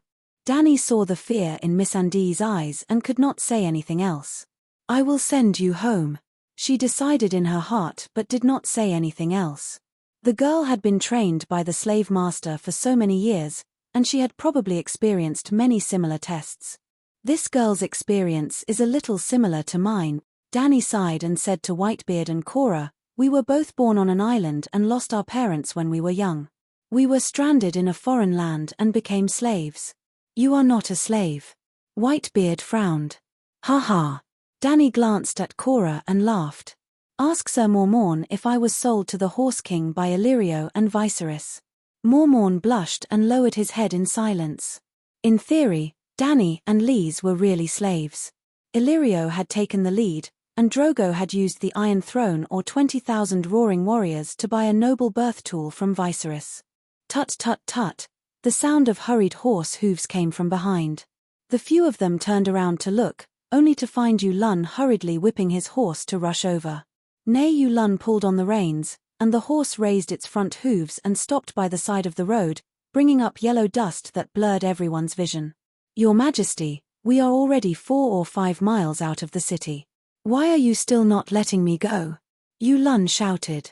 "I'm the one who finds it strange." Danny frowned and waved her hand to remove the dust from her mouth and nose. "Why are you still following behind my team?" Yulun was stunned for a moment before saying, "I can leave. But, where are my sailors? Didn't you promise that you would release them together? Your pirate crew is at the city gate. Didn't you see them?" Whitebeard asked. No. Yulun was confused. I thought, hey, you went the wrong way. Cora laughed. We left from the main gate of Astapor, but your crew was at the gate near the dock. Yulun, Danny was also amused. You followed us for more than an hour, and now you realize? Damn old man, you are so bad. Yulun pointed at Whitebeard and scolded. This guy only said that my men were outside the city gate. Whitebeard stroked his long white beard and said helplessly, we took the land route and had to go north for thousands of miles to enter the Sea of Grass. Didn't your men take the sea route back to the Westeros? Of course they had to stay at the dock. You left Serenity behind. Yulun was surprised. You wish. The ship is mine. Grohl's 3 ships were cargo ships, but Yulun's ship was a warship. Danny still wanted to keep it to seize control of the sea, so why would she give it back to him? Then how do I go back to the Westeros? Swim back. Yulun sneered. Her Highness left 500 gold coins for you. You can let your sailors work for the ship. No matter what, it will be enough for you to go back to the 7 kingdoms without worrying about food and drink, Whitebeard said. Yulun looked deeply at Danny, then rode away. Danny looked around and said, it's about time. We will set up camp here today. When they left Astapor, there were fields on both sides of the road. They planted wheat, fruits, and olive trees. After walking for more than an hour, the road began to grow weeds, and the wheat fields disappeared. It was a wilderness. Whether or not the Unsullied were the strongest had yet to be verified, but their discipline and obedience were definitely the best in the world. Danny gave the order, and in just half an hour, they changed from a marching group of 5 to a square formation of 100 on the grassland. One had to know that the entire team was 3 kilometers long. Danny didn't need to shout at them one by one. She only needed to let the few dozen people in front understand her meaning, and the Unsullied would pass the order down. Because of this, Danny understood that even though they were all Unsullied, they still had a relatively complete military rank system. In stark contrast to the Unsullied, the nearly 1,000 centaur slaves had their shackles removed, but the slave collars still hung around their necks. Danny was prepared to use the centaurs, who weren't that servile yet, as an example, so she also had the centaur slaves form a 100 by 10 formation on the other side of the Unsullied. In the end, she saw a puddle of mud. The centaur line was like mud. Helpless, she could only have the centaurs hold hands and form a circle around the Unsullied army. In other words, more than 900 centaurs surrounded the Unsullied army. After another hour of tossing and turning, Danny had more than 200 centaurs scatter around to prevent any caravans from accidentally intruding into their camp. Yep, there were only about 60 dragon horses left. Later, Danny had Cora buy 100 more from Aposta. Basically, every male centaur was given a horse. The women and children rode on cheaper and more docile mules. Riding slowly in front of the Unsullied formation, Danny shouted at Kue Luo and the others, release the true dragon's chains. Hiss! The 3 young dragons that had been trapped for 3 to 4 days raised their heads and cried out. Then, they kicked off with their legs and flapped their cotton-sized wings vigorously. With a whoosh of the wind, they leaped into the air. Hiss, hiss, hiss! The 3 young dragons the size of ponies circled above Danny's head. Under the noon sun, the shadows cast by them flickered on the faces of the Unsullied and the centaur slaves. The centaur slaves had expressions of fear and reverence. The granite faces of the Unsullied also changed to surprise, reverence, curiosity. Blackie, listen to my orders. Later, bring your brothers and breathe fire together. Danny told the black dragons in her mind to prepare the background music. The mother of dragons was about to make a dazzling appearance. Then, she picked up a metal horn from her saddle and shouted at the top of her lungs, I am Danny Rise of the Stormborn, heir to the Targaryen dynasty, Khaleesi of the Great Plains, Mother of Dragons. Finally, after Mother of Dragons finished speaking, Blackie immediately opened his mouth and roared with all his might. Hiss! Then, with a boom, he spewed out a blood-red dragon flame that was 7 to 8 meters long. Hiss! Boom! The white and green dragons also roared and breathed fire. 3 brightly colored dragons and 3 billowing dragon flames seemed to form a flaming crown above Danny's head. Whether it was the Unsullied, the centaur slaves, or even Whitebeard and the others who had just joined the team, they were all shocked. After playing the special effects, Danny raised her hand and the 3 dragons stopped roaring and spewing dragon flames. She shouted into the horn, "There will be no more slaves in my team. Now, I can cut off the slave collars on your necks, as long as you say I want freedom loudly." She deliberately said this sentence in Dothraki and Valeglia 4 times each. Yes, the square formation had 4 sides. Although she couldn't guarantee that everyone could hear her, at least 40% of them understood her words. Then, Danny's little silver horse came to a centaur slave and asked loudly, "Slave, do you want to continue being a slave, or do you want to become a free centaur again?" The middle-aged centaur was a little confused. "I'm just a simple centaur. I've never experienced this kind of trick before. Khaleesi, give me a hint." Danny didn't care. She raised the horn and shouted in the direction of the Unsullied army, "Freedom must be fought for by yourself, even if it's the simplest sentence. Now, slave, continue being a slave. I'll send you back to Astapor. Shout I want freedom, join my Khalasar, and fight for the mother of dragons." The horn rumbled in the centaur's ears. He was so scared that he almost peed his pants. But Khaleesi's hint was so obvious he definitely wouldn't want to go back to Astapor. "Then I'll do whatever she says. Anyway, I'm a slave. I have to listen to Master Khaleesi. I want freedom," he screamed with a twisted face. "You're free," Danny announced loudly. Clack. Aggo and Haggo untied the bronze collar on his neck. Chapter 101. With the first person taking the lead, the rest of the centaurs seemed to know what to do. Danny asked once, and they immediately shouted I want freedom. This formed a habit, and the centaurs at the back waited for Danny to ride past them, and without her asking, they would scramble to be the first to shout I want freedom, and then the Blood Alliance Guard and their Nyolu would come forward to untie their slave collars. Danny started to wonder if those guys knew what she was yelling at them. But it didn't matter, the atmosphere was very lively, and it felt like a revolution was underway. Her slave liberation movement was off to a good start. After about 2 hours, Danny circled around the Unsullied army, and with the help of 20 centaurs, more than 900 slaves regained their status as free people.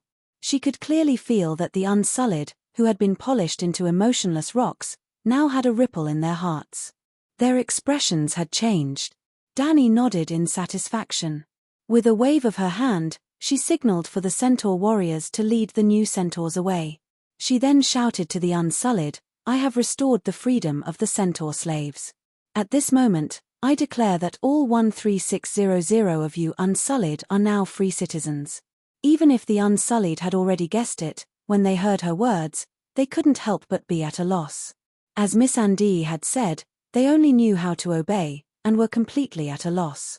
Danny of course knew that a single sentence wouldn't be able to free them from their servitude, and today's big show wasn't to help the Unsullied unlock the shackles in their hearts, but to set a glorious and great goal.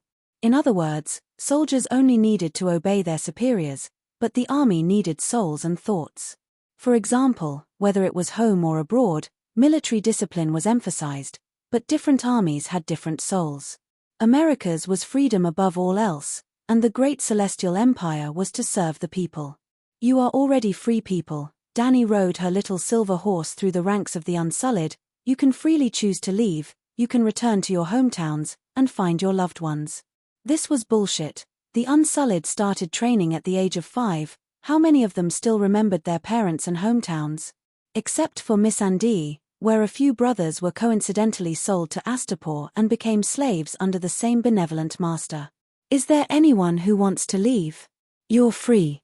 Danny came to the front of the formation, stood on the saddle, and raised the harpy's finger, letting everyone see the proof of ownership of the Immaculate Legion. "Did you see that? These are the shackles on your body, the slave collar around your neck." Just like that, she stood on the horse and went back and forth in the ranks 10 times. All the eunuch soldiers saw her movements.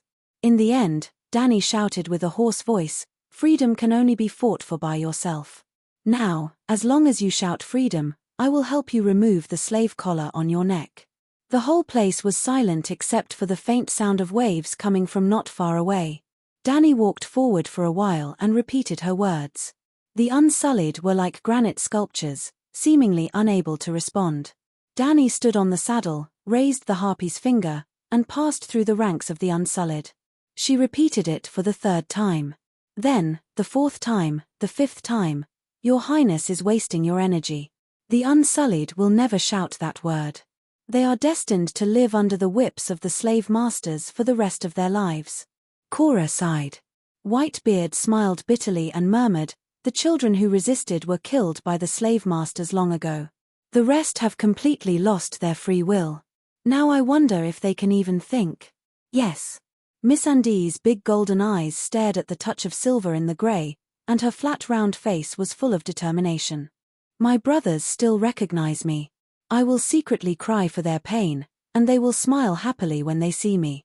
When Dany endured the burning pain in her throat for the 58th time and shouted that sentence with a changed tone, an Unsullied on the left side of the little silver horse whispered, I want freedom. Dany stamped her right foot, and the little silver horse obediently stopped. She looked at the Unsullied and said in a hoarse voice, your voice is not as loud as a woman's. I can't hear you. From. As if it was the first time he had learned the word, he said it with difficulty, but his voice was loud and clear. I heard it, but I couldn't hear it clearly. Dany was still holding the harpy's finger high. Sweat slid down her cheeks, and her Dothraki vest was soaked. Freedom, I want freedom, the Unsullied shouted. You are free. Dany nodded and urged the little silver horse to continue forward, repeating that sentence for the 59th time. Then, scattered cries of freedom, I want freedom rang out in the ranks. Dany smiled happily and shouted, you are free. Then, she moved forward for a distance and repeated the previous sentence for the 60th time.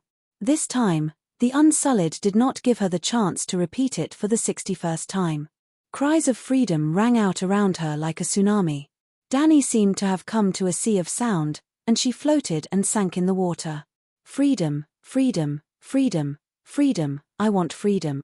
Missandei's face was full of tears. Like a small splash, she could not help but merge into the sea. Crazy, they are all crazy. Let's go and protect Calixi. Cora's face suddenly changed and anxiously shouted to the Blood Brotherhood. No need. Whitebeard stopped him and the centaur. Looking at the petite figure in the boiling crowd, he said with a complicated expression, Her Highness is the safest right now. Even the gods can't hurt her. The terrifying sea of sound lasted for nearly 10 minutes. Dany's empty left hand kept pressing down. When the Unsullied calmed down again, she shouted, all of you, 13600 Unsullied, you are all free. Dany urged the little silver horse to quickly come to the front of the ranks and shouted, Dracarys, Valeglia, Dragon Flame. It's more stylish. As she spoke, she threw the whip high up in the air. Boom boom boom boom, Big Black arrived just in time. Scorching dragon flame spewed out, and bits of golden liquid sprinkled on the grass. The Unsullied at the front of the ranks saw that the gorgeous harpy's finger was only left with a twisted and charred dragon bone. At this time, they strictly obeyed Dany's orders and did not shout freedom again, but their eyes seemed to be even more scorching than the dragon flame. You are free.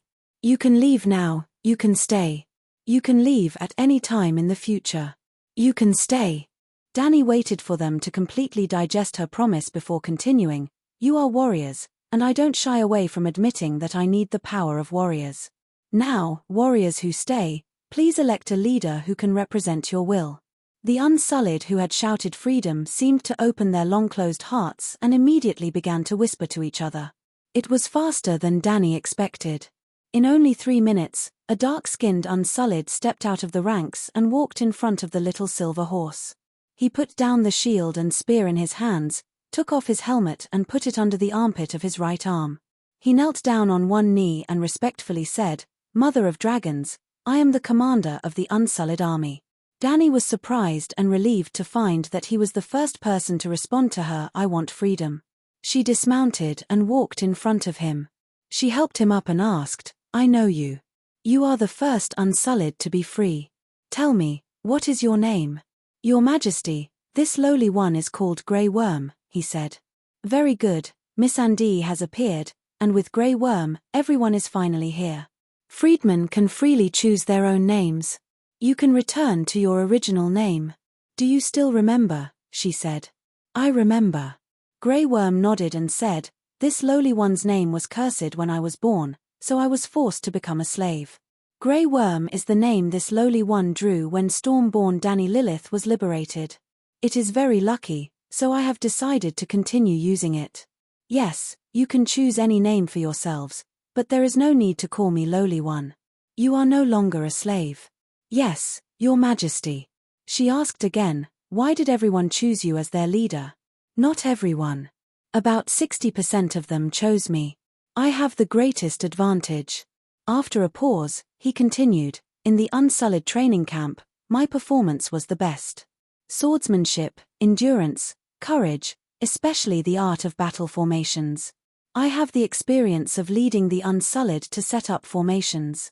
So that's how it is. Dani nodded and said to him, call the other warriors who were recommended but were not chosen. Grey Worm turned around and said a few words to the Unsullied in the first row, roughly conveying Dani's words. In just a few minutes, more than 30 Unsullied walked out one after another. The Unsullied army had a strictness that surpassed Dani's imagination. She began to believe that the Guji's army could really fight Valeglia head-on. The current Unsullied could be considered a monkey version of the Guji's army. It was said that the two empires had been fighting for several decades, and there had been a total of 5 large-scale battles. The first and second battles had been initiated by the Gujis. They wanted to conquer Valeglia and seize their dragons. The Unsullied's training method was simulated in the Guji's army. When they met Dani, those who were not chosen all took off their helmets like Grey Worm. Dani had those people stand in the front row of the Unsullied, while Grey Worm stood alone in the front row. Then, she stood in front of Grey Worm and said to all the Unsullied, I said that I need warriors. You are now free people. You can choose to go home or stay and fight for me. I am willing to fight for the Mother of Dragons until the last moment of my life, Grey Worm said with a resolute expression. I am willing to fight for the Mother of Dragons. All the Unsullied who heard Dani's words, whether it was the commanders or the ordinary warriors in the back, did not hesitate at all. Dani pressed down with both hands, calming them down, and said solemnly, you don't even know what I want.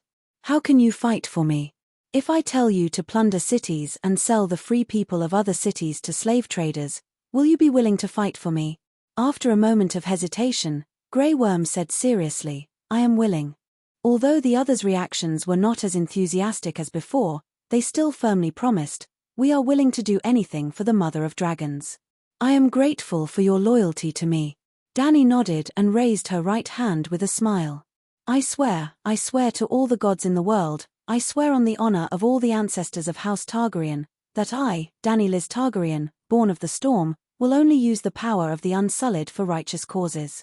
Righteous causes, things that benefit the majority of humans, do not include helping Targaryen fight for the Iron Throne. Chapter 102. Yulun giggled as he raised a finger and said softly, my asking price isn't high. A longboat, a weapon that can control a giant dragon, only one boat. It's worth it. Even if you didn't say it, I can guess that the weapon is in that woman's hands. Grazdan clapped his hands in frustration. I didn't think we'd all underestimated her. She pretended not to speak Valyrian and hid her true wealth. Otherwise, with her desire for the Unsullied, we would have been able to trick her into giving up the weapon. Krazini's face turned red and green. He gritted his teeth and said, send a letter to Kayuan immediately. Tell them what can they do. Yulun interrupted him and sneered. That bitch has 13,000 Unsullied. Can Kayuan's slave soldiers stop her? There's no need for war. She can't afford to feed 15,000 people. If we force her to use, what is that weapon? Tell me. Seeing Yulun's carefree attitude, Grazdan's eyes turned dangerous. He threatened, remember your status. Don't force us to do what the benevolent lords are willing to do. If we're outside the city or on the sea, I'll definitely train you into an obedient slave. Even if I have to make you lick me, you'll gladly do it. If we're on the sea and my serenity is still here, I can easily cut off that thing between your legs and offer it to the god of storms. A vicious thought flashed through Yulun's mind, but he still shook his head and said, a longboat, I'll tell you everything. Similarly, my crew and I will have a place to stay. That's the basis of our cooperation. Just as the benevolent lord said, once we're at sea, Who knows if you'll keep your promise? Without a ship of my own, I won't explore Valeglia again. The 8 benevolent lords looked at each other and quickly came to a decision. Krasini stepped forward and promised a new Gith warship. There were 3 types of ships. The first type was like the Sidurian that Danny was on. They were flat-bottomed ships with large bellies. They could carry a lot of cargo and wouldn't capsize easily in a storm. Their weaknesses were as obvious as their strengths. They were too large and relied entirely on the wind to sail. They were slow and prone to collapse when there was no wind. The second type was warships. Most of them were long ships with long and narrow bodies. They were powered by both wind and oars. The collision angle of the ship's bow was specially reinforced. In a boarding battle, it could pierce into the enemy's hull like a blade. Not only would it injure the enemy's ship, it would also form a stable springboard. Armed longships were mainly used to seize control of the sea. Due to the high requirements for the wood used to build the ships, the capital ships were also extremely expensive. After the Battle of Red Cliffs, Cersei spent 1 million gold royals to rebuild the royal fleet and only managed to build a dozen or so armed longships. But the warships were small and couldn't carry too much cargo. Yulun had robbed so many eastern merchant ships, but Danny didn't find a single piece of silk or a jar of spices on the Serenity. Obviously, he threw away those cheap things. The third type was similar to the Summer Sun in the Blackbeard Gloria fleet. It had sails, oars, and a huge warehouse. Oared merchant ships. They had a certain escorting ability, but their speed was relatively slow and their impact was weak. They couldn't gain control of the sea. The new Gith warship that Krasini promised was a standard armed warship. It was also the ship that Yulun wanted the most. Oh, the new Gith armed clipper. Yulun's interest was piqued. He leaned forward in his chair and asked curiously, a new boat or an old one? How many oars? 300 oars, more than 10 years of service, the slave owner said. 10 years. Yulun frowned. It wasn't that the wooden ship couldn't be used for more than 10 years. The key was service, which meant that it had been fighting pirates and had been injured many times. Maybe after the new Gith Iron Legion was eliminated, it was sold to the Astapor people at a low price? Okay. He nodded slowly and said, that's a dragon's horn. Woo, the low and desolate sound of the horn was like water ripples. The ripples swept across the garden at the top of the pyramid and the entire city of Astapor. Dragon's horn? Yulun got up in shock and ran to the side of the half-meter-thick granite wall in a few strides. He only glanced outside the city gate and his expression changed drastically. Damn it, you trash Gith people don't have any awareness of defense at all. 10,000 troops are at the city gate, and no one came to inform us. The Great Pyramid of Grazdan was only 1 pride square away from the city gate. It was more than 200 meters away. Standing at the top of the 100-meter-tall tower, one could clearly see the Unsullied outside the city with their swords drawn. Report. As soon as Yulun's voice fell, a Gith guard in a yellow silk cloak panted as he climbed up the stairs and said with a sobbing tone, "Good Lord, it's not good. The Queen of the Westeros has led the Unsullied to attack us." What? The good Lord, who was still in shock, was shocked. He said in disbelief, "Is she crazy? Why would she do this?" Krasny stumbled down from the high-back wooden chair, and the gorgeous toka robe on his body immediately slipped off his shoulders. He only took one look below before he collapsed to the ground like mud. "This is impossible, this," he muttered to himself. "Yesterday she gave each of us a precious dragon bone scepter. Why would she attack Astapor?" Yulun's heart skipped a beat. He asked anxiously, "When did she give the gift?" "Before she left." "Bullshit, you fools. That's a guest's gift. It means the end of the guest's relationship with her." Yulun was flustered and exasperated. How could they not notice such an obvious hint? You greedy slave masters had almost squeezed every gold royal out of her. Only a fool would give a gift to show her gratitude. She didn't attack us immediately. Grazdan suddenly woke up and grabbed the guard's collar as if he was holding on to a life-saving straw. He roared at him like he was possessed by a horse. "Is she trying to extort money for her journey home?" No. The Gith guard's black and red hair was in a mess. He cried and wailed, "It's over, we're all over. She doesn't want a single copper coin. She's only here to kill all the slave masters. As he spoke, he held up a roll of parchment. The slave master took it and looked at it. The text was written in Valeglia, and the title was The Seven Great Hatred. Grazidan could barely understand the first few hatred for slavery, cruelty, betrayal, and violation of the teachings of the gods. But at the end, what the hell was hindering the development of civilization and hindering the harmony of society? Yulun also came over to take a look. He did not understand the meaning of development of civilization and harmony of society. He rubbed his nose and guessed, the Targaryens converted to the Church of the Seven Gods 300 years ago. That bitch probably also believes in the seven gods. To the followers of the seven gods, 7 is the most auspicious number. That's why she made up 7 sins. Hiss suddenly, the benevolent masters felt a darkness above their heads. Bam! There was a muffled sound, and snowflakes fell from the sky. Dragon, it's her dragon. Yulun looked up and saw the black dragon hovering more than 50 meters above their heads.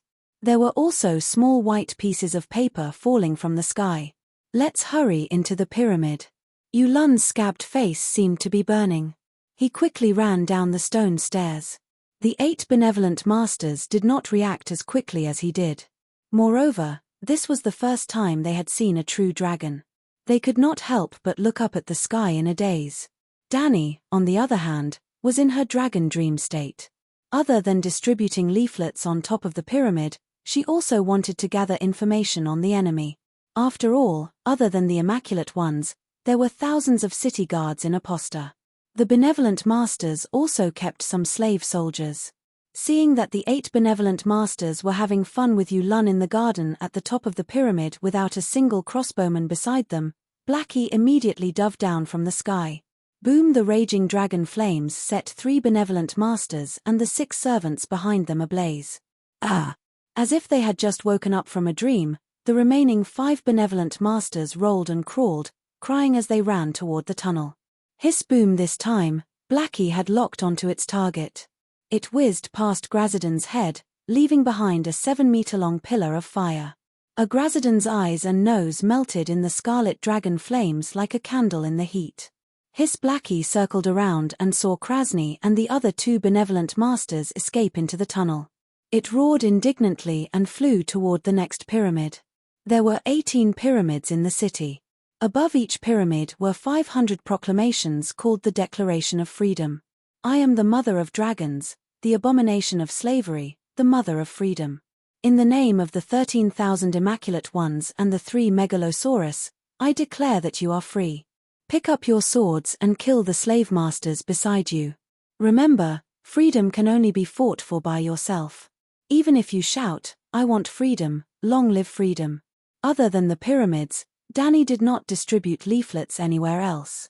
The Immaculate Ones could easily take down a city, but each pyramid was a fortress in itself. There were pitifully few slaves who could read. Probably not many of them could understand the leaflets they picked up, but the slave masters would definitely be able to. The leaflets were actually prepared for the Gith. They would pass on Dani's message to the slaves. For example, they would add heavier chains to the slave warriors. For example, they would whip the slaves to prevent them from rebelling. The slaves were humans. They knew how to read their masters' expressions. They knew how to judge their emotions from their expressions. Those who did not know would have been hung on the wooden platform in the center of the punishment square. Every time the slaves felt the fear in their masters' hearts increase, the fear in their own hearts would decrease. Eventually, the fear would disappear, and they would begin to muster up their courage. Dani divided her troops into 3 groups. They guarded the main gate in the north, the east gate near the Worm River, and the dock area in the west. On the northern city wall, a Gith wearing a bronze helmet suddenly appeared. Using the shield as a shield, he shouted at the motionless army below with a metal trumpet, "Immaculate Ones, protect your master, protect your city, and kill that Westeros bitch who betrayed your oath." The 5,000 Immaculate Ones were motionless like stone statues. Only the white flag with a black dragon on a white background fluttered in the sea breeze. Chapter 103. The one who was encouraging the Unsullied to rebel was Dani's old friend, Krasny. He wasn't the #1 slave master in Astapor, so the black dragon didn't treat him as the first target. After coming down from the pyramid, the first thing he did was to bring the 8 old harpies' fingers to the tower above the city gate. He hid behind the shield and raised the dragonbone whip and shouted. Once, the 8 good masters used their respective ancestral harpies' fingers to control the Unsullied for decades. Each whip represented the supreme authority of the good masters over the slaves. Countless slaves gave their unconditional loyalty under that whip. But now, tap, tap, tap. Apart from the fluttering of the military flag, there was the crisp sound of horse hooves. The center of the Unsullied's formation silently opened up a path on both sides. Dany rode her little silver horse slowly to the front of the army. About 30 meters away from the city gate, Whitebeard and Missandei followed behind her. The brawny Bevos held a wooden shield that was 2 meters tall and 1.4 meters wide in front of the little silver horse. Today, Dany still wore her Dothraki braid with 3 bells tied to the braid. Well, Jitchi and Iri agreed that she had conquered 13,600 Unsullied yesterday afternoon. Perhaps, after today, she would add another one. However, she didn't wear a painted vest. Instead, she wore a set of dazzling armor. A 2-handed greatsword with 7 colored gems in its scabbard hung at her waist. The carving was complicated, with porcelain scales. A 3-headed dragon was carved on her chest. The white dragon and green dragon on the left and right, and the black dragon in the middle. The 3 dragons shared a blood-red body. A pure white cloak hung over her shoulders.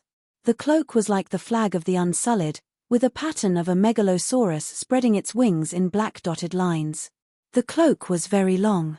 It hung down from her back and covered the little silver horse's hips. The 3-headed dragon armor and the jeweled greatsword were gifts from the Quarrel's blacksmith guild.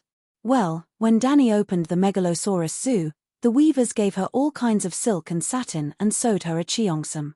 The armor looked gorgeous, but it wasn't very practical. It wasn't even a full-body armor. It didn't have a mask, throat armor, gauntlets, skirt armor, leg armor, knee pads, or iron boots. It was full of holes in battle. However, it was still acceptable to wear it on this occasion. There was a bit of heroism in its beauty, and it had a valiant temperament. Krasny, save your strength. Dany smiled at the slave master who was still shouting and waving his whip. She pulled out the greatsword at her waist and pointed at the city gate tower and gate and shouted, "Soldiers, tell the slave master, who are you?" "Warriors of freedom under the white flag." 5,000 people shouted in unison. Their voices were loud and clear, like a tidal wave that swept through this old and dilapidated city. Freedom. Dany raised her sword and shouted, "Freedom! Freedom! Boom boom boom boom! Freedom! Freedom!" The Unsullied rhythmically hit the ground with the spear in her hand. Every time she hit the ground 3 times, she shouted freedom twice. More than half of Astapor city heard it. Krasny's face was ashen. His eyes were full of despair and disbelief. It was clearly agreed that the Unsullied would not be tempted by anything. Money, women, freedom, and all kinds of worldly goods and spiritual desires. Was that bitch possessed by the 7 gods? The good masters had trained them for more than 10 years. They should have wiped out the slaves long ago. "Woman, what do you want?" Krasny shouted behind the wall.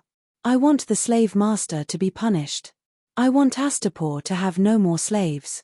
"Impossible, this is Slaver's Bay, Slaver's Bay, Slaver's Bay. The slavery system has existed since the Harpies created the Gith people. Valeglia's Dragon King needs slaves. Free cities need slaves. Great maritime trade needs slaves. As long as humans exist, slaves are indispensable." The slave master seemed to be announcing a universal truth. His voice was hoarse and righteous. "Ha, it's not up to you. Freedom needs blood and fire to fight for. We have this awareness. What about you?" Dany scorned. "Did you hear that?" She pointed to the place where the smoke rose. "Your slave kingdom is wailing. It's about to die. My army doesn't even have to do it." Dany's leaflet gave the slave master fear and gave the slaves hope and courage. The Unsullied's cry of freedom was like a torch lighting a fuse. Finally, someone cut off the shackles in their heart and began to resist. With the black dragon in the sky acting as a reconnaissance plane, Dani could see the situation in the city like the lines on the palm of her hand. "You are treacherous." Krasny looked at the slave warrior who held the shield for him with some fear. His fat cheeks were extremely distorted and his voice changed. "How can I be treacherous?" Dani laughed. "We agreed that you would plunder the small city and then sell the slaves to us." Krasny roared towards the outside of the city, then turned back, took a few steps back, waved to the Gith guards not far away, pointed to his slave and said, "There's something wrong with his eyes. Take him down." "Aye." The slave warrior plopped down on the stone wall, his face red.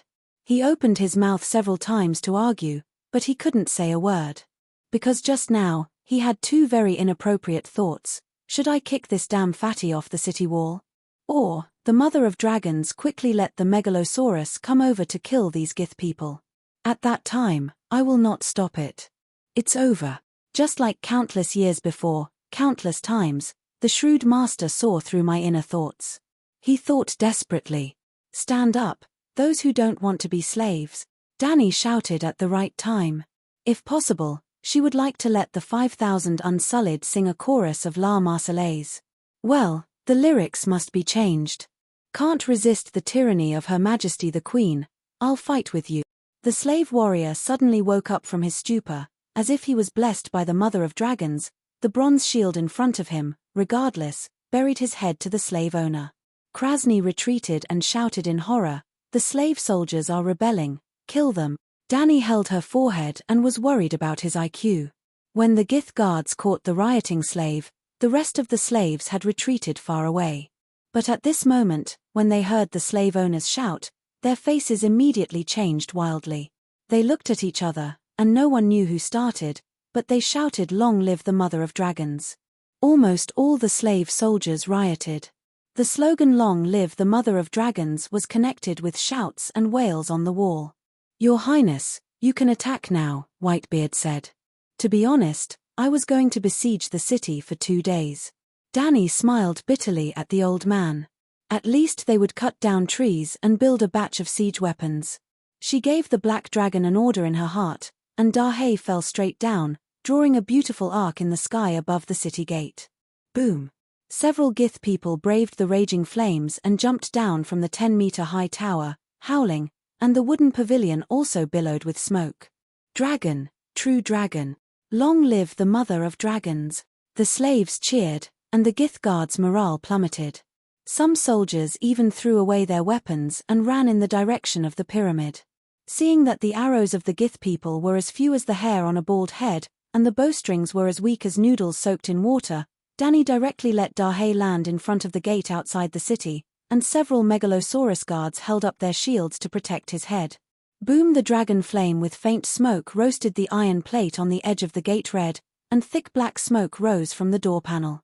The exclamation of the Gith people sounded in the gate hole. Dahe's mouth was like a welding torch, and the hot column of fire burned through the thick wooden door in 10 seconds. Click! The thick hardwood bolt behind the gate was burned, and the gate creaked open to both sides. "The gate is open, let's go." Grey Worm raised his spear and was the first to rush to the gate. The Unsullied poured into the ancient city of Astapor like a flood. Hiss! Dahe jumped up and flew into the sky again. "Long live the Mother of Dragons, kill." Through the eyes of the black dragon, Dani saw that the Unsullied and the rebellious slaves were like a grey tide, gradually drowning the ancient Red City. On the city wall, on the streets, and in the square where the Unsullied had been trained, men and women in toga robes could be seen being killed one by one, and the blood once again soaked the land that had swallowed countless souls. A debt of blood must be paid in blood. The blood of the slave traders and their families washed away the resentment of the undead who lingered in the slave city and refused to leave. They were freed from the wails of their enemies. However, the cause and effect of this debt of blood did not end today. The ghosts of the Astapor people replaced the position of the evil slaves. They wandered in the streets, in the square, and in the pyramids and refused to leave. Only the blood of the woman and her dragon could wash away the resentment of the dead. But Dani had already realized that today was only the first step. Her song of blood and fire had just played the prelude. Your Highness, I didn't expect you to be so bold. We destroyed the birthplace of the Unsullied. Whitebeard was filled with emotion. You are the first person who dares to use such cruel means to say no to slavery. But what about the West Eros? You swore that you would only use the power of the Unsullied to do righteous things. Obviously, you don't intend to rely on them to seize the Iron Throne, although I think your return to the Iron Throne is the most righteous thing in itself. I can't go back to the West Eros. Smelling the thick smell of blood and smoke from the city, Dany sighed. This is just the beginning. Once it starts, it can't be stopped. Cayuan, Meereen, and New Gith are the first wave. Volantis and Queers are the second wave. The entire trading city-state that relies on the slave trade to keep the city running is the third wave. They will come in no particular order, and even form an alliance. Aston, I don't want to destroy Aposta or kill the benevolent lords. My ultimate goal is to completely end slavery. Today, I can give the people of the city freedom. But as soon as I leave tomorrow, a new batch of benevolent lords will emerge from the ground faster than bamboo shoots in the spring rain. Then what about the West Eros? The old man knew that she was right, but the West Eros were his homeland. He missed his homeland and could not bear to see the country he loved being trampled on by a few rascals. You said that this year is the Summer of Ghosts? Dany asked. Yes, I received a warning from the scholars of the City of Knowledge that winter is coming, the old man said. The summer of 2011 has passed. This year is the Summer of Ghosts, next autumn, and the year after that, there will be at least 4 years of winter. So, do you understand? If I really bring 13,000 Unsullied back to the West Eros, what I bring to the people of the Seven Kingdoms will not be peace and prosperity, but a winter comparable to the long night. Looking at the old man's shocked face, she slowly said, Man-made disasters are greater than natural disasters, and war is the greatest man-made disaster. Your Majesty, you have the wisdom and courage of a king, but also the benevolence of a king. You are the child of the prophecy, the reincarnation of Yasuo Ahai, the natural queen. At this moment, the old man's eyes were shining with Dany. Throughout his life, how many kings had he met? But it was only today that he met a wise king. Dany's mouth twitched a few times. Under the old man's burning gaze, she forced a smile and said, The city is in my hands. Let's go in. 4 years of winter. Dream on. The long night is coming. Am I going to the West Eros to feed the other ghosts? Chapter 104. Before departure, Dany had told the Unsullied that only 3 kinds of people could be killed, those older than 12 years old, those wearing toka robes, anyone who attacked the Unsullied, strong women, and slaves who slaughtered children. Most of the Gith who could wear toka robes were related to the slave trade. Ordinary Gith, even free people who were qualified to wear toka robes, would only wear those restrictive clothes on important days. After all, they had to work and support their families on weekdays. If someone dared to attack the Unsullied, even a child could be killed on the spot. Dany did not forget that the 9-year-old bitch killed a 3-meter-tall giant bear with a short sword in a one-on-one fight. This was a different world, not Earth. Even on Earth, there were children who were familiar with AK-47R, not primary school students who loved to eat chicken. When Dany entered the city, the Unsullied guarding the East Gate also followed her into the city. Later, she met Jorah and Captain Grohl in Pride Square.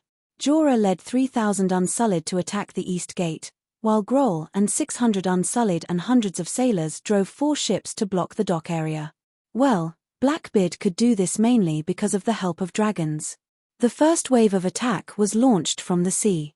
Big Black, Little White, and Little Green attacked the harbor dock. All the ships parked at the dock, regardless of whether they belonged to slave owners or merchants who came to do business, the 3 dragons directly burned the sails and ropes on the masts. After that, the White Dragon and the Green Dragon also hovered above the sea as a deterrent. Your Highness, except for the pyramid, the entire city of Astapor has been occupied by us. Grey Worm and Jorah reported to Dany. What are the casualties of the enemy and our side? Dany asked. More than 30 Unsullied were injured, but none died. More than 2,000 slaves died, and more than 6,000 Gith died. These are not the final figures. We still don't know the situation inside the pyramid. Cora said. The Gith's combat power is so low. Danny frowned. Only 500 Gith guards, the rest are ordinary people without weapons. In addition to the slave traders wearing toka robes, many women and children also, sighing helplessly, Cora said in a low voice, the slaves in the city are almost out of control, and many ordinary people of Guise have been exterminated. Of the 2,000 slaves, no more than 500 died in a frontal battle. As for the rest, the Unsullied killed more than half, and a small half died in the homes of the Guise people. We have tried our best, Your Highness. Whitebeard saw that Danny's expression was not good, so he comforted her. Cora nodded and said, Aston is right. 15 years ago, Tywin dealt 10 times more damage to King's Landing than now.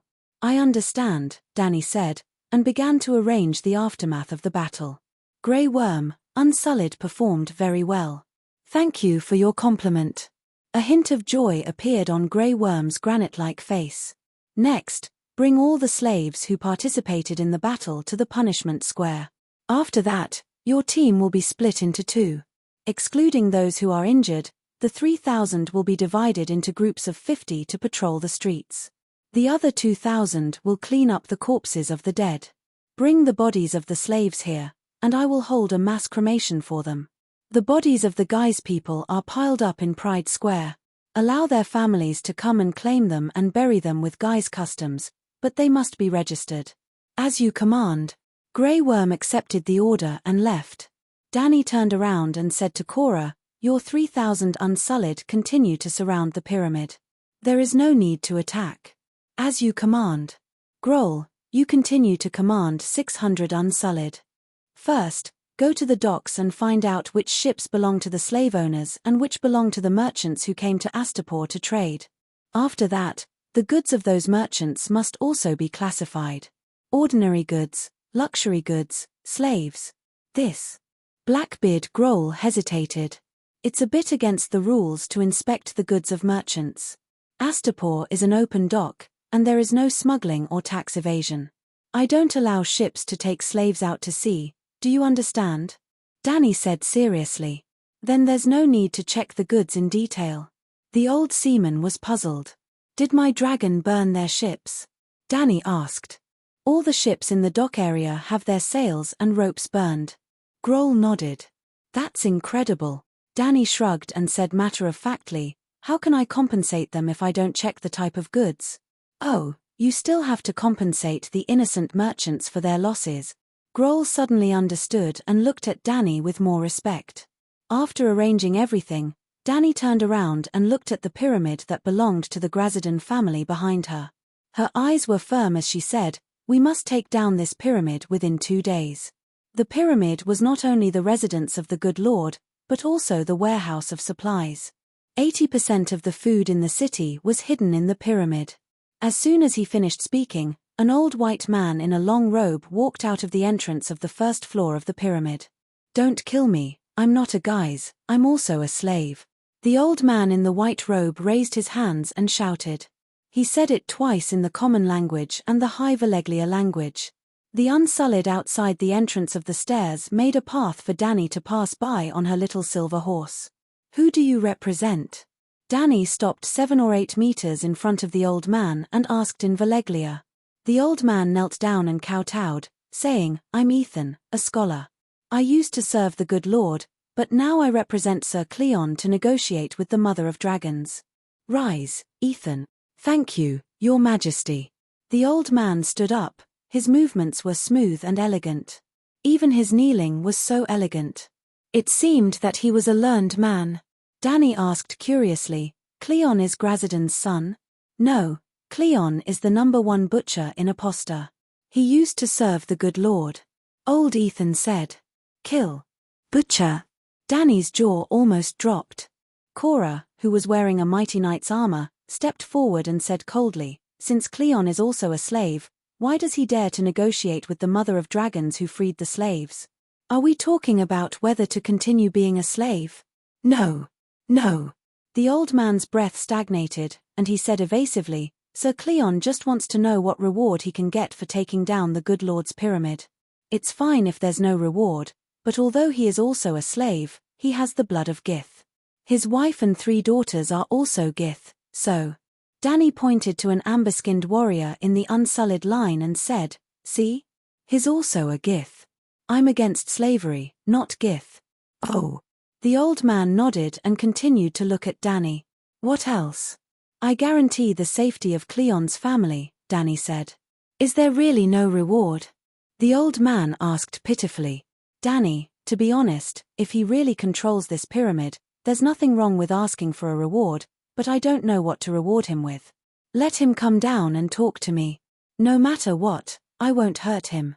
She touched her nose helplessly. "Okay." Ethan nodded and walked back to the Great Pyramid. "Cleon is a speculator," Cora whispered to Dany, with unconcealable disgust in his tone. "Maybe he's a pillar of strength," Dany said. In just a few words, the unsullied under-grey worm had brought the rebel slaves scattered across the city. There were men and women, but both men and women were young. They were still wearing leather or bronze slave collars, and many of them had chains tied to their feet. Under the scorching afternoon sun, their tattered linen clothes were soaked with sweat, and they looked very miserable.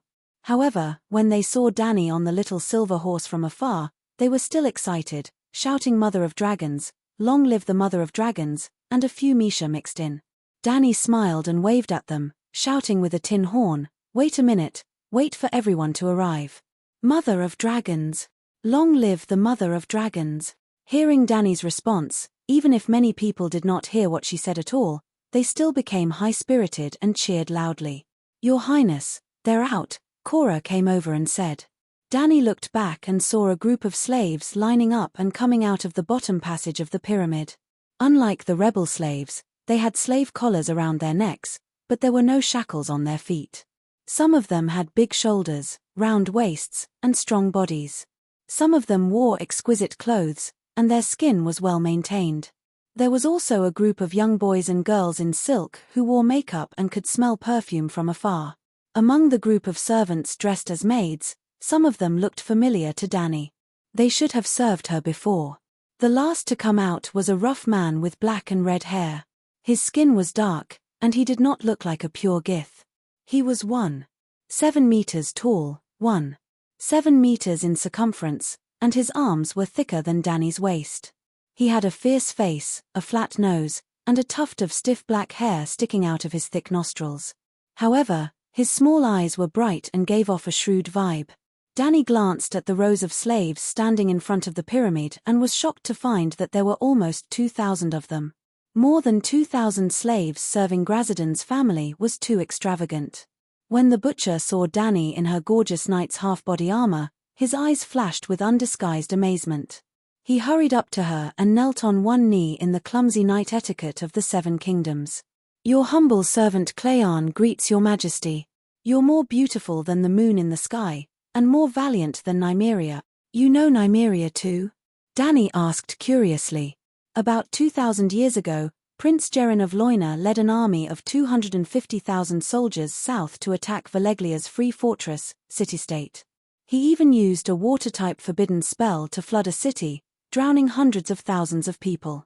Valeglia's dragon king was enraged.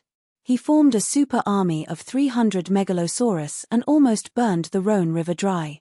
The army of 250,000 was scattered, and Gerrin himself met a tragic end. The army of 250,000 was made up of dozens of Loina vassals, and one of them was a queen named Nymeria. Loina didn't have a unified country, but rather a loose city-state like ancient Greece, where the lord of the city-state could call himself a king. During Valeglia's destruction of the Loina people, Nymeria played the role of Moses, leading hundreds of thousands of her people through many places before finally crossing west to Dawn Hill in the south of the Westeros. Hence, the full title of the King of Westeros was King of the Ancestors, Andals, and Loina. Nymeria was considered the most legendary heroine of the 7 kingdoms, a female prince. For example, Arya Stark's direwolf was called Nymeria. Alright, this wasn't a good example. Dany had just been praised by the butcher as Nymeria. Of course, with the butcher's knowledge, he shouldn't know about the customs of the Westeros. "In front of your majesty, this lowly one dares not lie." In order not to be disrespectful in front of your majesty, this lowly one has specially asked a scholar about the customs of the 7 kingdoms, the butcher said without a hint of fear. You're an honest man. Danny nodded. The honest butcher took advantage of the situation and immediately said dishonestly, this lowly one only has 2 strengths, honesty and bravery. Chapter 105. You were the first to revolt in the pyramid? Danny asked the honest Klein. Klein took out a piece of parchment from his waist and smiled fawningly. I picked this up. You can read. I was a slave since I was young. I can't read, but I can read. I'm willing to say and do anything with a knife on my neck. As he spoke, he pointed at the group of burly slaves behind him and said, through the window, I saw the army and your dragon outside the city, so I joined the kitchen staff to answer the call of the mother of dragons and used a kitchen knife and a butcher's knife to cut down the guards of Lord Grazdan's house. Danny nodded and asked, I will announce that all slaves are free and reward those who have made great contributions in the uprising. Since you were the first to ask for a reward, then I'll reward you first. Tell me, what do you want? Don't worry, you're now a free person and have the freedom to express your inner thoughts. Can I really? Klein's eyes lit up as he asked eagerly. Of course. After a moment of silence, the butcher said, Her Majesty will probably head north next and liberate Kayuan and Mireen, right? You want to return to the Westeros? It's very likely. The porkman's eyes lit up. I'm willing to pledge my loyalty to Queen Dany Rise, just like the dukes of the 7 kingdoms of the Westeros, and help you govern a region. In other words, you want Astapor? This request seemed rebellious, but it was actually more in line with the national conditions of this world, especially the customs of the Westeros. The territory directly ruled by the Targaryen family was the smallest among the 7 kingdoms. In terms of wealth, it was not as rich as River Bend, River Border, or Erin Valley. The 7 dukes, including Duke Greyjoy of the Iron Islands, had a high degree of autonomy in their respective territories. For example, there were often dukes who led the small nobles in their territories to rebel against the king. Under normal circumstances, the small nobles and the people in their territories were far more loyal to their dukes than to the king on the Iron Throne, unless the king had a fire-breathing dragon. In this world where feudalism was popular, if Dany really left Astapor and Slave Bay, she would most likely leave behind a few dukes or kings in these slave states. Therefore, even though Whitebeard and Cora had ugly expressions, they did not scold Klein loudly. Cleon, it's good that you're motivated. Dany first encouraged him, then said, but you should understand that below the duke, there are marquises, counts, knights, equivalent to barons, knights, and freemen. After a pause, Dany waited for the butcher to digest the hidden meaning in her words. She smiled and continued, if you want to reach the top of the pyramid, you have to climb the stairs one step at a time. Of course, it's also possible to directly descend to the top garden. For example, I have a dragon. Riding a dragon, I can ignore all obstacles on the ground. Cleon's expression was a little ugly. He asked stiffly, I can only become a knight. Whitebeard's expression was even uglier. He snorted coldly and advised Dany, the Knights of Westeros represent not only identity, but also noble character. Your Highness, you have to be careful. Cleon squinted at the old man, unconsciously with a trace of murderous intent. Not to mention the experienced Whitebeard and Cora, even the novice Dany noticed it. This porkman was a ruthless character. Cleon, don't blame Aston for being too straightforward. I can announce that as the first slave to revolt in the pyramid, you have noble character and are worthy of being a knight. But a knight also needs knightly skills and the ability to ride a horse while wearing iron armor. Well, you've made outstanding contributions to the Great Pyramid. I'll grant you the status of a knight, half a level higher than a knight. Are you willing to accept? Cleon's stiff face showed a smile, and he shouted, Knight Cleon is willing. In a way, Cleon's initiative to ask for a knight's title also helped Dany a lot. That was to break the existing political structure of Astapor and establish a new Westeros political structure with Queen Dany as the core. To put it simply, Cleon had unintentionally helped Dany to complete a reform. The reason why it was a new Westeros enfeoffment system. Obviously, someone must have mixed too many private goods from the Great Celestial Empire into it. Later, Danny took Cleon to the wooden platform in the center of the punishment square. The slaves' bodies hanging there were still not taken off. Under the white sun, green-headed flies and fat white maggots were drilling between the rotten flesh. The slaves who were not dead were still twitching unconsciously, and a rotten smell with the smell of sin filled the air. Danny endured the nausea and tried to put on a calm expression. She shouted to the slaves and servants gathered around the wooden platform, "Did you see it? This is a slave. Their fate is not in their own control. They have no self-respect and the right to progress. What we want to end is this world that should not exist in the human world." In this slave uprising, Butcher Cleon was the first to respond to my call. His heart, which still longed for freedom, made him make the natural choice to abolish slavery. He set an example for slaves all over the world who are still shackled physically and spiritually. Not only did he liberate his own soul, but he also liberated the Great Pyramid. Under his leadership, 2,000 slaves overthrew the rule of the first slave owner family in Astapor. For this, when he asked me for a title, I agreed. Now, in front of everyone, Knight Cleon will be the first man from a slave to a noble in a day. Danny looked around. More than 10,000 slaves were silent. They all looked at the butcher who waved excitedly to the crowd with complicated eyes. "Cleon, do you know the etiquette of knighthood?" she asked in a low voice. "I know a little." "Okay." Danny straightened her face and shouted, "Cleon." The butcher was stunned for a moment before he knelt in front of her with excitement. "I am willing to pledge my loyalty to Queen Danny Liz." Sheeing. Danny pulled out the long sword at her waist and put the tip of the sword on Cleon's shoulder. She asked, "Are you willing to fight for the liberation of the slaves for the rest of your life?" This oath is a little different from what the scholar told me. Cleon was stunned for a few moments before he felt some pain in his neck. He suddenly woke up. When he saw Queen Danny's impatient eyes, he immediately shouted, "I am willing." Danny moved the blade on his neck to the side and smiled. "Are you willing to be the vanguard of the slave liberation movement?" "I am willing." "Fuck, my neck is bleeding. It hurts."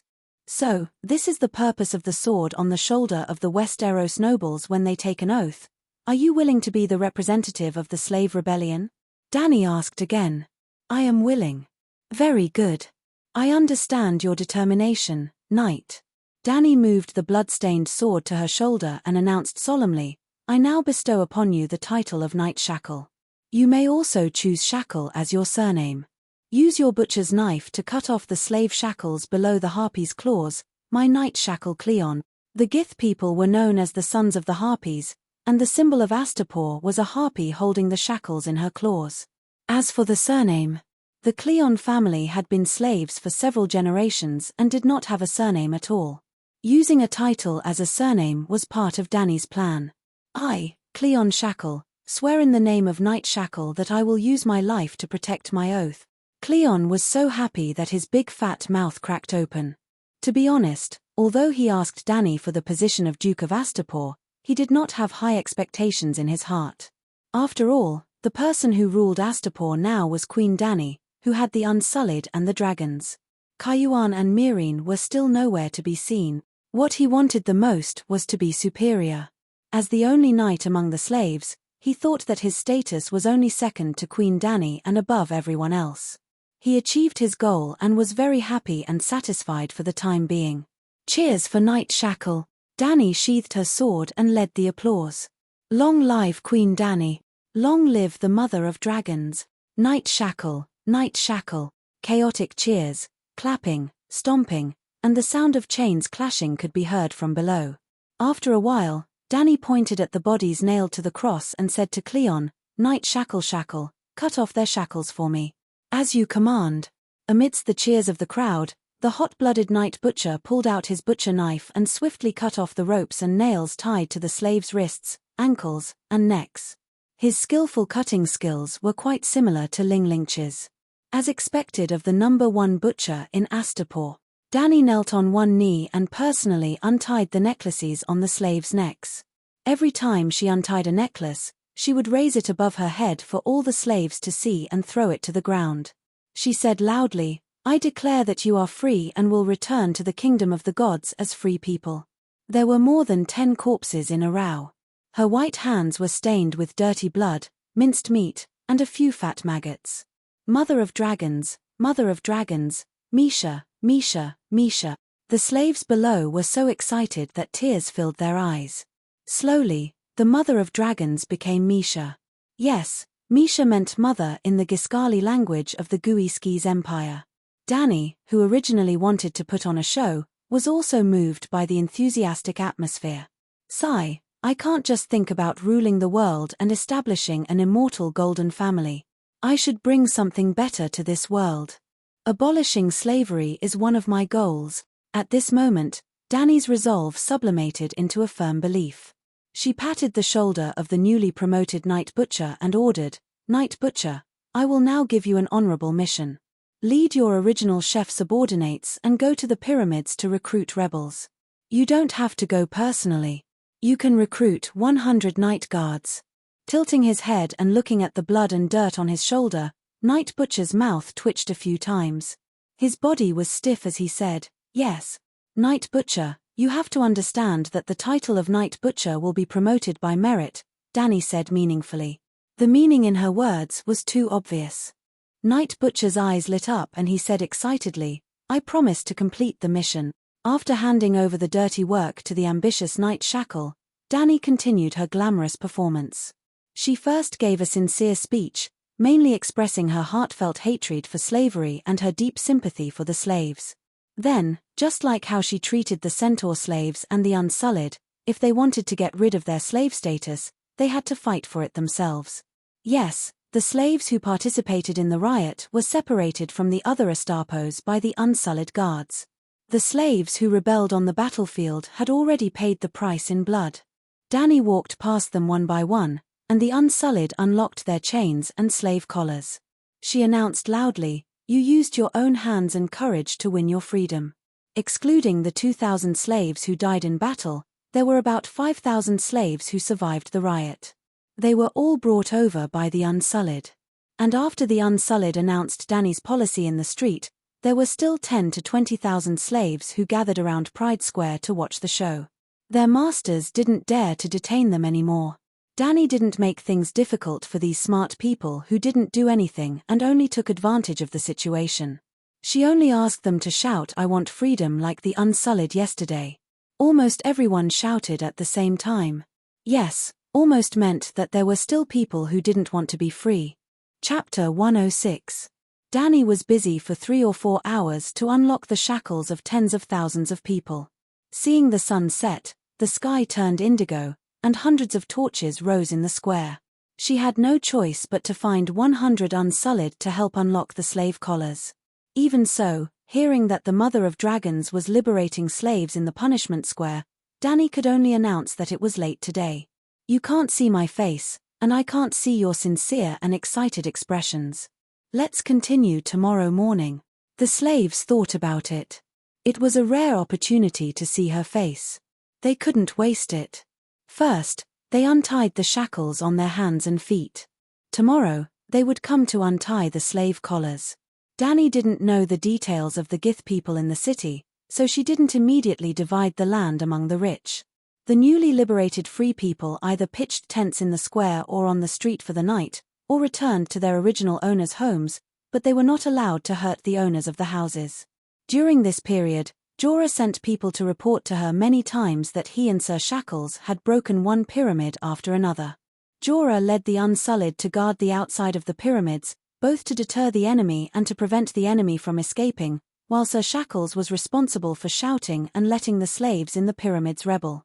By midnight, they had broken down 5 pyramids, all of which were caused by the internal slaves rioting, and then Klein cooperated with them. Those pyramids were like pustules on Astapor's body. When they were squeezed out one by one, Danny had an inexplicable feeling of relaxation and comfort. The last thing that night was to hold a large funeral for the dead rebel slaves. 2,000 people gathered together, covered with firewood and kerosene. Centered on the wooden platform in the center of the square, the bodies were densely piled. Under the light of the fire, Danny held a tin trumpet to mourn the dead. Some of them died in battle, and some died in the hands of the Unsullied, because they jumped from victims to perpetrators. I helped you get freedom, but there is a limit to freedom. Individual freedom can't hurt others even if they were the wives and daughters of slave owners. Dani was exhausted after a whole day, but she was very excited. She did something that could never be done in modern society, and it was particularly meaningful for the freedom of human beings. Finally, for the first time, she no longer missed her life in the modern world. She was a loner without parents, so she might as well let loose in the other world and do things to her heart's content. However, even if they are guilty, they have done a great service. They have made outstanding contributions to the cause of freeing the slaves. Therefore, I will personally send them off as free people back to the kingdom of the gods. I promise that they will be remembered by the world forever, along with the countless rebels who are still alive. Taking a step back, Dani waved at the sky under the gaze of tens of thousands of people. SSSS SSSS SSSS boom, boom, boom. 3 true dragons descended from the sky, and the dragon flames from their mouths ignited the huge crematorium. Boom. Bright red waves of fire soared into the sky. The scorching flames licked everyone's skin. The scorching heat waves formed a strong repulsive force, causing everyone to unconsciously retreat, except for Dani. The high-temperature storm brought with it specks of dark red sparks that blew at her hair. The light from the fire illuminated her face, making it look like a piece of burning iron. However, she stood in front of the flames, unmoving. She seemed to be enjoying it. If it wasn't for the fragrant smell of barbecued human meat, she would have been enjoying it. Kada boom. The wooden platform that used to hang the corpses of countless slaves groaned in the flames and died unwillingly. Just like its master who was struggling in the flames of the great black dragon, just like the decaying system of the ancient city, the slavery system. In blood and fire, a new world will be born, Dani muttered. Little Queen, there's a situation. The muscular Bevis jogged over and whispered into her ear. Originally, this eunuch gladiator kept calling her Little Queen, Little Queen. His attitude and tone also seemed to treat Dani as an underage little girl. Although she was indeed only 15 years old, she was still 1 year away from becoming an adult in this world. After experiencing the sudden changes in the past few days, Bevis' attitude towards Dani became much more cautious. What's the situation? Dani asked. Tonight, she and her army of Unsullied would definitely enter the Great Pyramid of Grazdan. Before entering, she sent the eunuch gladiator to lead the Unsullied and the scholar Ethan to check every room in the pyramid and bring Grazdan's family out.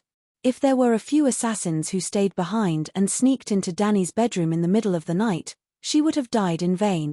The slave owner's family was all killed. Even the children were killed, Bevis said solemnly. What? Dani's expression changed. She gritted her teeth and said, Cleon deserved to be killed. Actually, deep down in her heart, she was cold. Her current rage was more of an act. When Ethan said that he was negotiating with her on behalf of the slaves, Dani had already guessed the ending of Grazdan's family. Would a ruthless character who dared to negotiate with the mother of dragons let go of the slave owner who had oppressed him for decades? However, Dani did not intend to pursue Cleon's responsibility. She deliberately did not immediately send people to clean up the Great Pyramid. It was not that she was so insidious that she wanted the slave owner's family to be cremated, but reality forced her not to start. There were more than a dozen pyramids waiting for her. Obviously, there might be one or a few Cleons in each pyramid. They might not have Cleon's ambitions, but they would definitely take revenge on the slave owner and vent their hatred. After killing Cleon, would every pyramid be attacked as a fortress? The price of killing the rebellious slaves in the streets was different from killing the bandit slaves in the pyramids. In the streets and alleys, the Unsullied killed almost 700 strong criminals and the ferocious and stubborn people of the slave owner's family with the absolute advantage of 0 deaths. However, the pyramids were different. Not to mention how many resources and belongings would be destroyed in the pyramid, how many of her Unsullied would die in the complex environment of the pyramid. Were the eunuch warriors' lives so worthless? Sorry, the balance in Dani's heart was that even 10 slave owners' babies could not compare to one adult Unsullied. It was not Cleon who killed them, the eunuch said. Ah! Dani's expression must have been somewhat distorted at this moment. I've already displayed such a soul-deep acting skill, and you're telling me that it was a mistake. After a long time, she calmed down and asked curiously, did they commit suicide?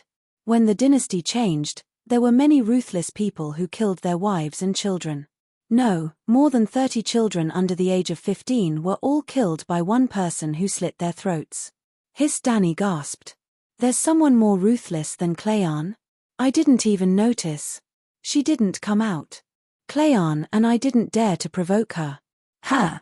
The little girl who killed the bear in the Colosseum the day before yesterday, the bitch. Bevos said with a complicated tone. Grazadon did not have 30 children. Most of those people were his relatives who lived a good life in the pyramids and received the best education. Cleon learned from the scholar about the contents of Danny's leaflet. Although he tortured and killed more than a dozen of the slave owner's relatives, he only locked the children in the spacious study. At this time, Danny climbed up the 100-meter-high pyramid and saw the bitch again on the platform at the entrance of the palace at the top. The little girl sat on the stone steps, her right hand bandaged and her left hand playing with a short dagger. She looked relaxed and happy. Just behind her, through the open door, one could see dozens of corpses lying on the spacious stone floor. Black blood even overflowed the room, leaving dark red wet stains on the hundreds of steps. More than 10 hours had passed. In such a hot environment, the entire palace was filled with the stench of rotting corpses. The bitch glanced at Whitebeard, who was standing in front of Danny with a serious face, and said crisply, I won't hurt the mother of dragons. Danny felt that she was not lying. She pushed Whitebeard away, stepped forward, and asked, why did you kill those children? Many of them were younger than you. The little girl stared at Danny curiously for a while and said, I'm younger than many people, but I still had to enter the Colosseum to fight with the bear. Weren't you there? Danny smiled bitterly and said, I can't refute your words. If you were an adult, I would kill you to maintain the last bottom line of human beings not hurting innocent children. But for you, I can't find a reason to punish you. They're not human. The little girl put on a serious face and said, pigs give birth to pigs, dogs give birth to dogs, and slave owners are all demons. Demons only give birth to little demons. Danny and Whitebeard looked at each other and saw surprise and astonishment in each other's eyes. The slave owner is indeed a demon, but he used to be a human. Later, he slowly degenerated from a human into a man-eating demon. Even if his children are little demons, as long as they are raised in the way of good people, they will become human again. Danny said something that she did not believe, but the little girl showed a skeptical look. What a simple child. She sighed in her heart. What's your name? Do you remember your parents and hometown? I can take you home. My name is the bitch. I don't remember where my home is, and I don't know if I have parents, the little girl said flatly. Danny blurted out, you're not the bitch. Then what's my name? The little girl looked up at her and asked with a faint desire in her eyes. Well. Danny touched her smooth little chin and said thoughtfully, in the Sea of the Sunset, there is a legendary heroine called Nymeria. I hope you can become a great hero respected by people in the future. I don't want to be called Nymeria. She shook her head stubbornly and blinked her eyes that were not beautiful or bright. From now on, I'm Danny Lissy. Ah! Danny was stunned. Whitebeard and Bevos laughed out loud. We can't have the same name. Danny was embarrassed and proud. The little girl chose her name. Did it mean that in her heart, she was more legendary than the legendary hero Nymeria? Danny Lissy evolved from Danny Sai. 400 years ago, the virgin girl of the Targaryen family, Danny Sai, almost changed the fate of the world. At least she changed the fate of the Westeros. Well, now she also began to change the fate of Slave Bay. Why don't you be called Danny Sai? Chapter 107. Your Majesty, this is the Green Saintess of Graz.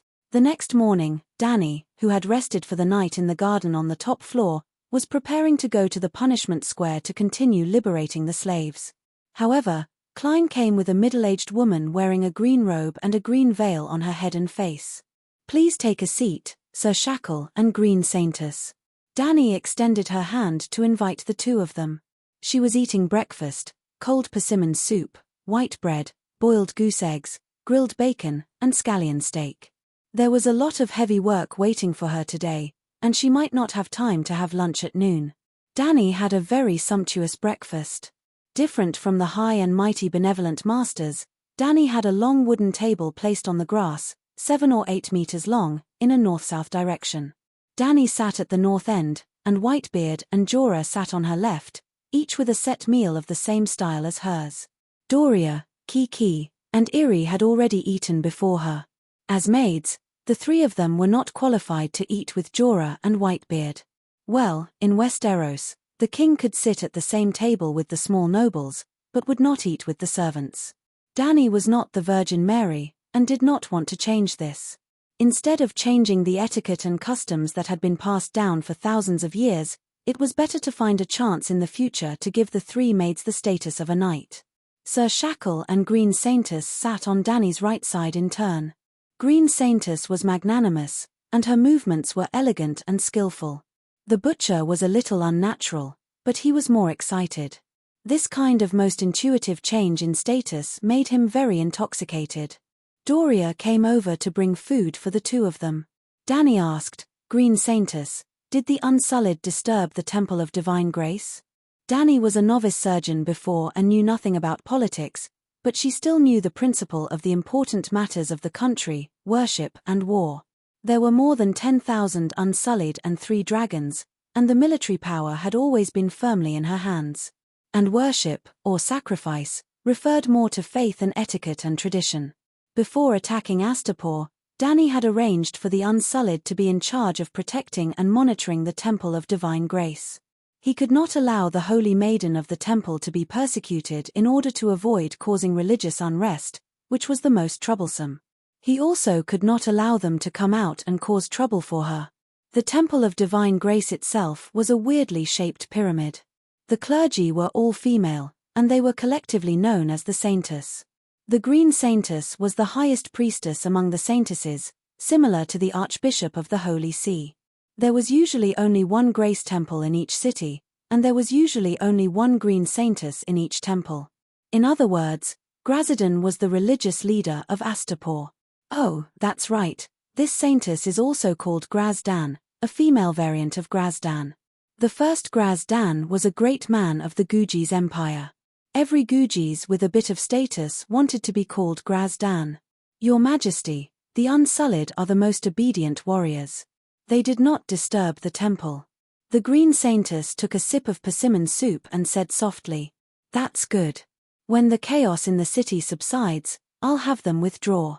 Dany made a promise. Your Majesty, how are you going to quell the chaos in Astapor? I mean, Cayuan, Meereen, Zingis, and the other cities will not sit idly by. The Green Saintess asked nervously. Sigh, I'm not thinking that far ahead. Dany waved her hand and said boldly, I'll roar when I see injustice. When it's time to act, I'll act. Ch 3,000 Unsullied are enough to defend Kola. How many 3,000 do I have? And besides Zingis, who has an iron army, Cayuan and Meereen rely on slave soldiers to maintain their rule. If they have the guts, let them come and see if my Queen Dany's cannons are sharp. Oh, talk big. The more slave soldiers that come, the more warriors that fight for freedom will be sent to me. The more I fight, the more my soldiers will increase.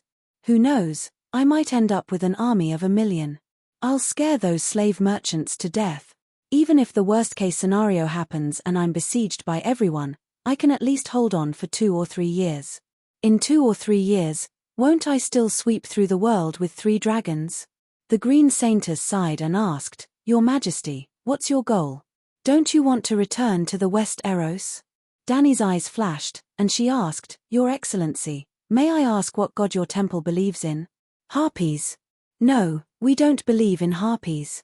In fact, the ancient teachings have been lost.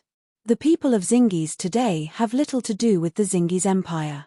The Temple of Divine Grace does not have the function of spreading faith. We exist for the people. Slaver's Bay in the world of ice and fire equals Egypt on earth. Many people thought that Egyptians had always been Egyptians, and some suspected that Egypt's history and pyramids were fake. They did not have a history of 5,000 years, and thought that the pharaohs did not have the tradition of using pyramids as mausoleums. Their reasons were good. If every pharaoh had a pyramid, how many pharaohs had there been in 5,000 years? How could there only be a few dozen pyramids? Many of the pharaohs' coffins were not excavated in pyramids. In fact, the Egyptians were divided into several periods, and the rulers of each period were even different. The line of the ancient pharaohs had long been extinct. Dynasties and nations were different, and their customs and traditions, and even their beliefs were different. Moreover, most of the time, the pharaohs did not establish a unified empire, and their national power was not enough to build pyramids, just like not all the dynasties of the Great Celestial Empire were Han and Tang dynasties. Therefore, although there were many pharaohs, not everyone was qualified to have a pyramid. Or, at that time, the pharaoh's race was not popular to be buried in pyramids. The gods they believed in did not have the doctrine of resurrection from the dead. The Zingis of Slavers Bay were similar to the Egyptians. Although they were called Zingis, they were not the same race as the Zingis of 5,000 years ago. Their culture and beliefs had also undergone fundamental changes. Valeglia would not allow them to have strong and cohesive beliefs. The Temple of Divine Grace has 7 saintesses. The green saintess is the highest priest. The blue saintess is the doctor. The white saintess is a girl of noble birth who learns the skills of a woman in the temple. They can choose to become saintesses of other colors. The pink saintess is an attendant. She can be the maid of noble people. The gold saintess is a scholar. She can educate the children of rich families. The purple saintess can be the housekeeper of rich families. Speaking of this, the green saintess sighed and said helplessly, the pink saintess, the gold saintess, and the purple saintess are all products of the Valeglia era. But now, there is almost no meaning for them to exist. Every generation, the green saintess still needs the pink saintess to serve her. The gold and the purple saintess are almost eliminated. Now, the red saintess is the most popular. What is the red saintess? Danny asked. Ahem. Cora coughed a few times with an unnatural look. His expression was a little awkward. The green saintess expression did not change. She said indifferently, the red saintess is the holy prostitute. We do not avoid the pursuit of physical desire. The most exquisite residence in the temple is the Garden of Desire. The red saintesses wait in the Garden of Desire every night, waiting to be picked by men. If no one is picked, they will wait until dawn. Danny did not pretend to be shy or blushed. She had already noticed that from Slave Bay to Queers, the atmosphere of society was unusually open, revealing half of one's boobs, and drawing erotic pictures on the city wall. These were simply unimaginable in the ancient times of the Celestial Empire. Looking at the Divine Grace Temple's actions, it seems that they do not support slavery, Danny said. But they do not oppose it, the Green Saintess said. But my conscience opposes it. The justice of the world opposes it. The bottom line of human beings opposes it. Any god with a little bit of mercy opposes it, Danny said loudly. I will not oppose you, Your Majesty. The Divine Grace Temple will not oppose you either. I am here this time just to understand your arrangement for Astapor. The Green Saintess sighed. They did not even have a clear doctrine. Such a church's combat power was so weak that it made Danny sympathize with them. I promise, I am only against slavery. If a queen cannot bring a better life to the people, then she might as well abdicate. Green Saintess, I will only make Astapor's life better. Of course, this is for the majority. Danny said solemnly. I understand. It is time to say goodbye. The Green Saintess stood up and prepared to leave. Wait a minute. Danny stopped her and said, I hope that the Divine Grace Temple will be more deeply involved in the city's construction in the coming days. What do you mean? The Green Saintess was confused. No matter how wise a king is, he cannot rule a kingdom alone. When a king rules a kingdom based on his own will, his kingdom is not far from destruction. The Green Saintess was deep in thought. Cora looked at Danny in shock. He did not expect her to say such a thing. Whitebeard looked excited. His eyes were a little watery. I will organize a council to manage this city. Green Saintess, you are qualified to be a council minister. Danny looked at the graceful high priest and asked, Are you willing? Thank you, Your Majesty, for giving me this opportunity. I am very grateful. The Green Saintess replied excitedly. Very good. Now you can perform your duties. Danny smiled. When the Green Saintess sat back down at the table, Sir Shackle asked, Your Majesty, may I ask, am I qualified to be a council minister? Of course, you are the first Astapor noble under my command. Then, Danny let the Green Saintess, Cleon the Butcher, and Cora continue to attack the remaining pyramids. She took Whitebeard to Pride Square to free the slaves. There were even more people today. Excluding the Unsullied, the city of Aposta had close to 100,000 residents. The ratio of slaves to Gith was as high as 7:1. There were more than 80,000 slaves. Well, that's right, Gith had become a minority. Yesterday, 6,000 of them were killed by the Unsullied and the slaves out of control. Only half of Githa's population was left. Not to mention Slavers Bay, even in Volantis, one of the 9 free cities, the ratio of slaves to free people was 5:1. From this, it could be seen how promising Danny's cause of liberating the world was. As long as she stayed calm, she would definitely win. These are the ashes of 2,000 slaves who died in battle for freedom. Under the scorching sun, on the first step of the pyramid, under the gaze of tens of thousands of slaves, Danny pointed to the huge wooden box beside her and said loudly to the iron horn, I promised that their glory would be eternal. Before I untie the slave collar for everyone, I want to announce 2 things. First, no slave owner can punish you anymore. This square will be renamed People's Square at this moment. Who are the people? The people are you, me, all of us. The people are the true masters of Astapor. Long live the People's Square, long live the Mother of Dragons. Misha, Misha. Tens of thousands of people raised their white, black, brown and amber arms and shouted at the top of their lungs. Their voices were so loud that the clouds in the sky were almost blown away.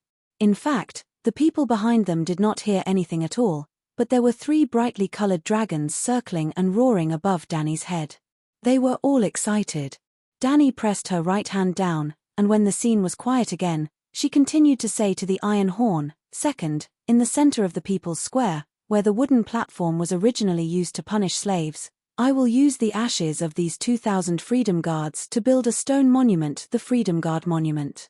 It represents all the fighters who sacrificed for freedom in the past, present, and future, representing their will and representing their glory.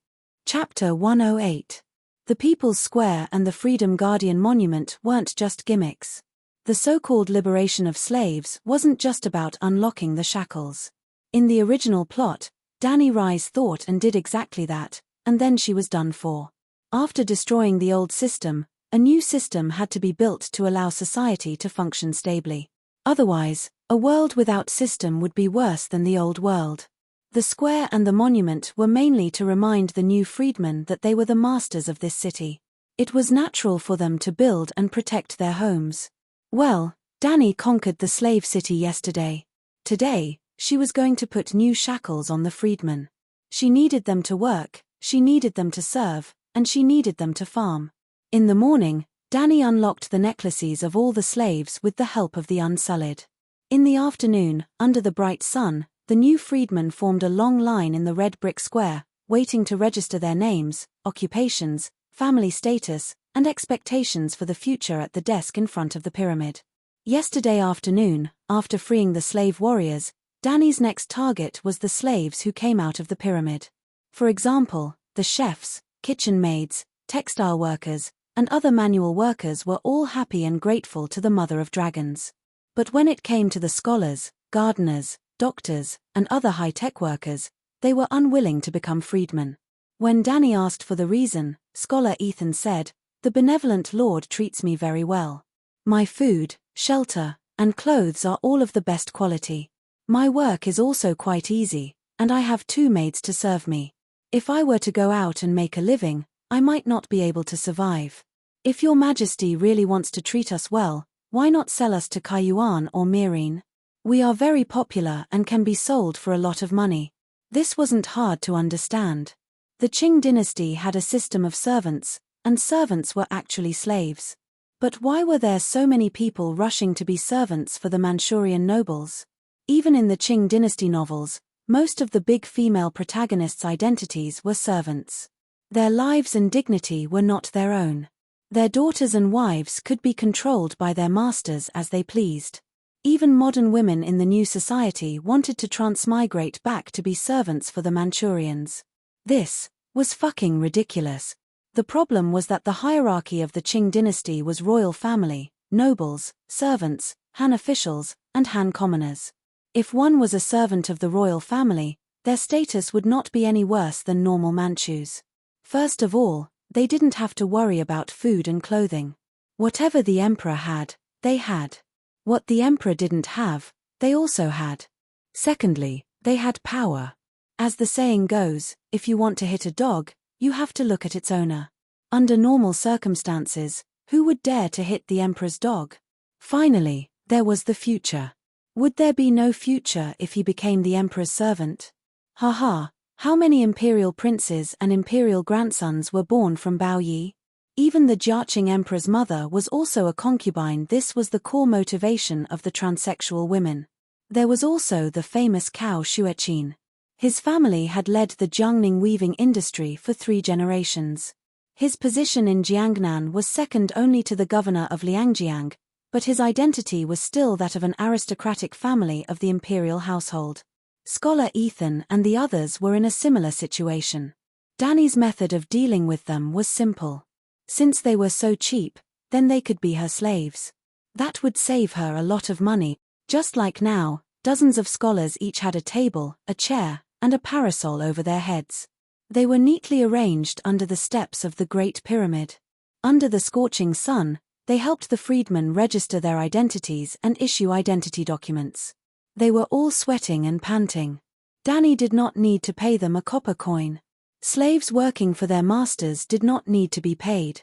However, she did not hide in the Great Pyramid to cool off. Instead, she moved a chair to sit in the middle of the desk and personally answered the difficult questions of the freedmen. In this world, especially in Westeros, the king had the responsibility to meet the complainants at a fixed time. To put it in a simpler way, the king equals the neighborhood committee aunt plus the county magistrate. Those who were wronged, those who encountered difficulties, and those who wanted to talk to the king could all line up at a fixed time to wait for the king's summons. If the king was lazy, he would let the king's hand handle it. For example, Id Stark sat on the Iron Throne and accepted the complaints of Sir Clegane's atrocities from the people of Hedgen, which led to a series of events such as the Brotherhood Without Flags and Madame Stoneheart. Oh, this was different from the ancient times of the Celestial Empire. In the history of the Celestial Empire, which prime minister dared to sit on the throne of the emperor? But here, the king's hand could represent the king and sit on the throne of the emperor. They controlled the country's military and finances, and they also had the power to appoint and dismiss officials. Other than not being able to sleep with the king's wife, they could do anything the king could do. The weight of the prime minister's power was enough to make the powerful ministers of China envious. But in the 300 years of the Targaryen dynasty, including the Robert and Lannister dynasties, not a single king's hand rebelled. They were all very obedient. If the king wanted to kill them, they would kill them. If the king wanted to exile them, they would pack their bags and leave the Westeros without a word. The main reason was that in a feudal country, the king's hand was only the king's hand. They only represented the king. The king's prestige would be greatly reduced if he left the royal territory, let alone the king's hand. If any king's hand dared to rebel, countless nobles would immediately raise their troops and teach them a lesson. In addition to fulfilling her obligations, Dani also wanted to learn more about the living conditions and demands of the people in the process of meeting the new free people. Then, she would try to select a few useful talents. The honest people who didn't have much talent would usually follow the crowd. They would do whatever the Mother of Dragons arranged. The people who really came to Dani either had some advanced ideas because of their own talent, or they were like Cleon, unwilling to be left out and had the heart to climb up. Dani would of course be wary of the latter, but there were no useless pieces on the chessboard. As a chess player, she had to be good at making use of every piece. She still remembered the example of Zanja. She was clearly the heroine of the first people of the Juggernauts, but she only left behind a series of unpleasant names, such as Zebra Face, Infertile, cruel, and so on. She couldn't interfere with the bad things, but she also couldn't not do it. In this way, Cleon and the others could be used. When the Green Saintess came over in a small sedan, she saw Danny bending over the table under the umbrella, writing and drawing on a white sheepskin scroll. She was also talking to the people of the Summer Islands opposite her. You can do it without worry. I will lend you a sum of money without interest. You just have to pay it back within 10 years. If the goods can't be sold, every quarter. Well, once every 3 months, I will buy all the stock according to the market price. Thank you, Your Majesty. The young black girl wiped her tears and kept bowing until she noticed the Green Saintess figure. Then, she left. The people in the queue behind also took a few steps back, leaving room for Danny and the Green Saintess to talk. What does she want to do? The Green Saintess asked curiously. Her name is Lisa. She is a textile worker. Her embroidery skills are not inferior to the weavers of the barbarian palace. Danny handed over a handkerchief embroidered with a beautiful peony pattern and smiled. She wants to open a clothing store, but she doesn't have the capital. She is also worried that no one will buy the goods in the store. I will give her a 10-year interest-free loan to help her open the store. If the goods can't be sold, I will take all the money. The Green Saintess' wisdom told her that Danny's action had a deep meaning. However, her shallow experience and knowledge prevented her from further peeking into the truth. Why did you come to me? As she asked, Danny asked Ji-Chi to pour the Saintess a cup of cool and sweet lemonade from the jar. Danny did not follow the example of other kings and queens who sat on the throne while the audience stood below to show their majesty. Under such circumstances, how could she listen to the truth? Her wooden chair came from the good Lord. Although it was spacious and luxurious, the Saintess opposite her also had a chair. She could talk to Queen Danny face to face. The Green Saintess sat down and looked at the bright sunlight around her. She felt like she was sitting on a burning pit. She wiped her forehead and sighed. Your Majesty, you should receive visitors in the pyramid. The pyramid is too high. Ordinary people can't reach it or see it, Danny said with a smile. The bottom of the pyramid was very low, but it was mostly prisons, warehouses, and servants' residences. Visitors would also be received at the top, which was 100 meters high. When climbing up, they would puff and puff. When climbing down, they would puff and puff. If it were her, she would hesitate to see the cheap queen. Moreover, the trial process without the audience was not a mirror hanging high. The Green Saintess hesitated and said, but the queen receiving guests in the square is too. In a few days, I will transform a spacious hall at the bottom of the pyramid to receive ordinary people, Danny said. The Green Saintess's face changed behind the green silk. Your Majesty, the nobles of Gith used to mummify the bodies of their ancestors at the bottom of the pyramid. Don't worry, Saintess. Danny waved her hand, picked up the porcelain bowl on the table and drank half a bowl of lemonade. She sighed comfortably.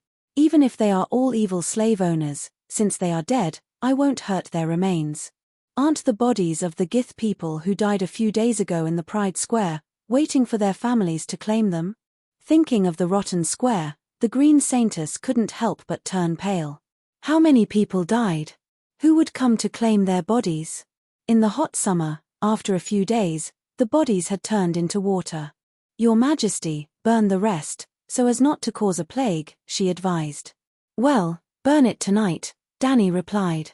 If the Green Saintess didn't remind her, she would also burn it. She had made it clear before that the time to claim the bodies of her family was only 3 days. After 3 days, the rest would be burned immediately. There was a notice on the Pride Square. I will move the coffins in the pyramid to a pyramid. In this way, it will not violate the tradition of the nobles of Gith, but also leave a lot of space for other purposes. Your Majesty is wise. The Green Saintess was very pleased with Danny's intentions and said, I came to see Your Majesty for 2 things. First, there are still 3 pyramids occupied by the nobles. If they are willing to surrender, how will you deal with them? Second, there is the problem with Sir Shackle's style. In the process of recovering the 15 pyramids, 12 families were killed. Only a few families left with children under the age of 5. The nobles in the other 3 pyramids surrendered, but the knights still killed all the adults over the age of 14. Seeing Dany's serious face, the Green Saintess advised, "If you only want to rule Astapor, it is fine. But you have a grand ambition to change the whole of Slave Bay. You know, Astapor is only a border city in Slave Bay. Kayuan and Myrine have more and bigger pyramids, and there are also strong walls outside the pyramids. I have given strict orders to only kill the most heinous slave owners, and never harm their children." The leaflets scattered on the pyramids and the notices pasted on the streets and alleys all made it clear. 2,000 Freedom Guardians died in the uprising, and almost half of them died in the hands of the Unsullied because they violated the bottom line I set, Dany said slowly.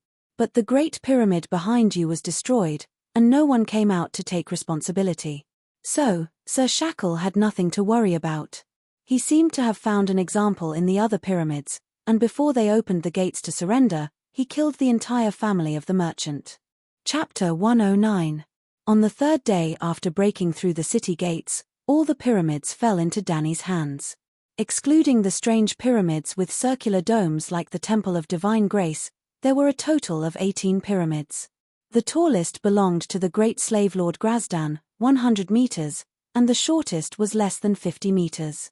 8 of them were exterminated, 4 of them only had a few children under the age of 5 left, and 3 of them lost all their adults, leaving only the minors under the age of 14 alive. In the last 3 families, Dany did not execute a single person because of the appearance of the Green Saintess. In another week's time, the entire city was cleaned up by the Unsullied. Whether it was the new freedmen or the original Guy's civilians, there were more than 123,000 people. Well, the 18 pyramids and the accompanying Colosseum contributed tens of thousands of slaves. The ratio of freedmen from slaves to Guy's civilians was close to 20:1, and Astapor fell completely into Dany's hands. When the document registered the freedmen, they were divided into 5 classes by soldier, farmer, worker, merchant. Simply put, skilled craftsmen were workers, and they could also choose to start their own business like the textile worker Lisa and become a small merchant. For honest people who were unskilled and illiterate, or those who had family ties, Dany would allocate dozens of mu of fertile land to them and go to the Worm River plains outside the city to be farmers. For example, the original slave soldiers and gladiators were incorporated into the militia by Dany, and Knight Jorah was responsible for training them into a regular army. Well, this would also be a process of elimination. The elite militia would be drawn out and incorporated into another team, and the unqualified would become local guards like the police and constables. At present, the Unsullied were still in charge of maintaining order in the city, but their best use was in the War of the Wild Legion, and it was too wasteful to put them in the city as guards. Those who were literate were counted as soldiers, but the taxi under Dany's command and the scholar bureaucrat were 2 completely different concepts. The true power was in the hands of the nobles who could hold a knife and kill people. In this world, there would never be a scholar bureaucrat. Because the social structure of this world was open, it was impossible to live a small life behind closed doors like Hua Xia Chao. Without a doubt, scholar bureaucrats were beneficial to maintaining royal rule. If one wanted to centralize power and become a true emperor, scholar bureaucrats were the emperor's best helpers. But at the same time, no matter which dynasty, when the scholar officials came to power, the power of the country would inevitably decline. It was easy for martial artists to cause chaos in the country, but the military power was really strong. In a relatively closed environment like the Celestial Empire, no matter how weak a unified empire was, it was still stronger than the barbarian kingdoms nearby. As long as the government was clean, most of the time, it could still be a comfortable big brother. But this world is open. If your military power is weak, you can't survive. Therefore, the Westeros City of Learning had been around for thousands of years. Almost every aristocrat had a scholar to guide them. The scholar's knowledge and experience were several times or even dozens of times better than the scholars of the Celestial Dynasty. However, the scholar still could not become a powerful scholar official class. Well, I really don't mean to belittle the ancient scholars of the Celestial Dynasty or to elevate the status of scholars. The scholars in A Song of Ice and Fire were super awesome. Art, literature, mathematics, and agriculture were just the basics. Philosophy, archaeology, astrology, medicine, anatomy, magic, occultism, and so on were all subjects that one had to dabble in. Moreover, the scholars were not just studying. The birth of each scholar was extremely strict, and their action power was extremely strong. They could be used as doctors, as teachers for children, as aides, secretaries, and housekeepers for aristocrats. If there was a war, they could also be used as military strategists. They could do almost anything you could think of. The scholars were not afraid of death and often ran around the world to explore new knowledge. For example, Scholar Marwyn, the teacher of Witch Miri. A Westeros actually went to the Shadowland tens of thousands of miles away to study abroad. Anyone who knew how to read and count was classified as a scholar by Dany. Well, the scholar's scholar was dedicated to serving others. She herself established a staff of 200 people, all of whom were slave scholars who did not want to become free people. Dany did not treat them too badly. She still let them live in the Great Pyramid with 2 maids serving them. The 3 meals a day were only 1 or 2 levels lower than Dany's. Well, the maids were not slaves anymore. They signed labor contracts, had wages, pensions, and medical insurance, the kind of real medical insurance that was completely free.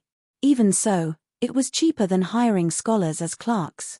If those scholars got rid of their slave status and came to sign labor contracts with Dany, the salary they received would be much higher than the price Dany paid to keep them. I really don't know what they are thinking. Dany complained to Whitebeard. Whitebeard told her that this was normal. In Westeros, the scholars were almost the same as these scholars. They did not take a salary and served their lords for free for the rest of their lives. The aristocrats were also responsible for supporting them for the rest of their lives. Well, they had to let the scholars live a decent life. If the aristocrats dared to insult, abuse, bully, or dismiss their scholars for no reason, the City of Knowledge would also stand up for those scholars. In addition to threatening to no longer provide scholars to the aristocratic families, the City of Knowledge could also punish the other party through the scholars of the King's Landing. Without the scholars, there would be no one to manage the messenger crows. The aristocrats could not even communicate with the outside world. As one of the ministers of the council, the scholars were eligible to participate in the Imperial Conference. Although Dany had artificially delineated the 5 major classes, these new social classes were very unbalanced. Counting the service industry, workers accounted for more than half of the population. There were more than 50,000 people, mostly women. There were 30,000 soldiers. The older ones were 50 or 60 years old, and the younger ones were only 8 or 9 years old. Only a few thousand Jith people chose to be merchants, although they had few businesses and shops. There were too few people who chose to be farmers. Almost all of them were cowardly farming people such as Raza and Naz. These days, except for the Jith people who had families and businesses, the new free people in the city relied on Dany to support them. Although there were sufficient materials in the pyramid, this kind of life of eating from the same pot could not last long. Therefore, she must restore the normal order of the city as soon as possible. In the new society under the new system, the first priority was to clarify the laws and regulations. 10 days after the defeat of Astapor, the mist of the early morning dissipated like a phantom. The red sun was like an egg yolk. Before it rose to the top of the Great Pyramid, the red brick square had begun to heat up slightly. Woo-woo, a long and low horn sounded at the top of the Great Pyramid, and the whole city quickly woke up under a strange power. In the 10 days that the Mother of Dragons ruled Astapor, there were several similar situations. The citizens knew that she was summoning the city's residents to gather in the People's Square. I heard that this is the sound of the dragon horn. The dragon horn can control the Megalosaurus. A new free person whispered to his companion as he walked.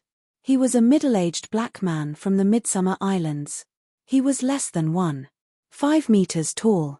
His body was thin, and his hands and feet were agile. He used to be a handyman raised by a benevolent master, but now he was considered a mechanic. Maybe. The handyman's companion was a free scholar. He was a white man in his 40s. He was of medium build and was not very knowledgeable. He was not the kind of high-class slave who lived a good life. However, he was more knowledgeable than his companion.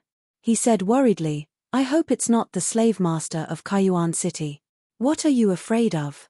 Not counting the newly formed 30,000 guards, Her Majesty the Queen still has more than 10,000 unsullied. I want to join the Queen's Guard. Then I will have a chance to take revenge on the slave traders. I can even become Her Majesty's bugler. The skinny man said. You don't understand.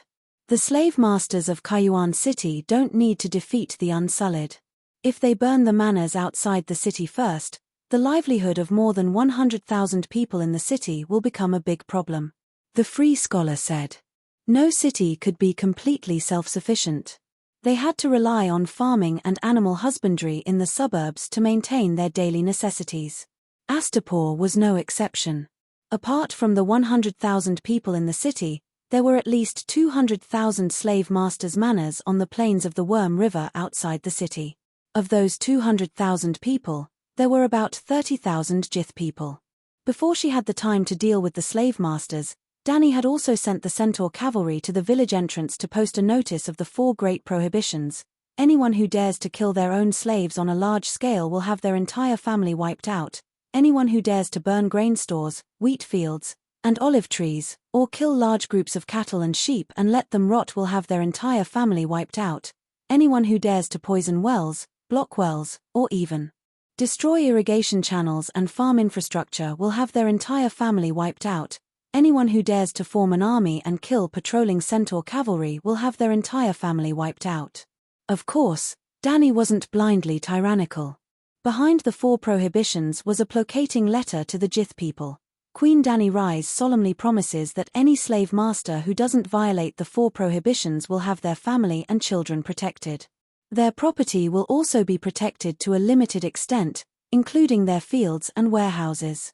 The free scholar and the skinny man didn't know this, nor did they know that more than 20 slave masters had been wiped out in the past 10 days.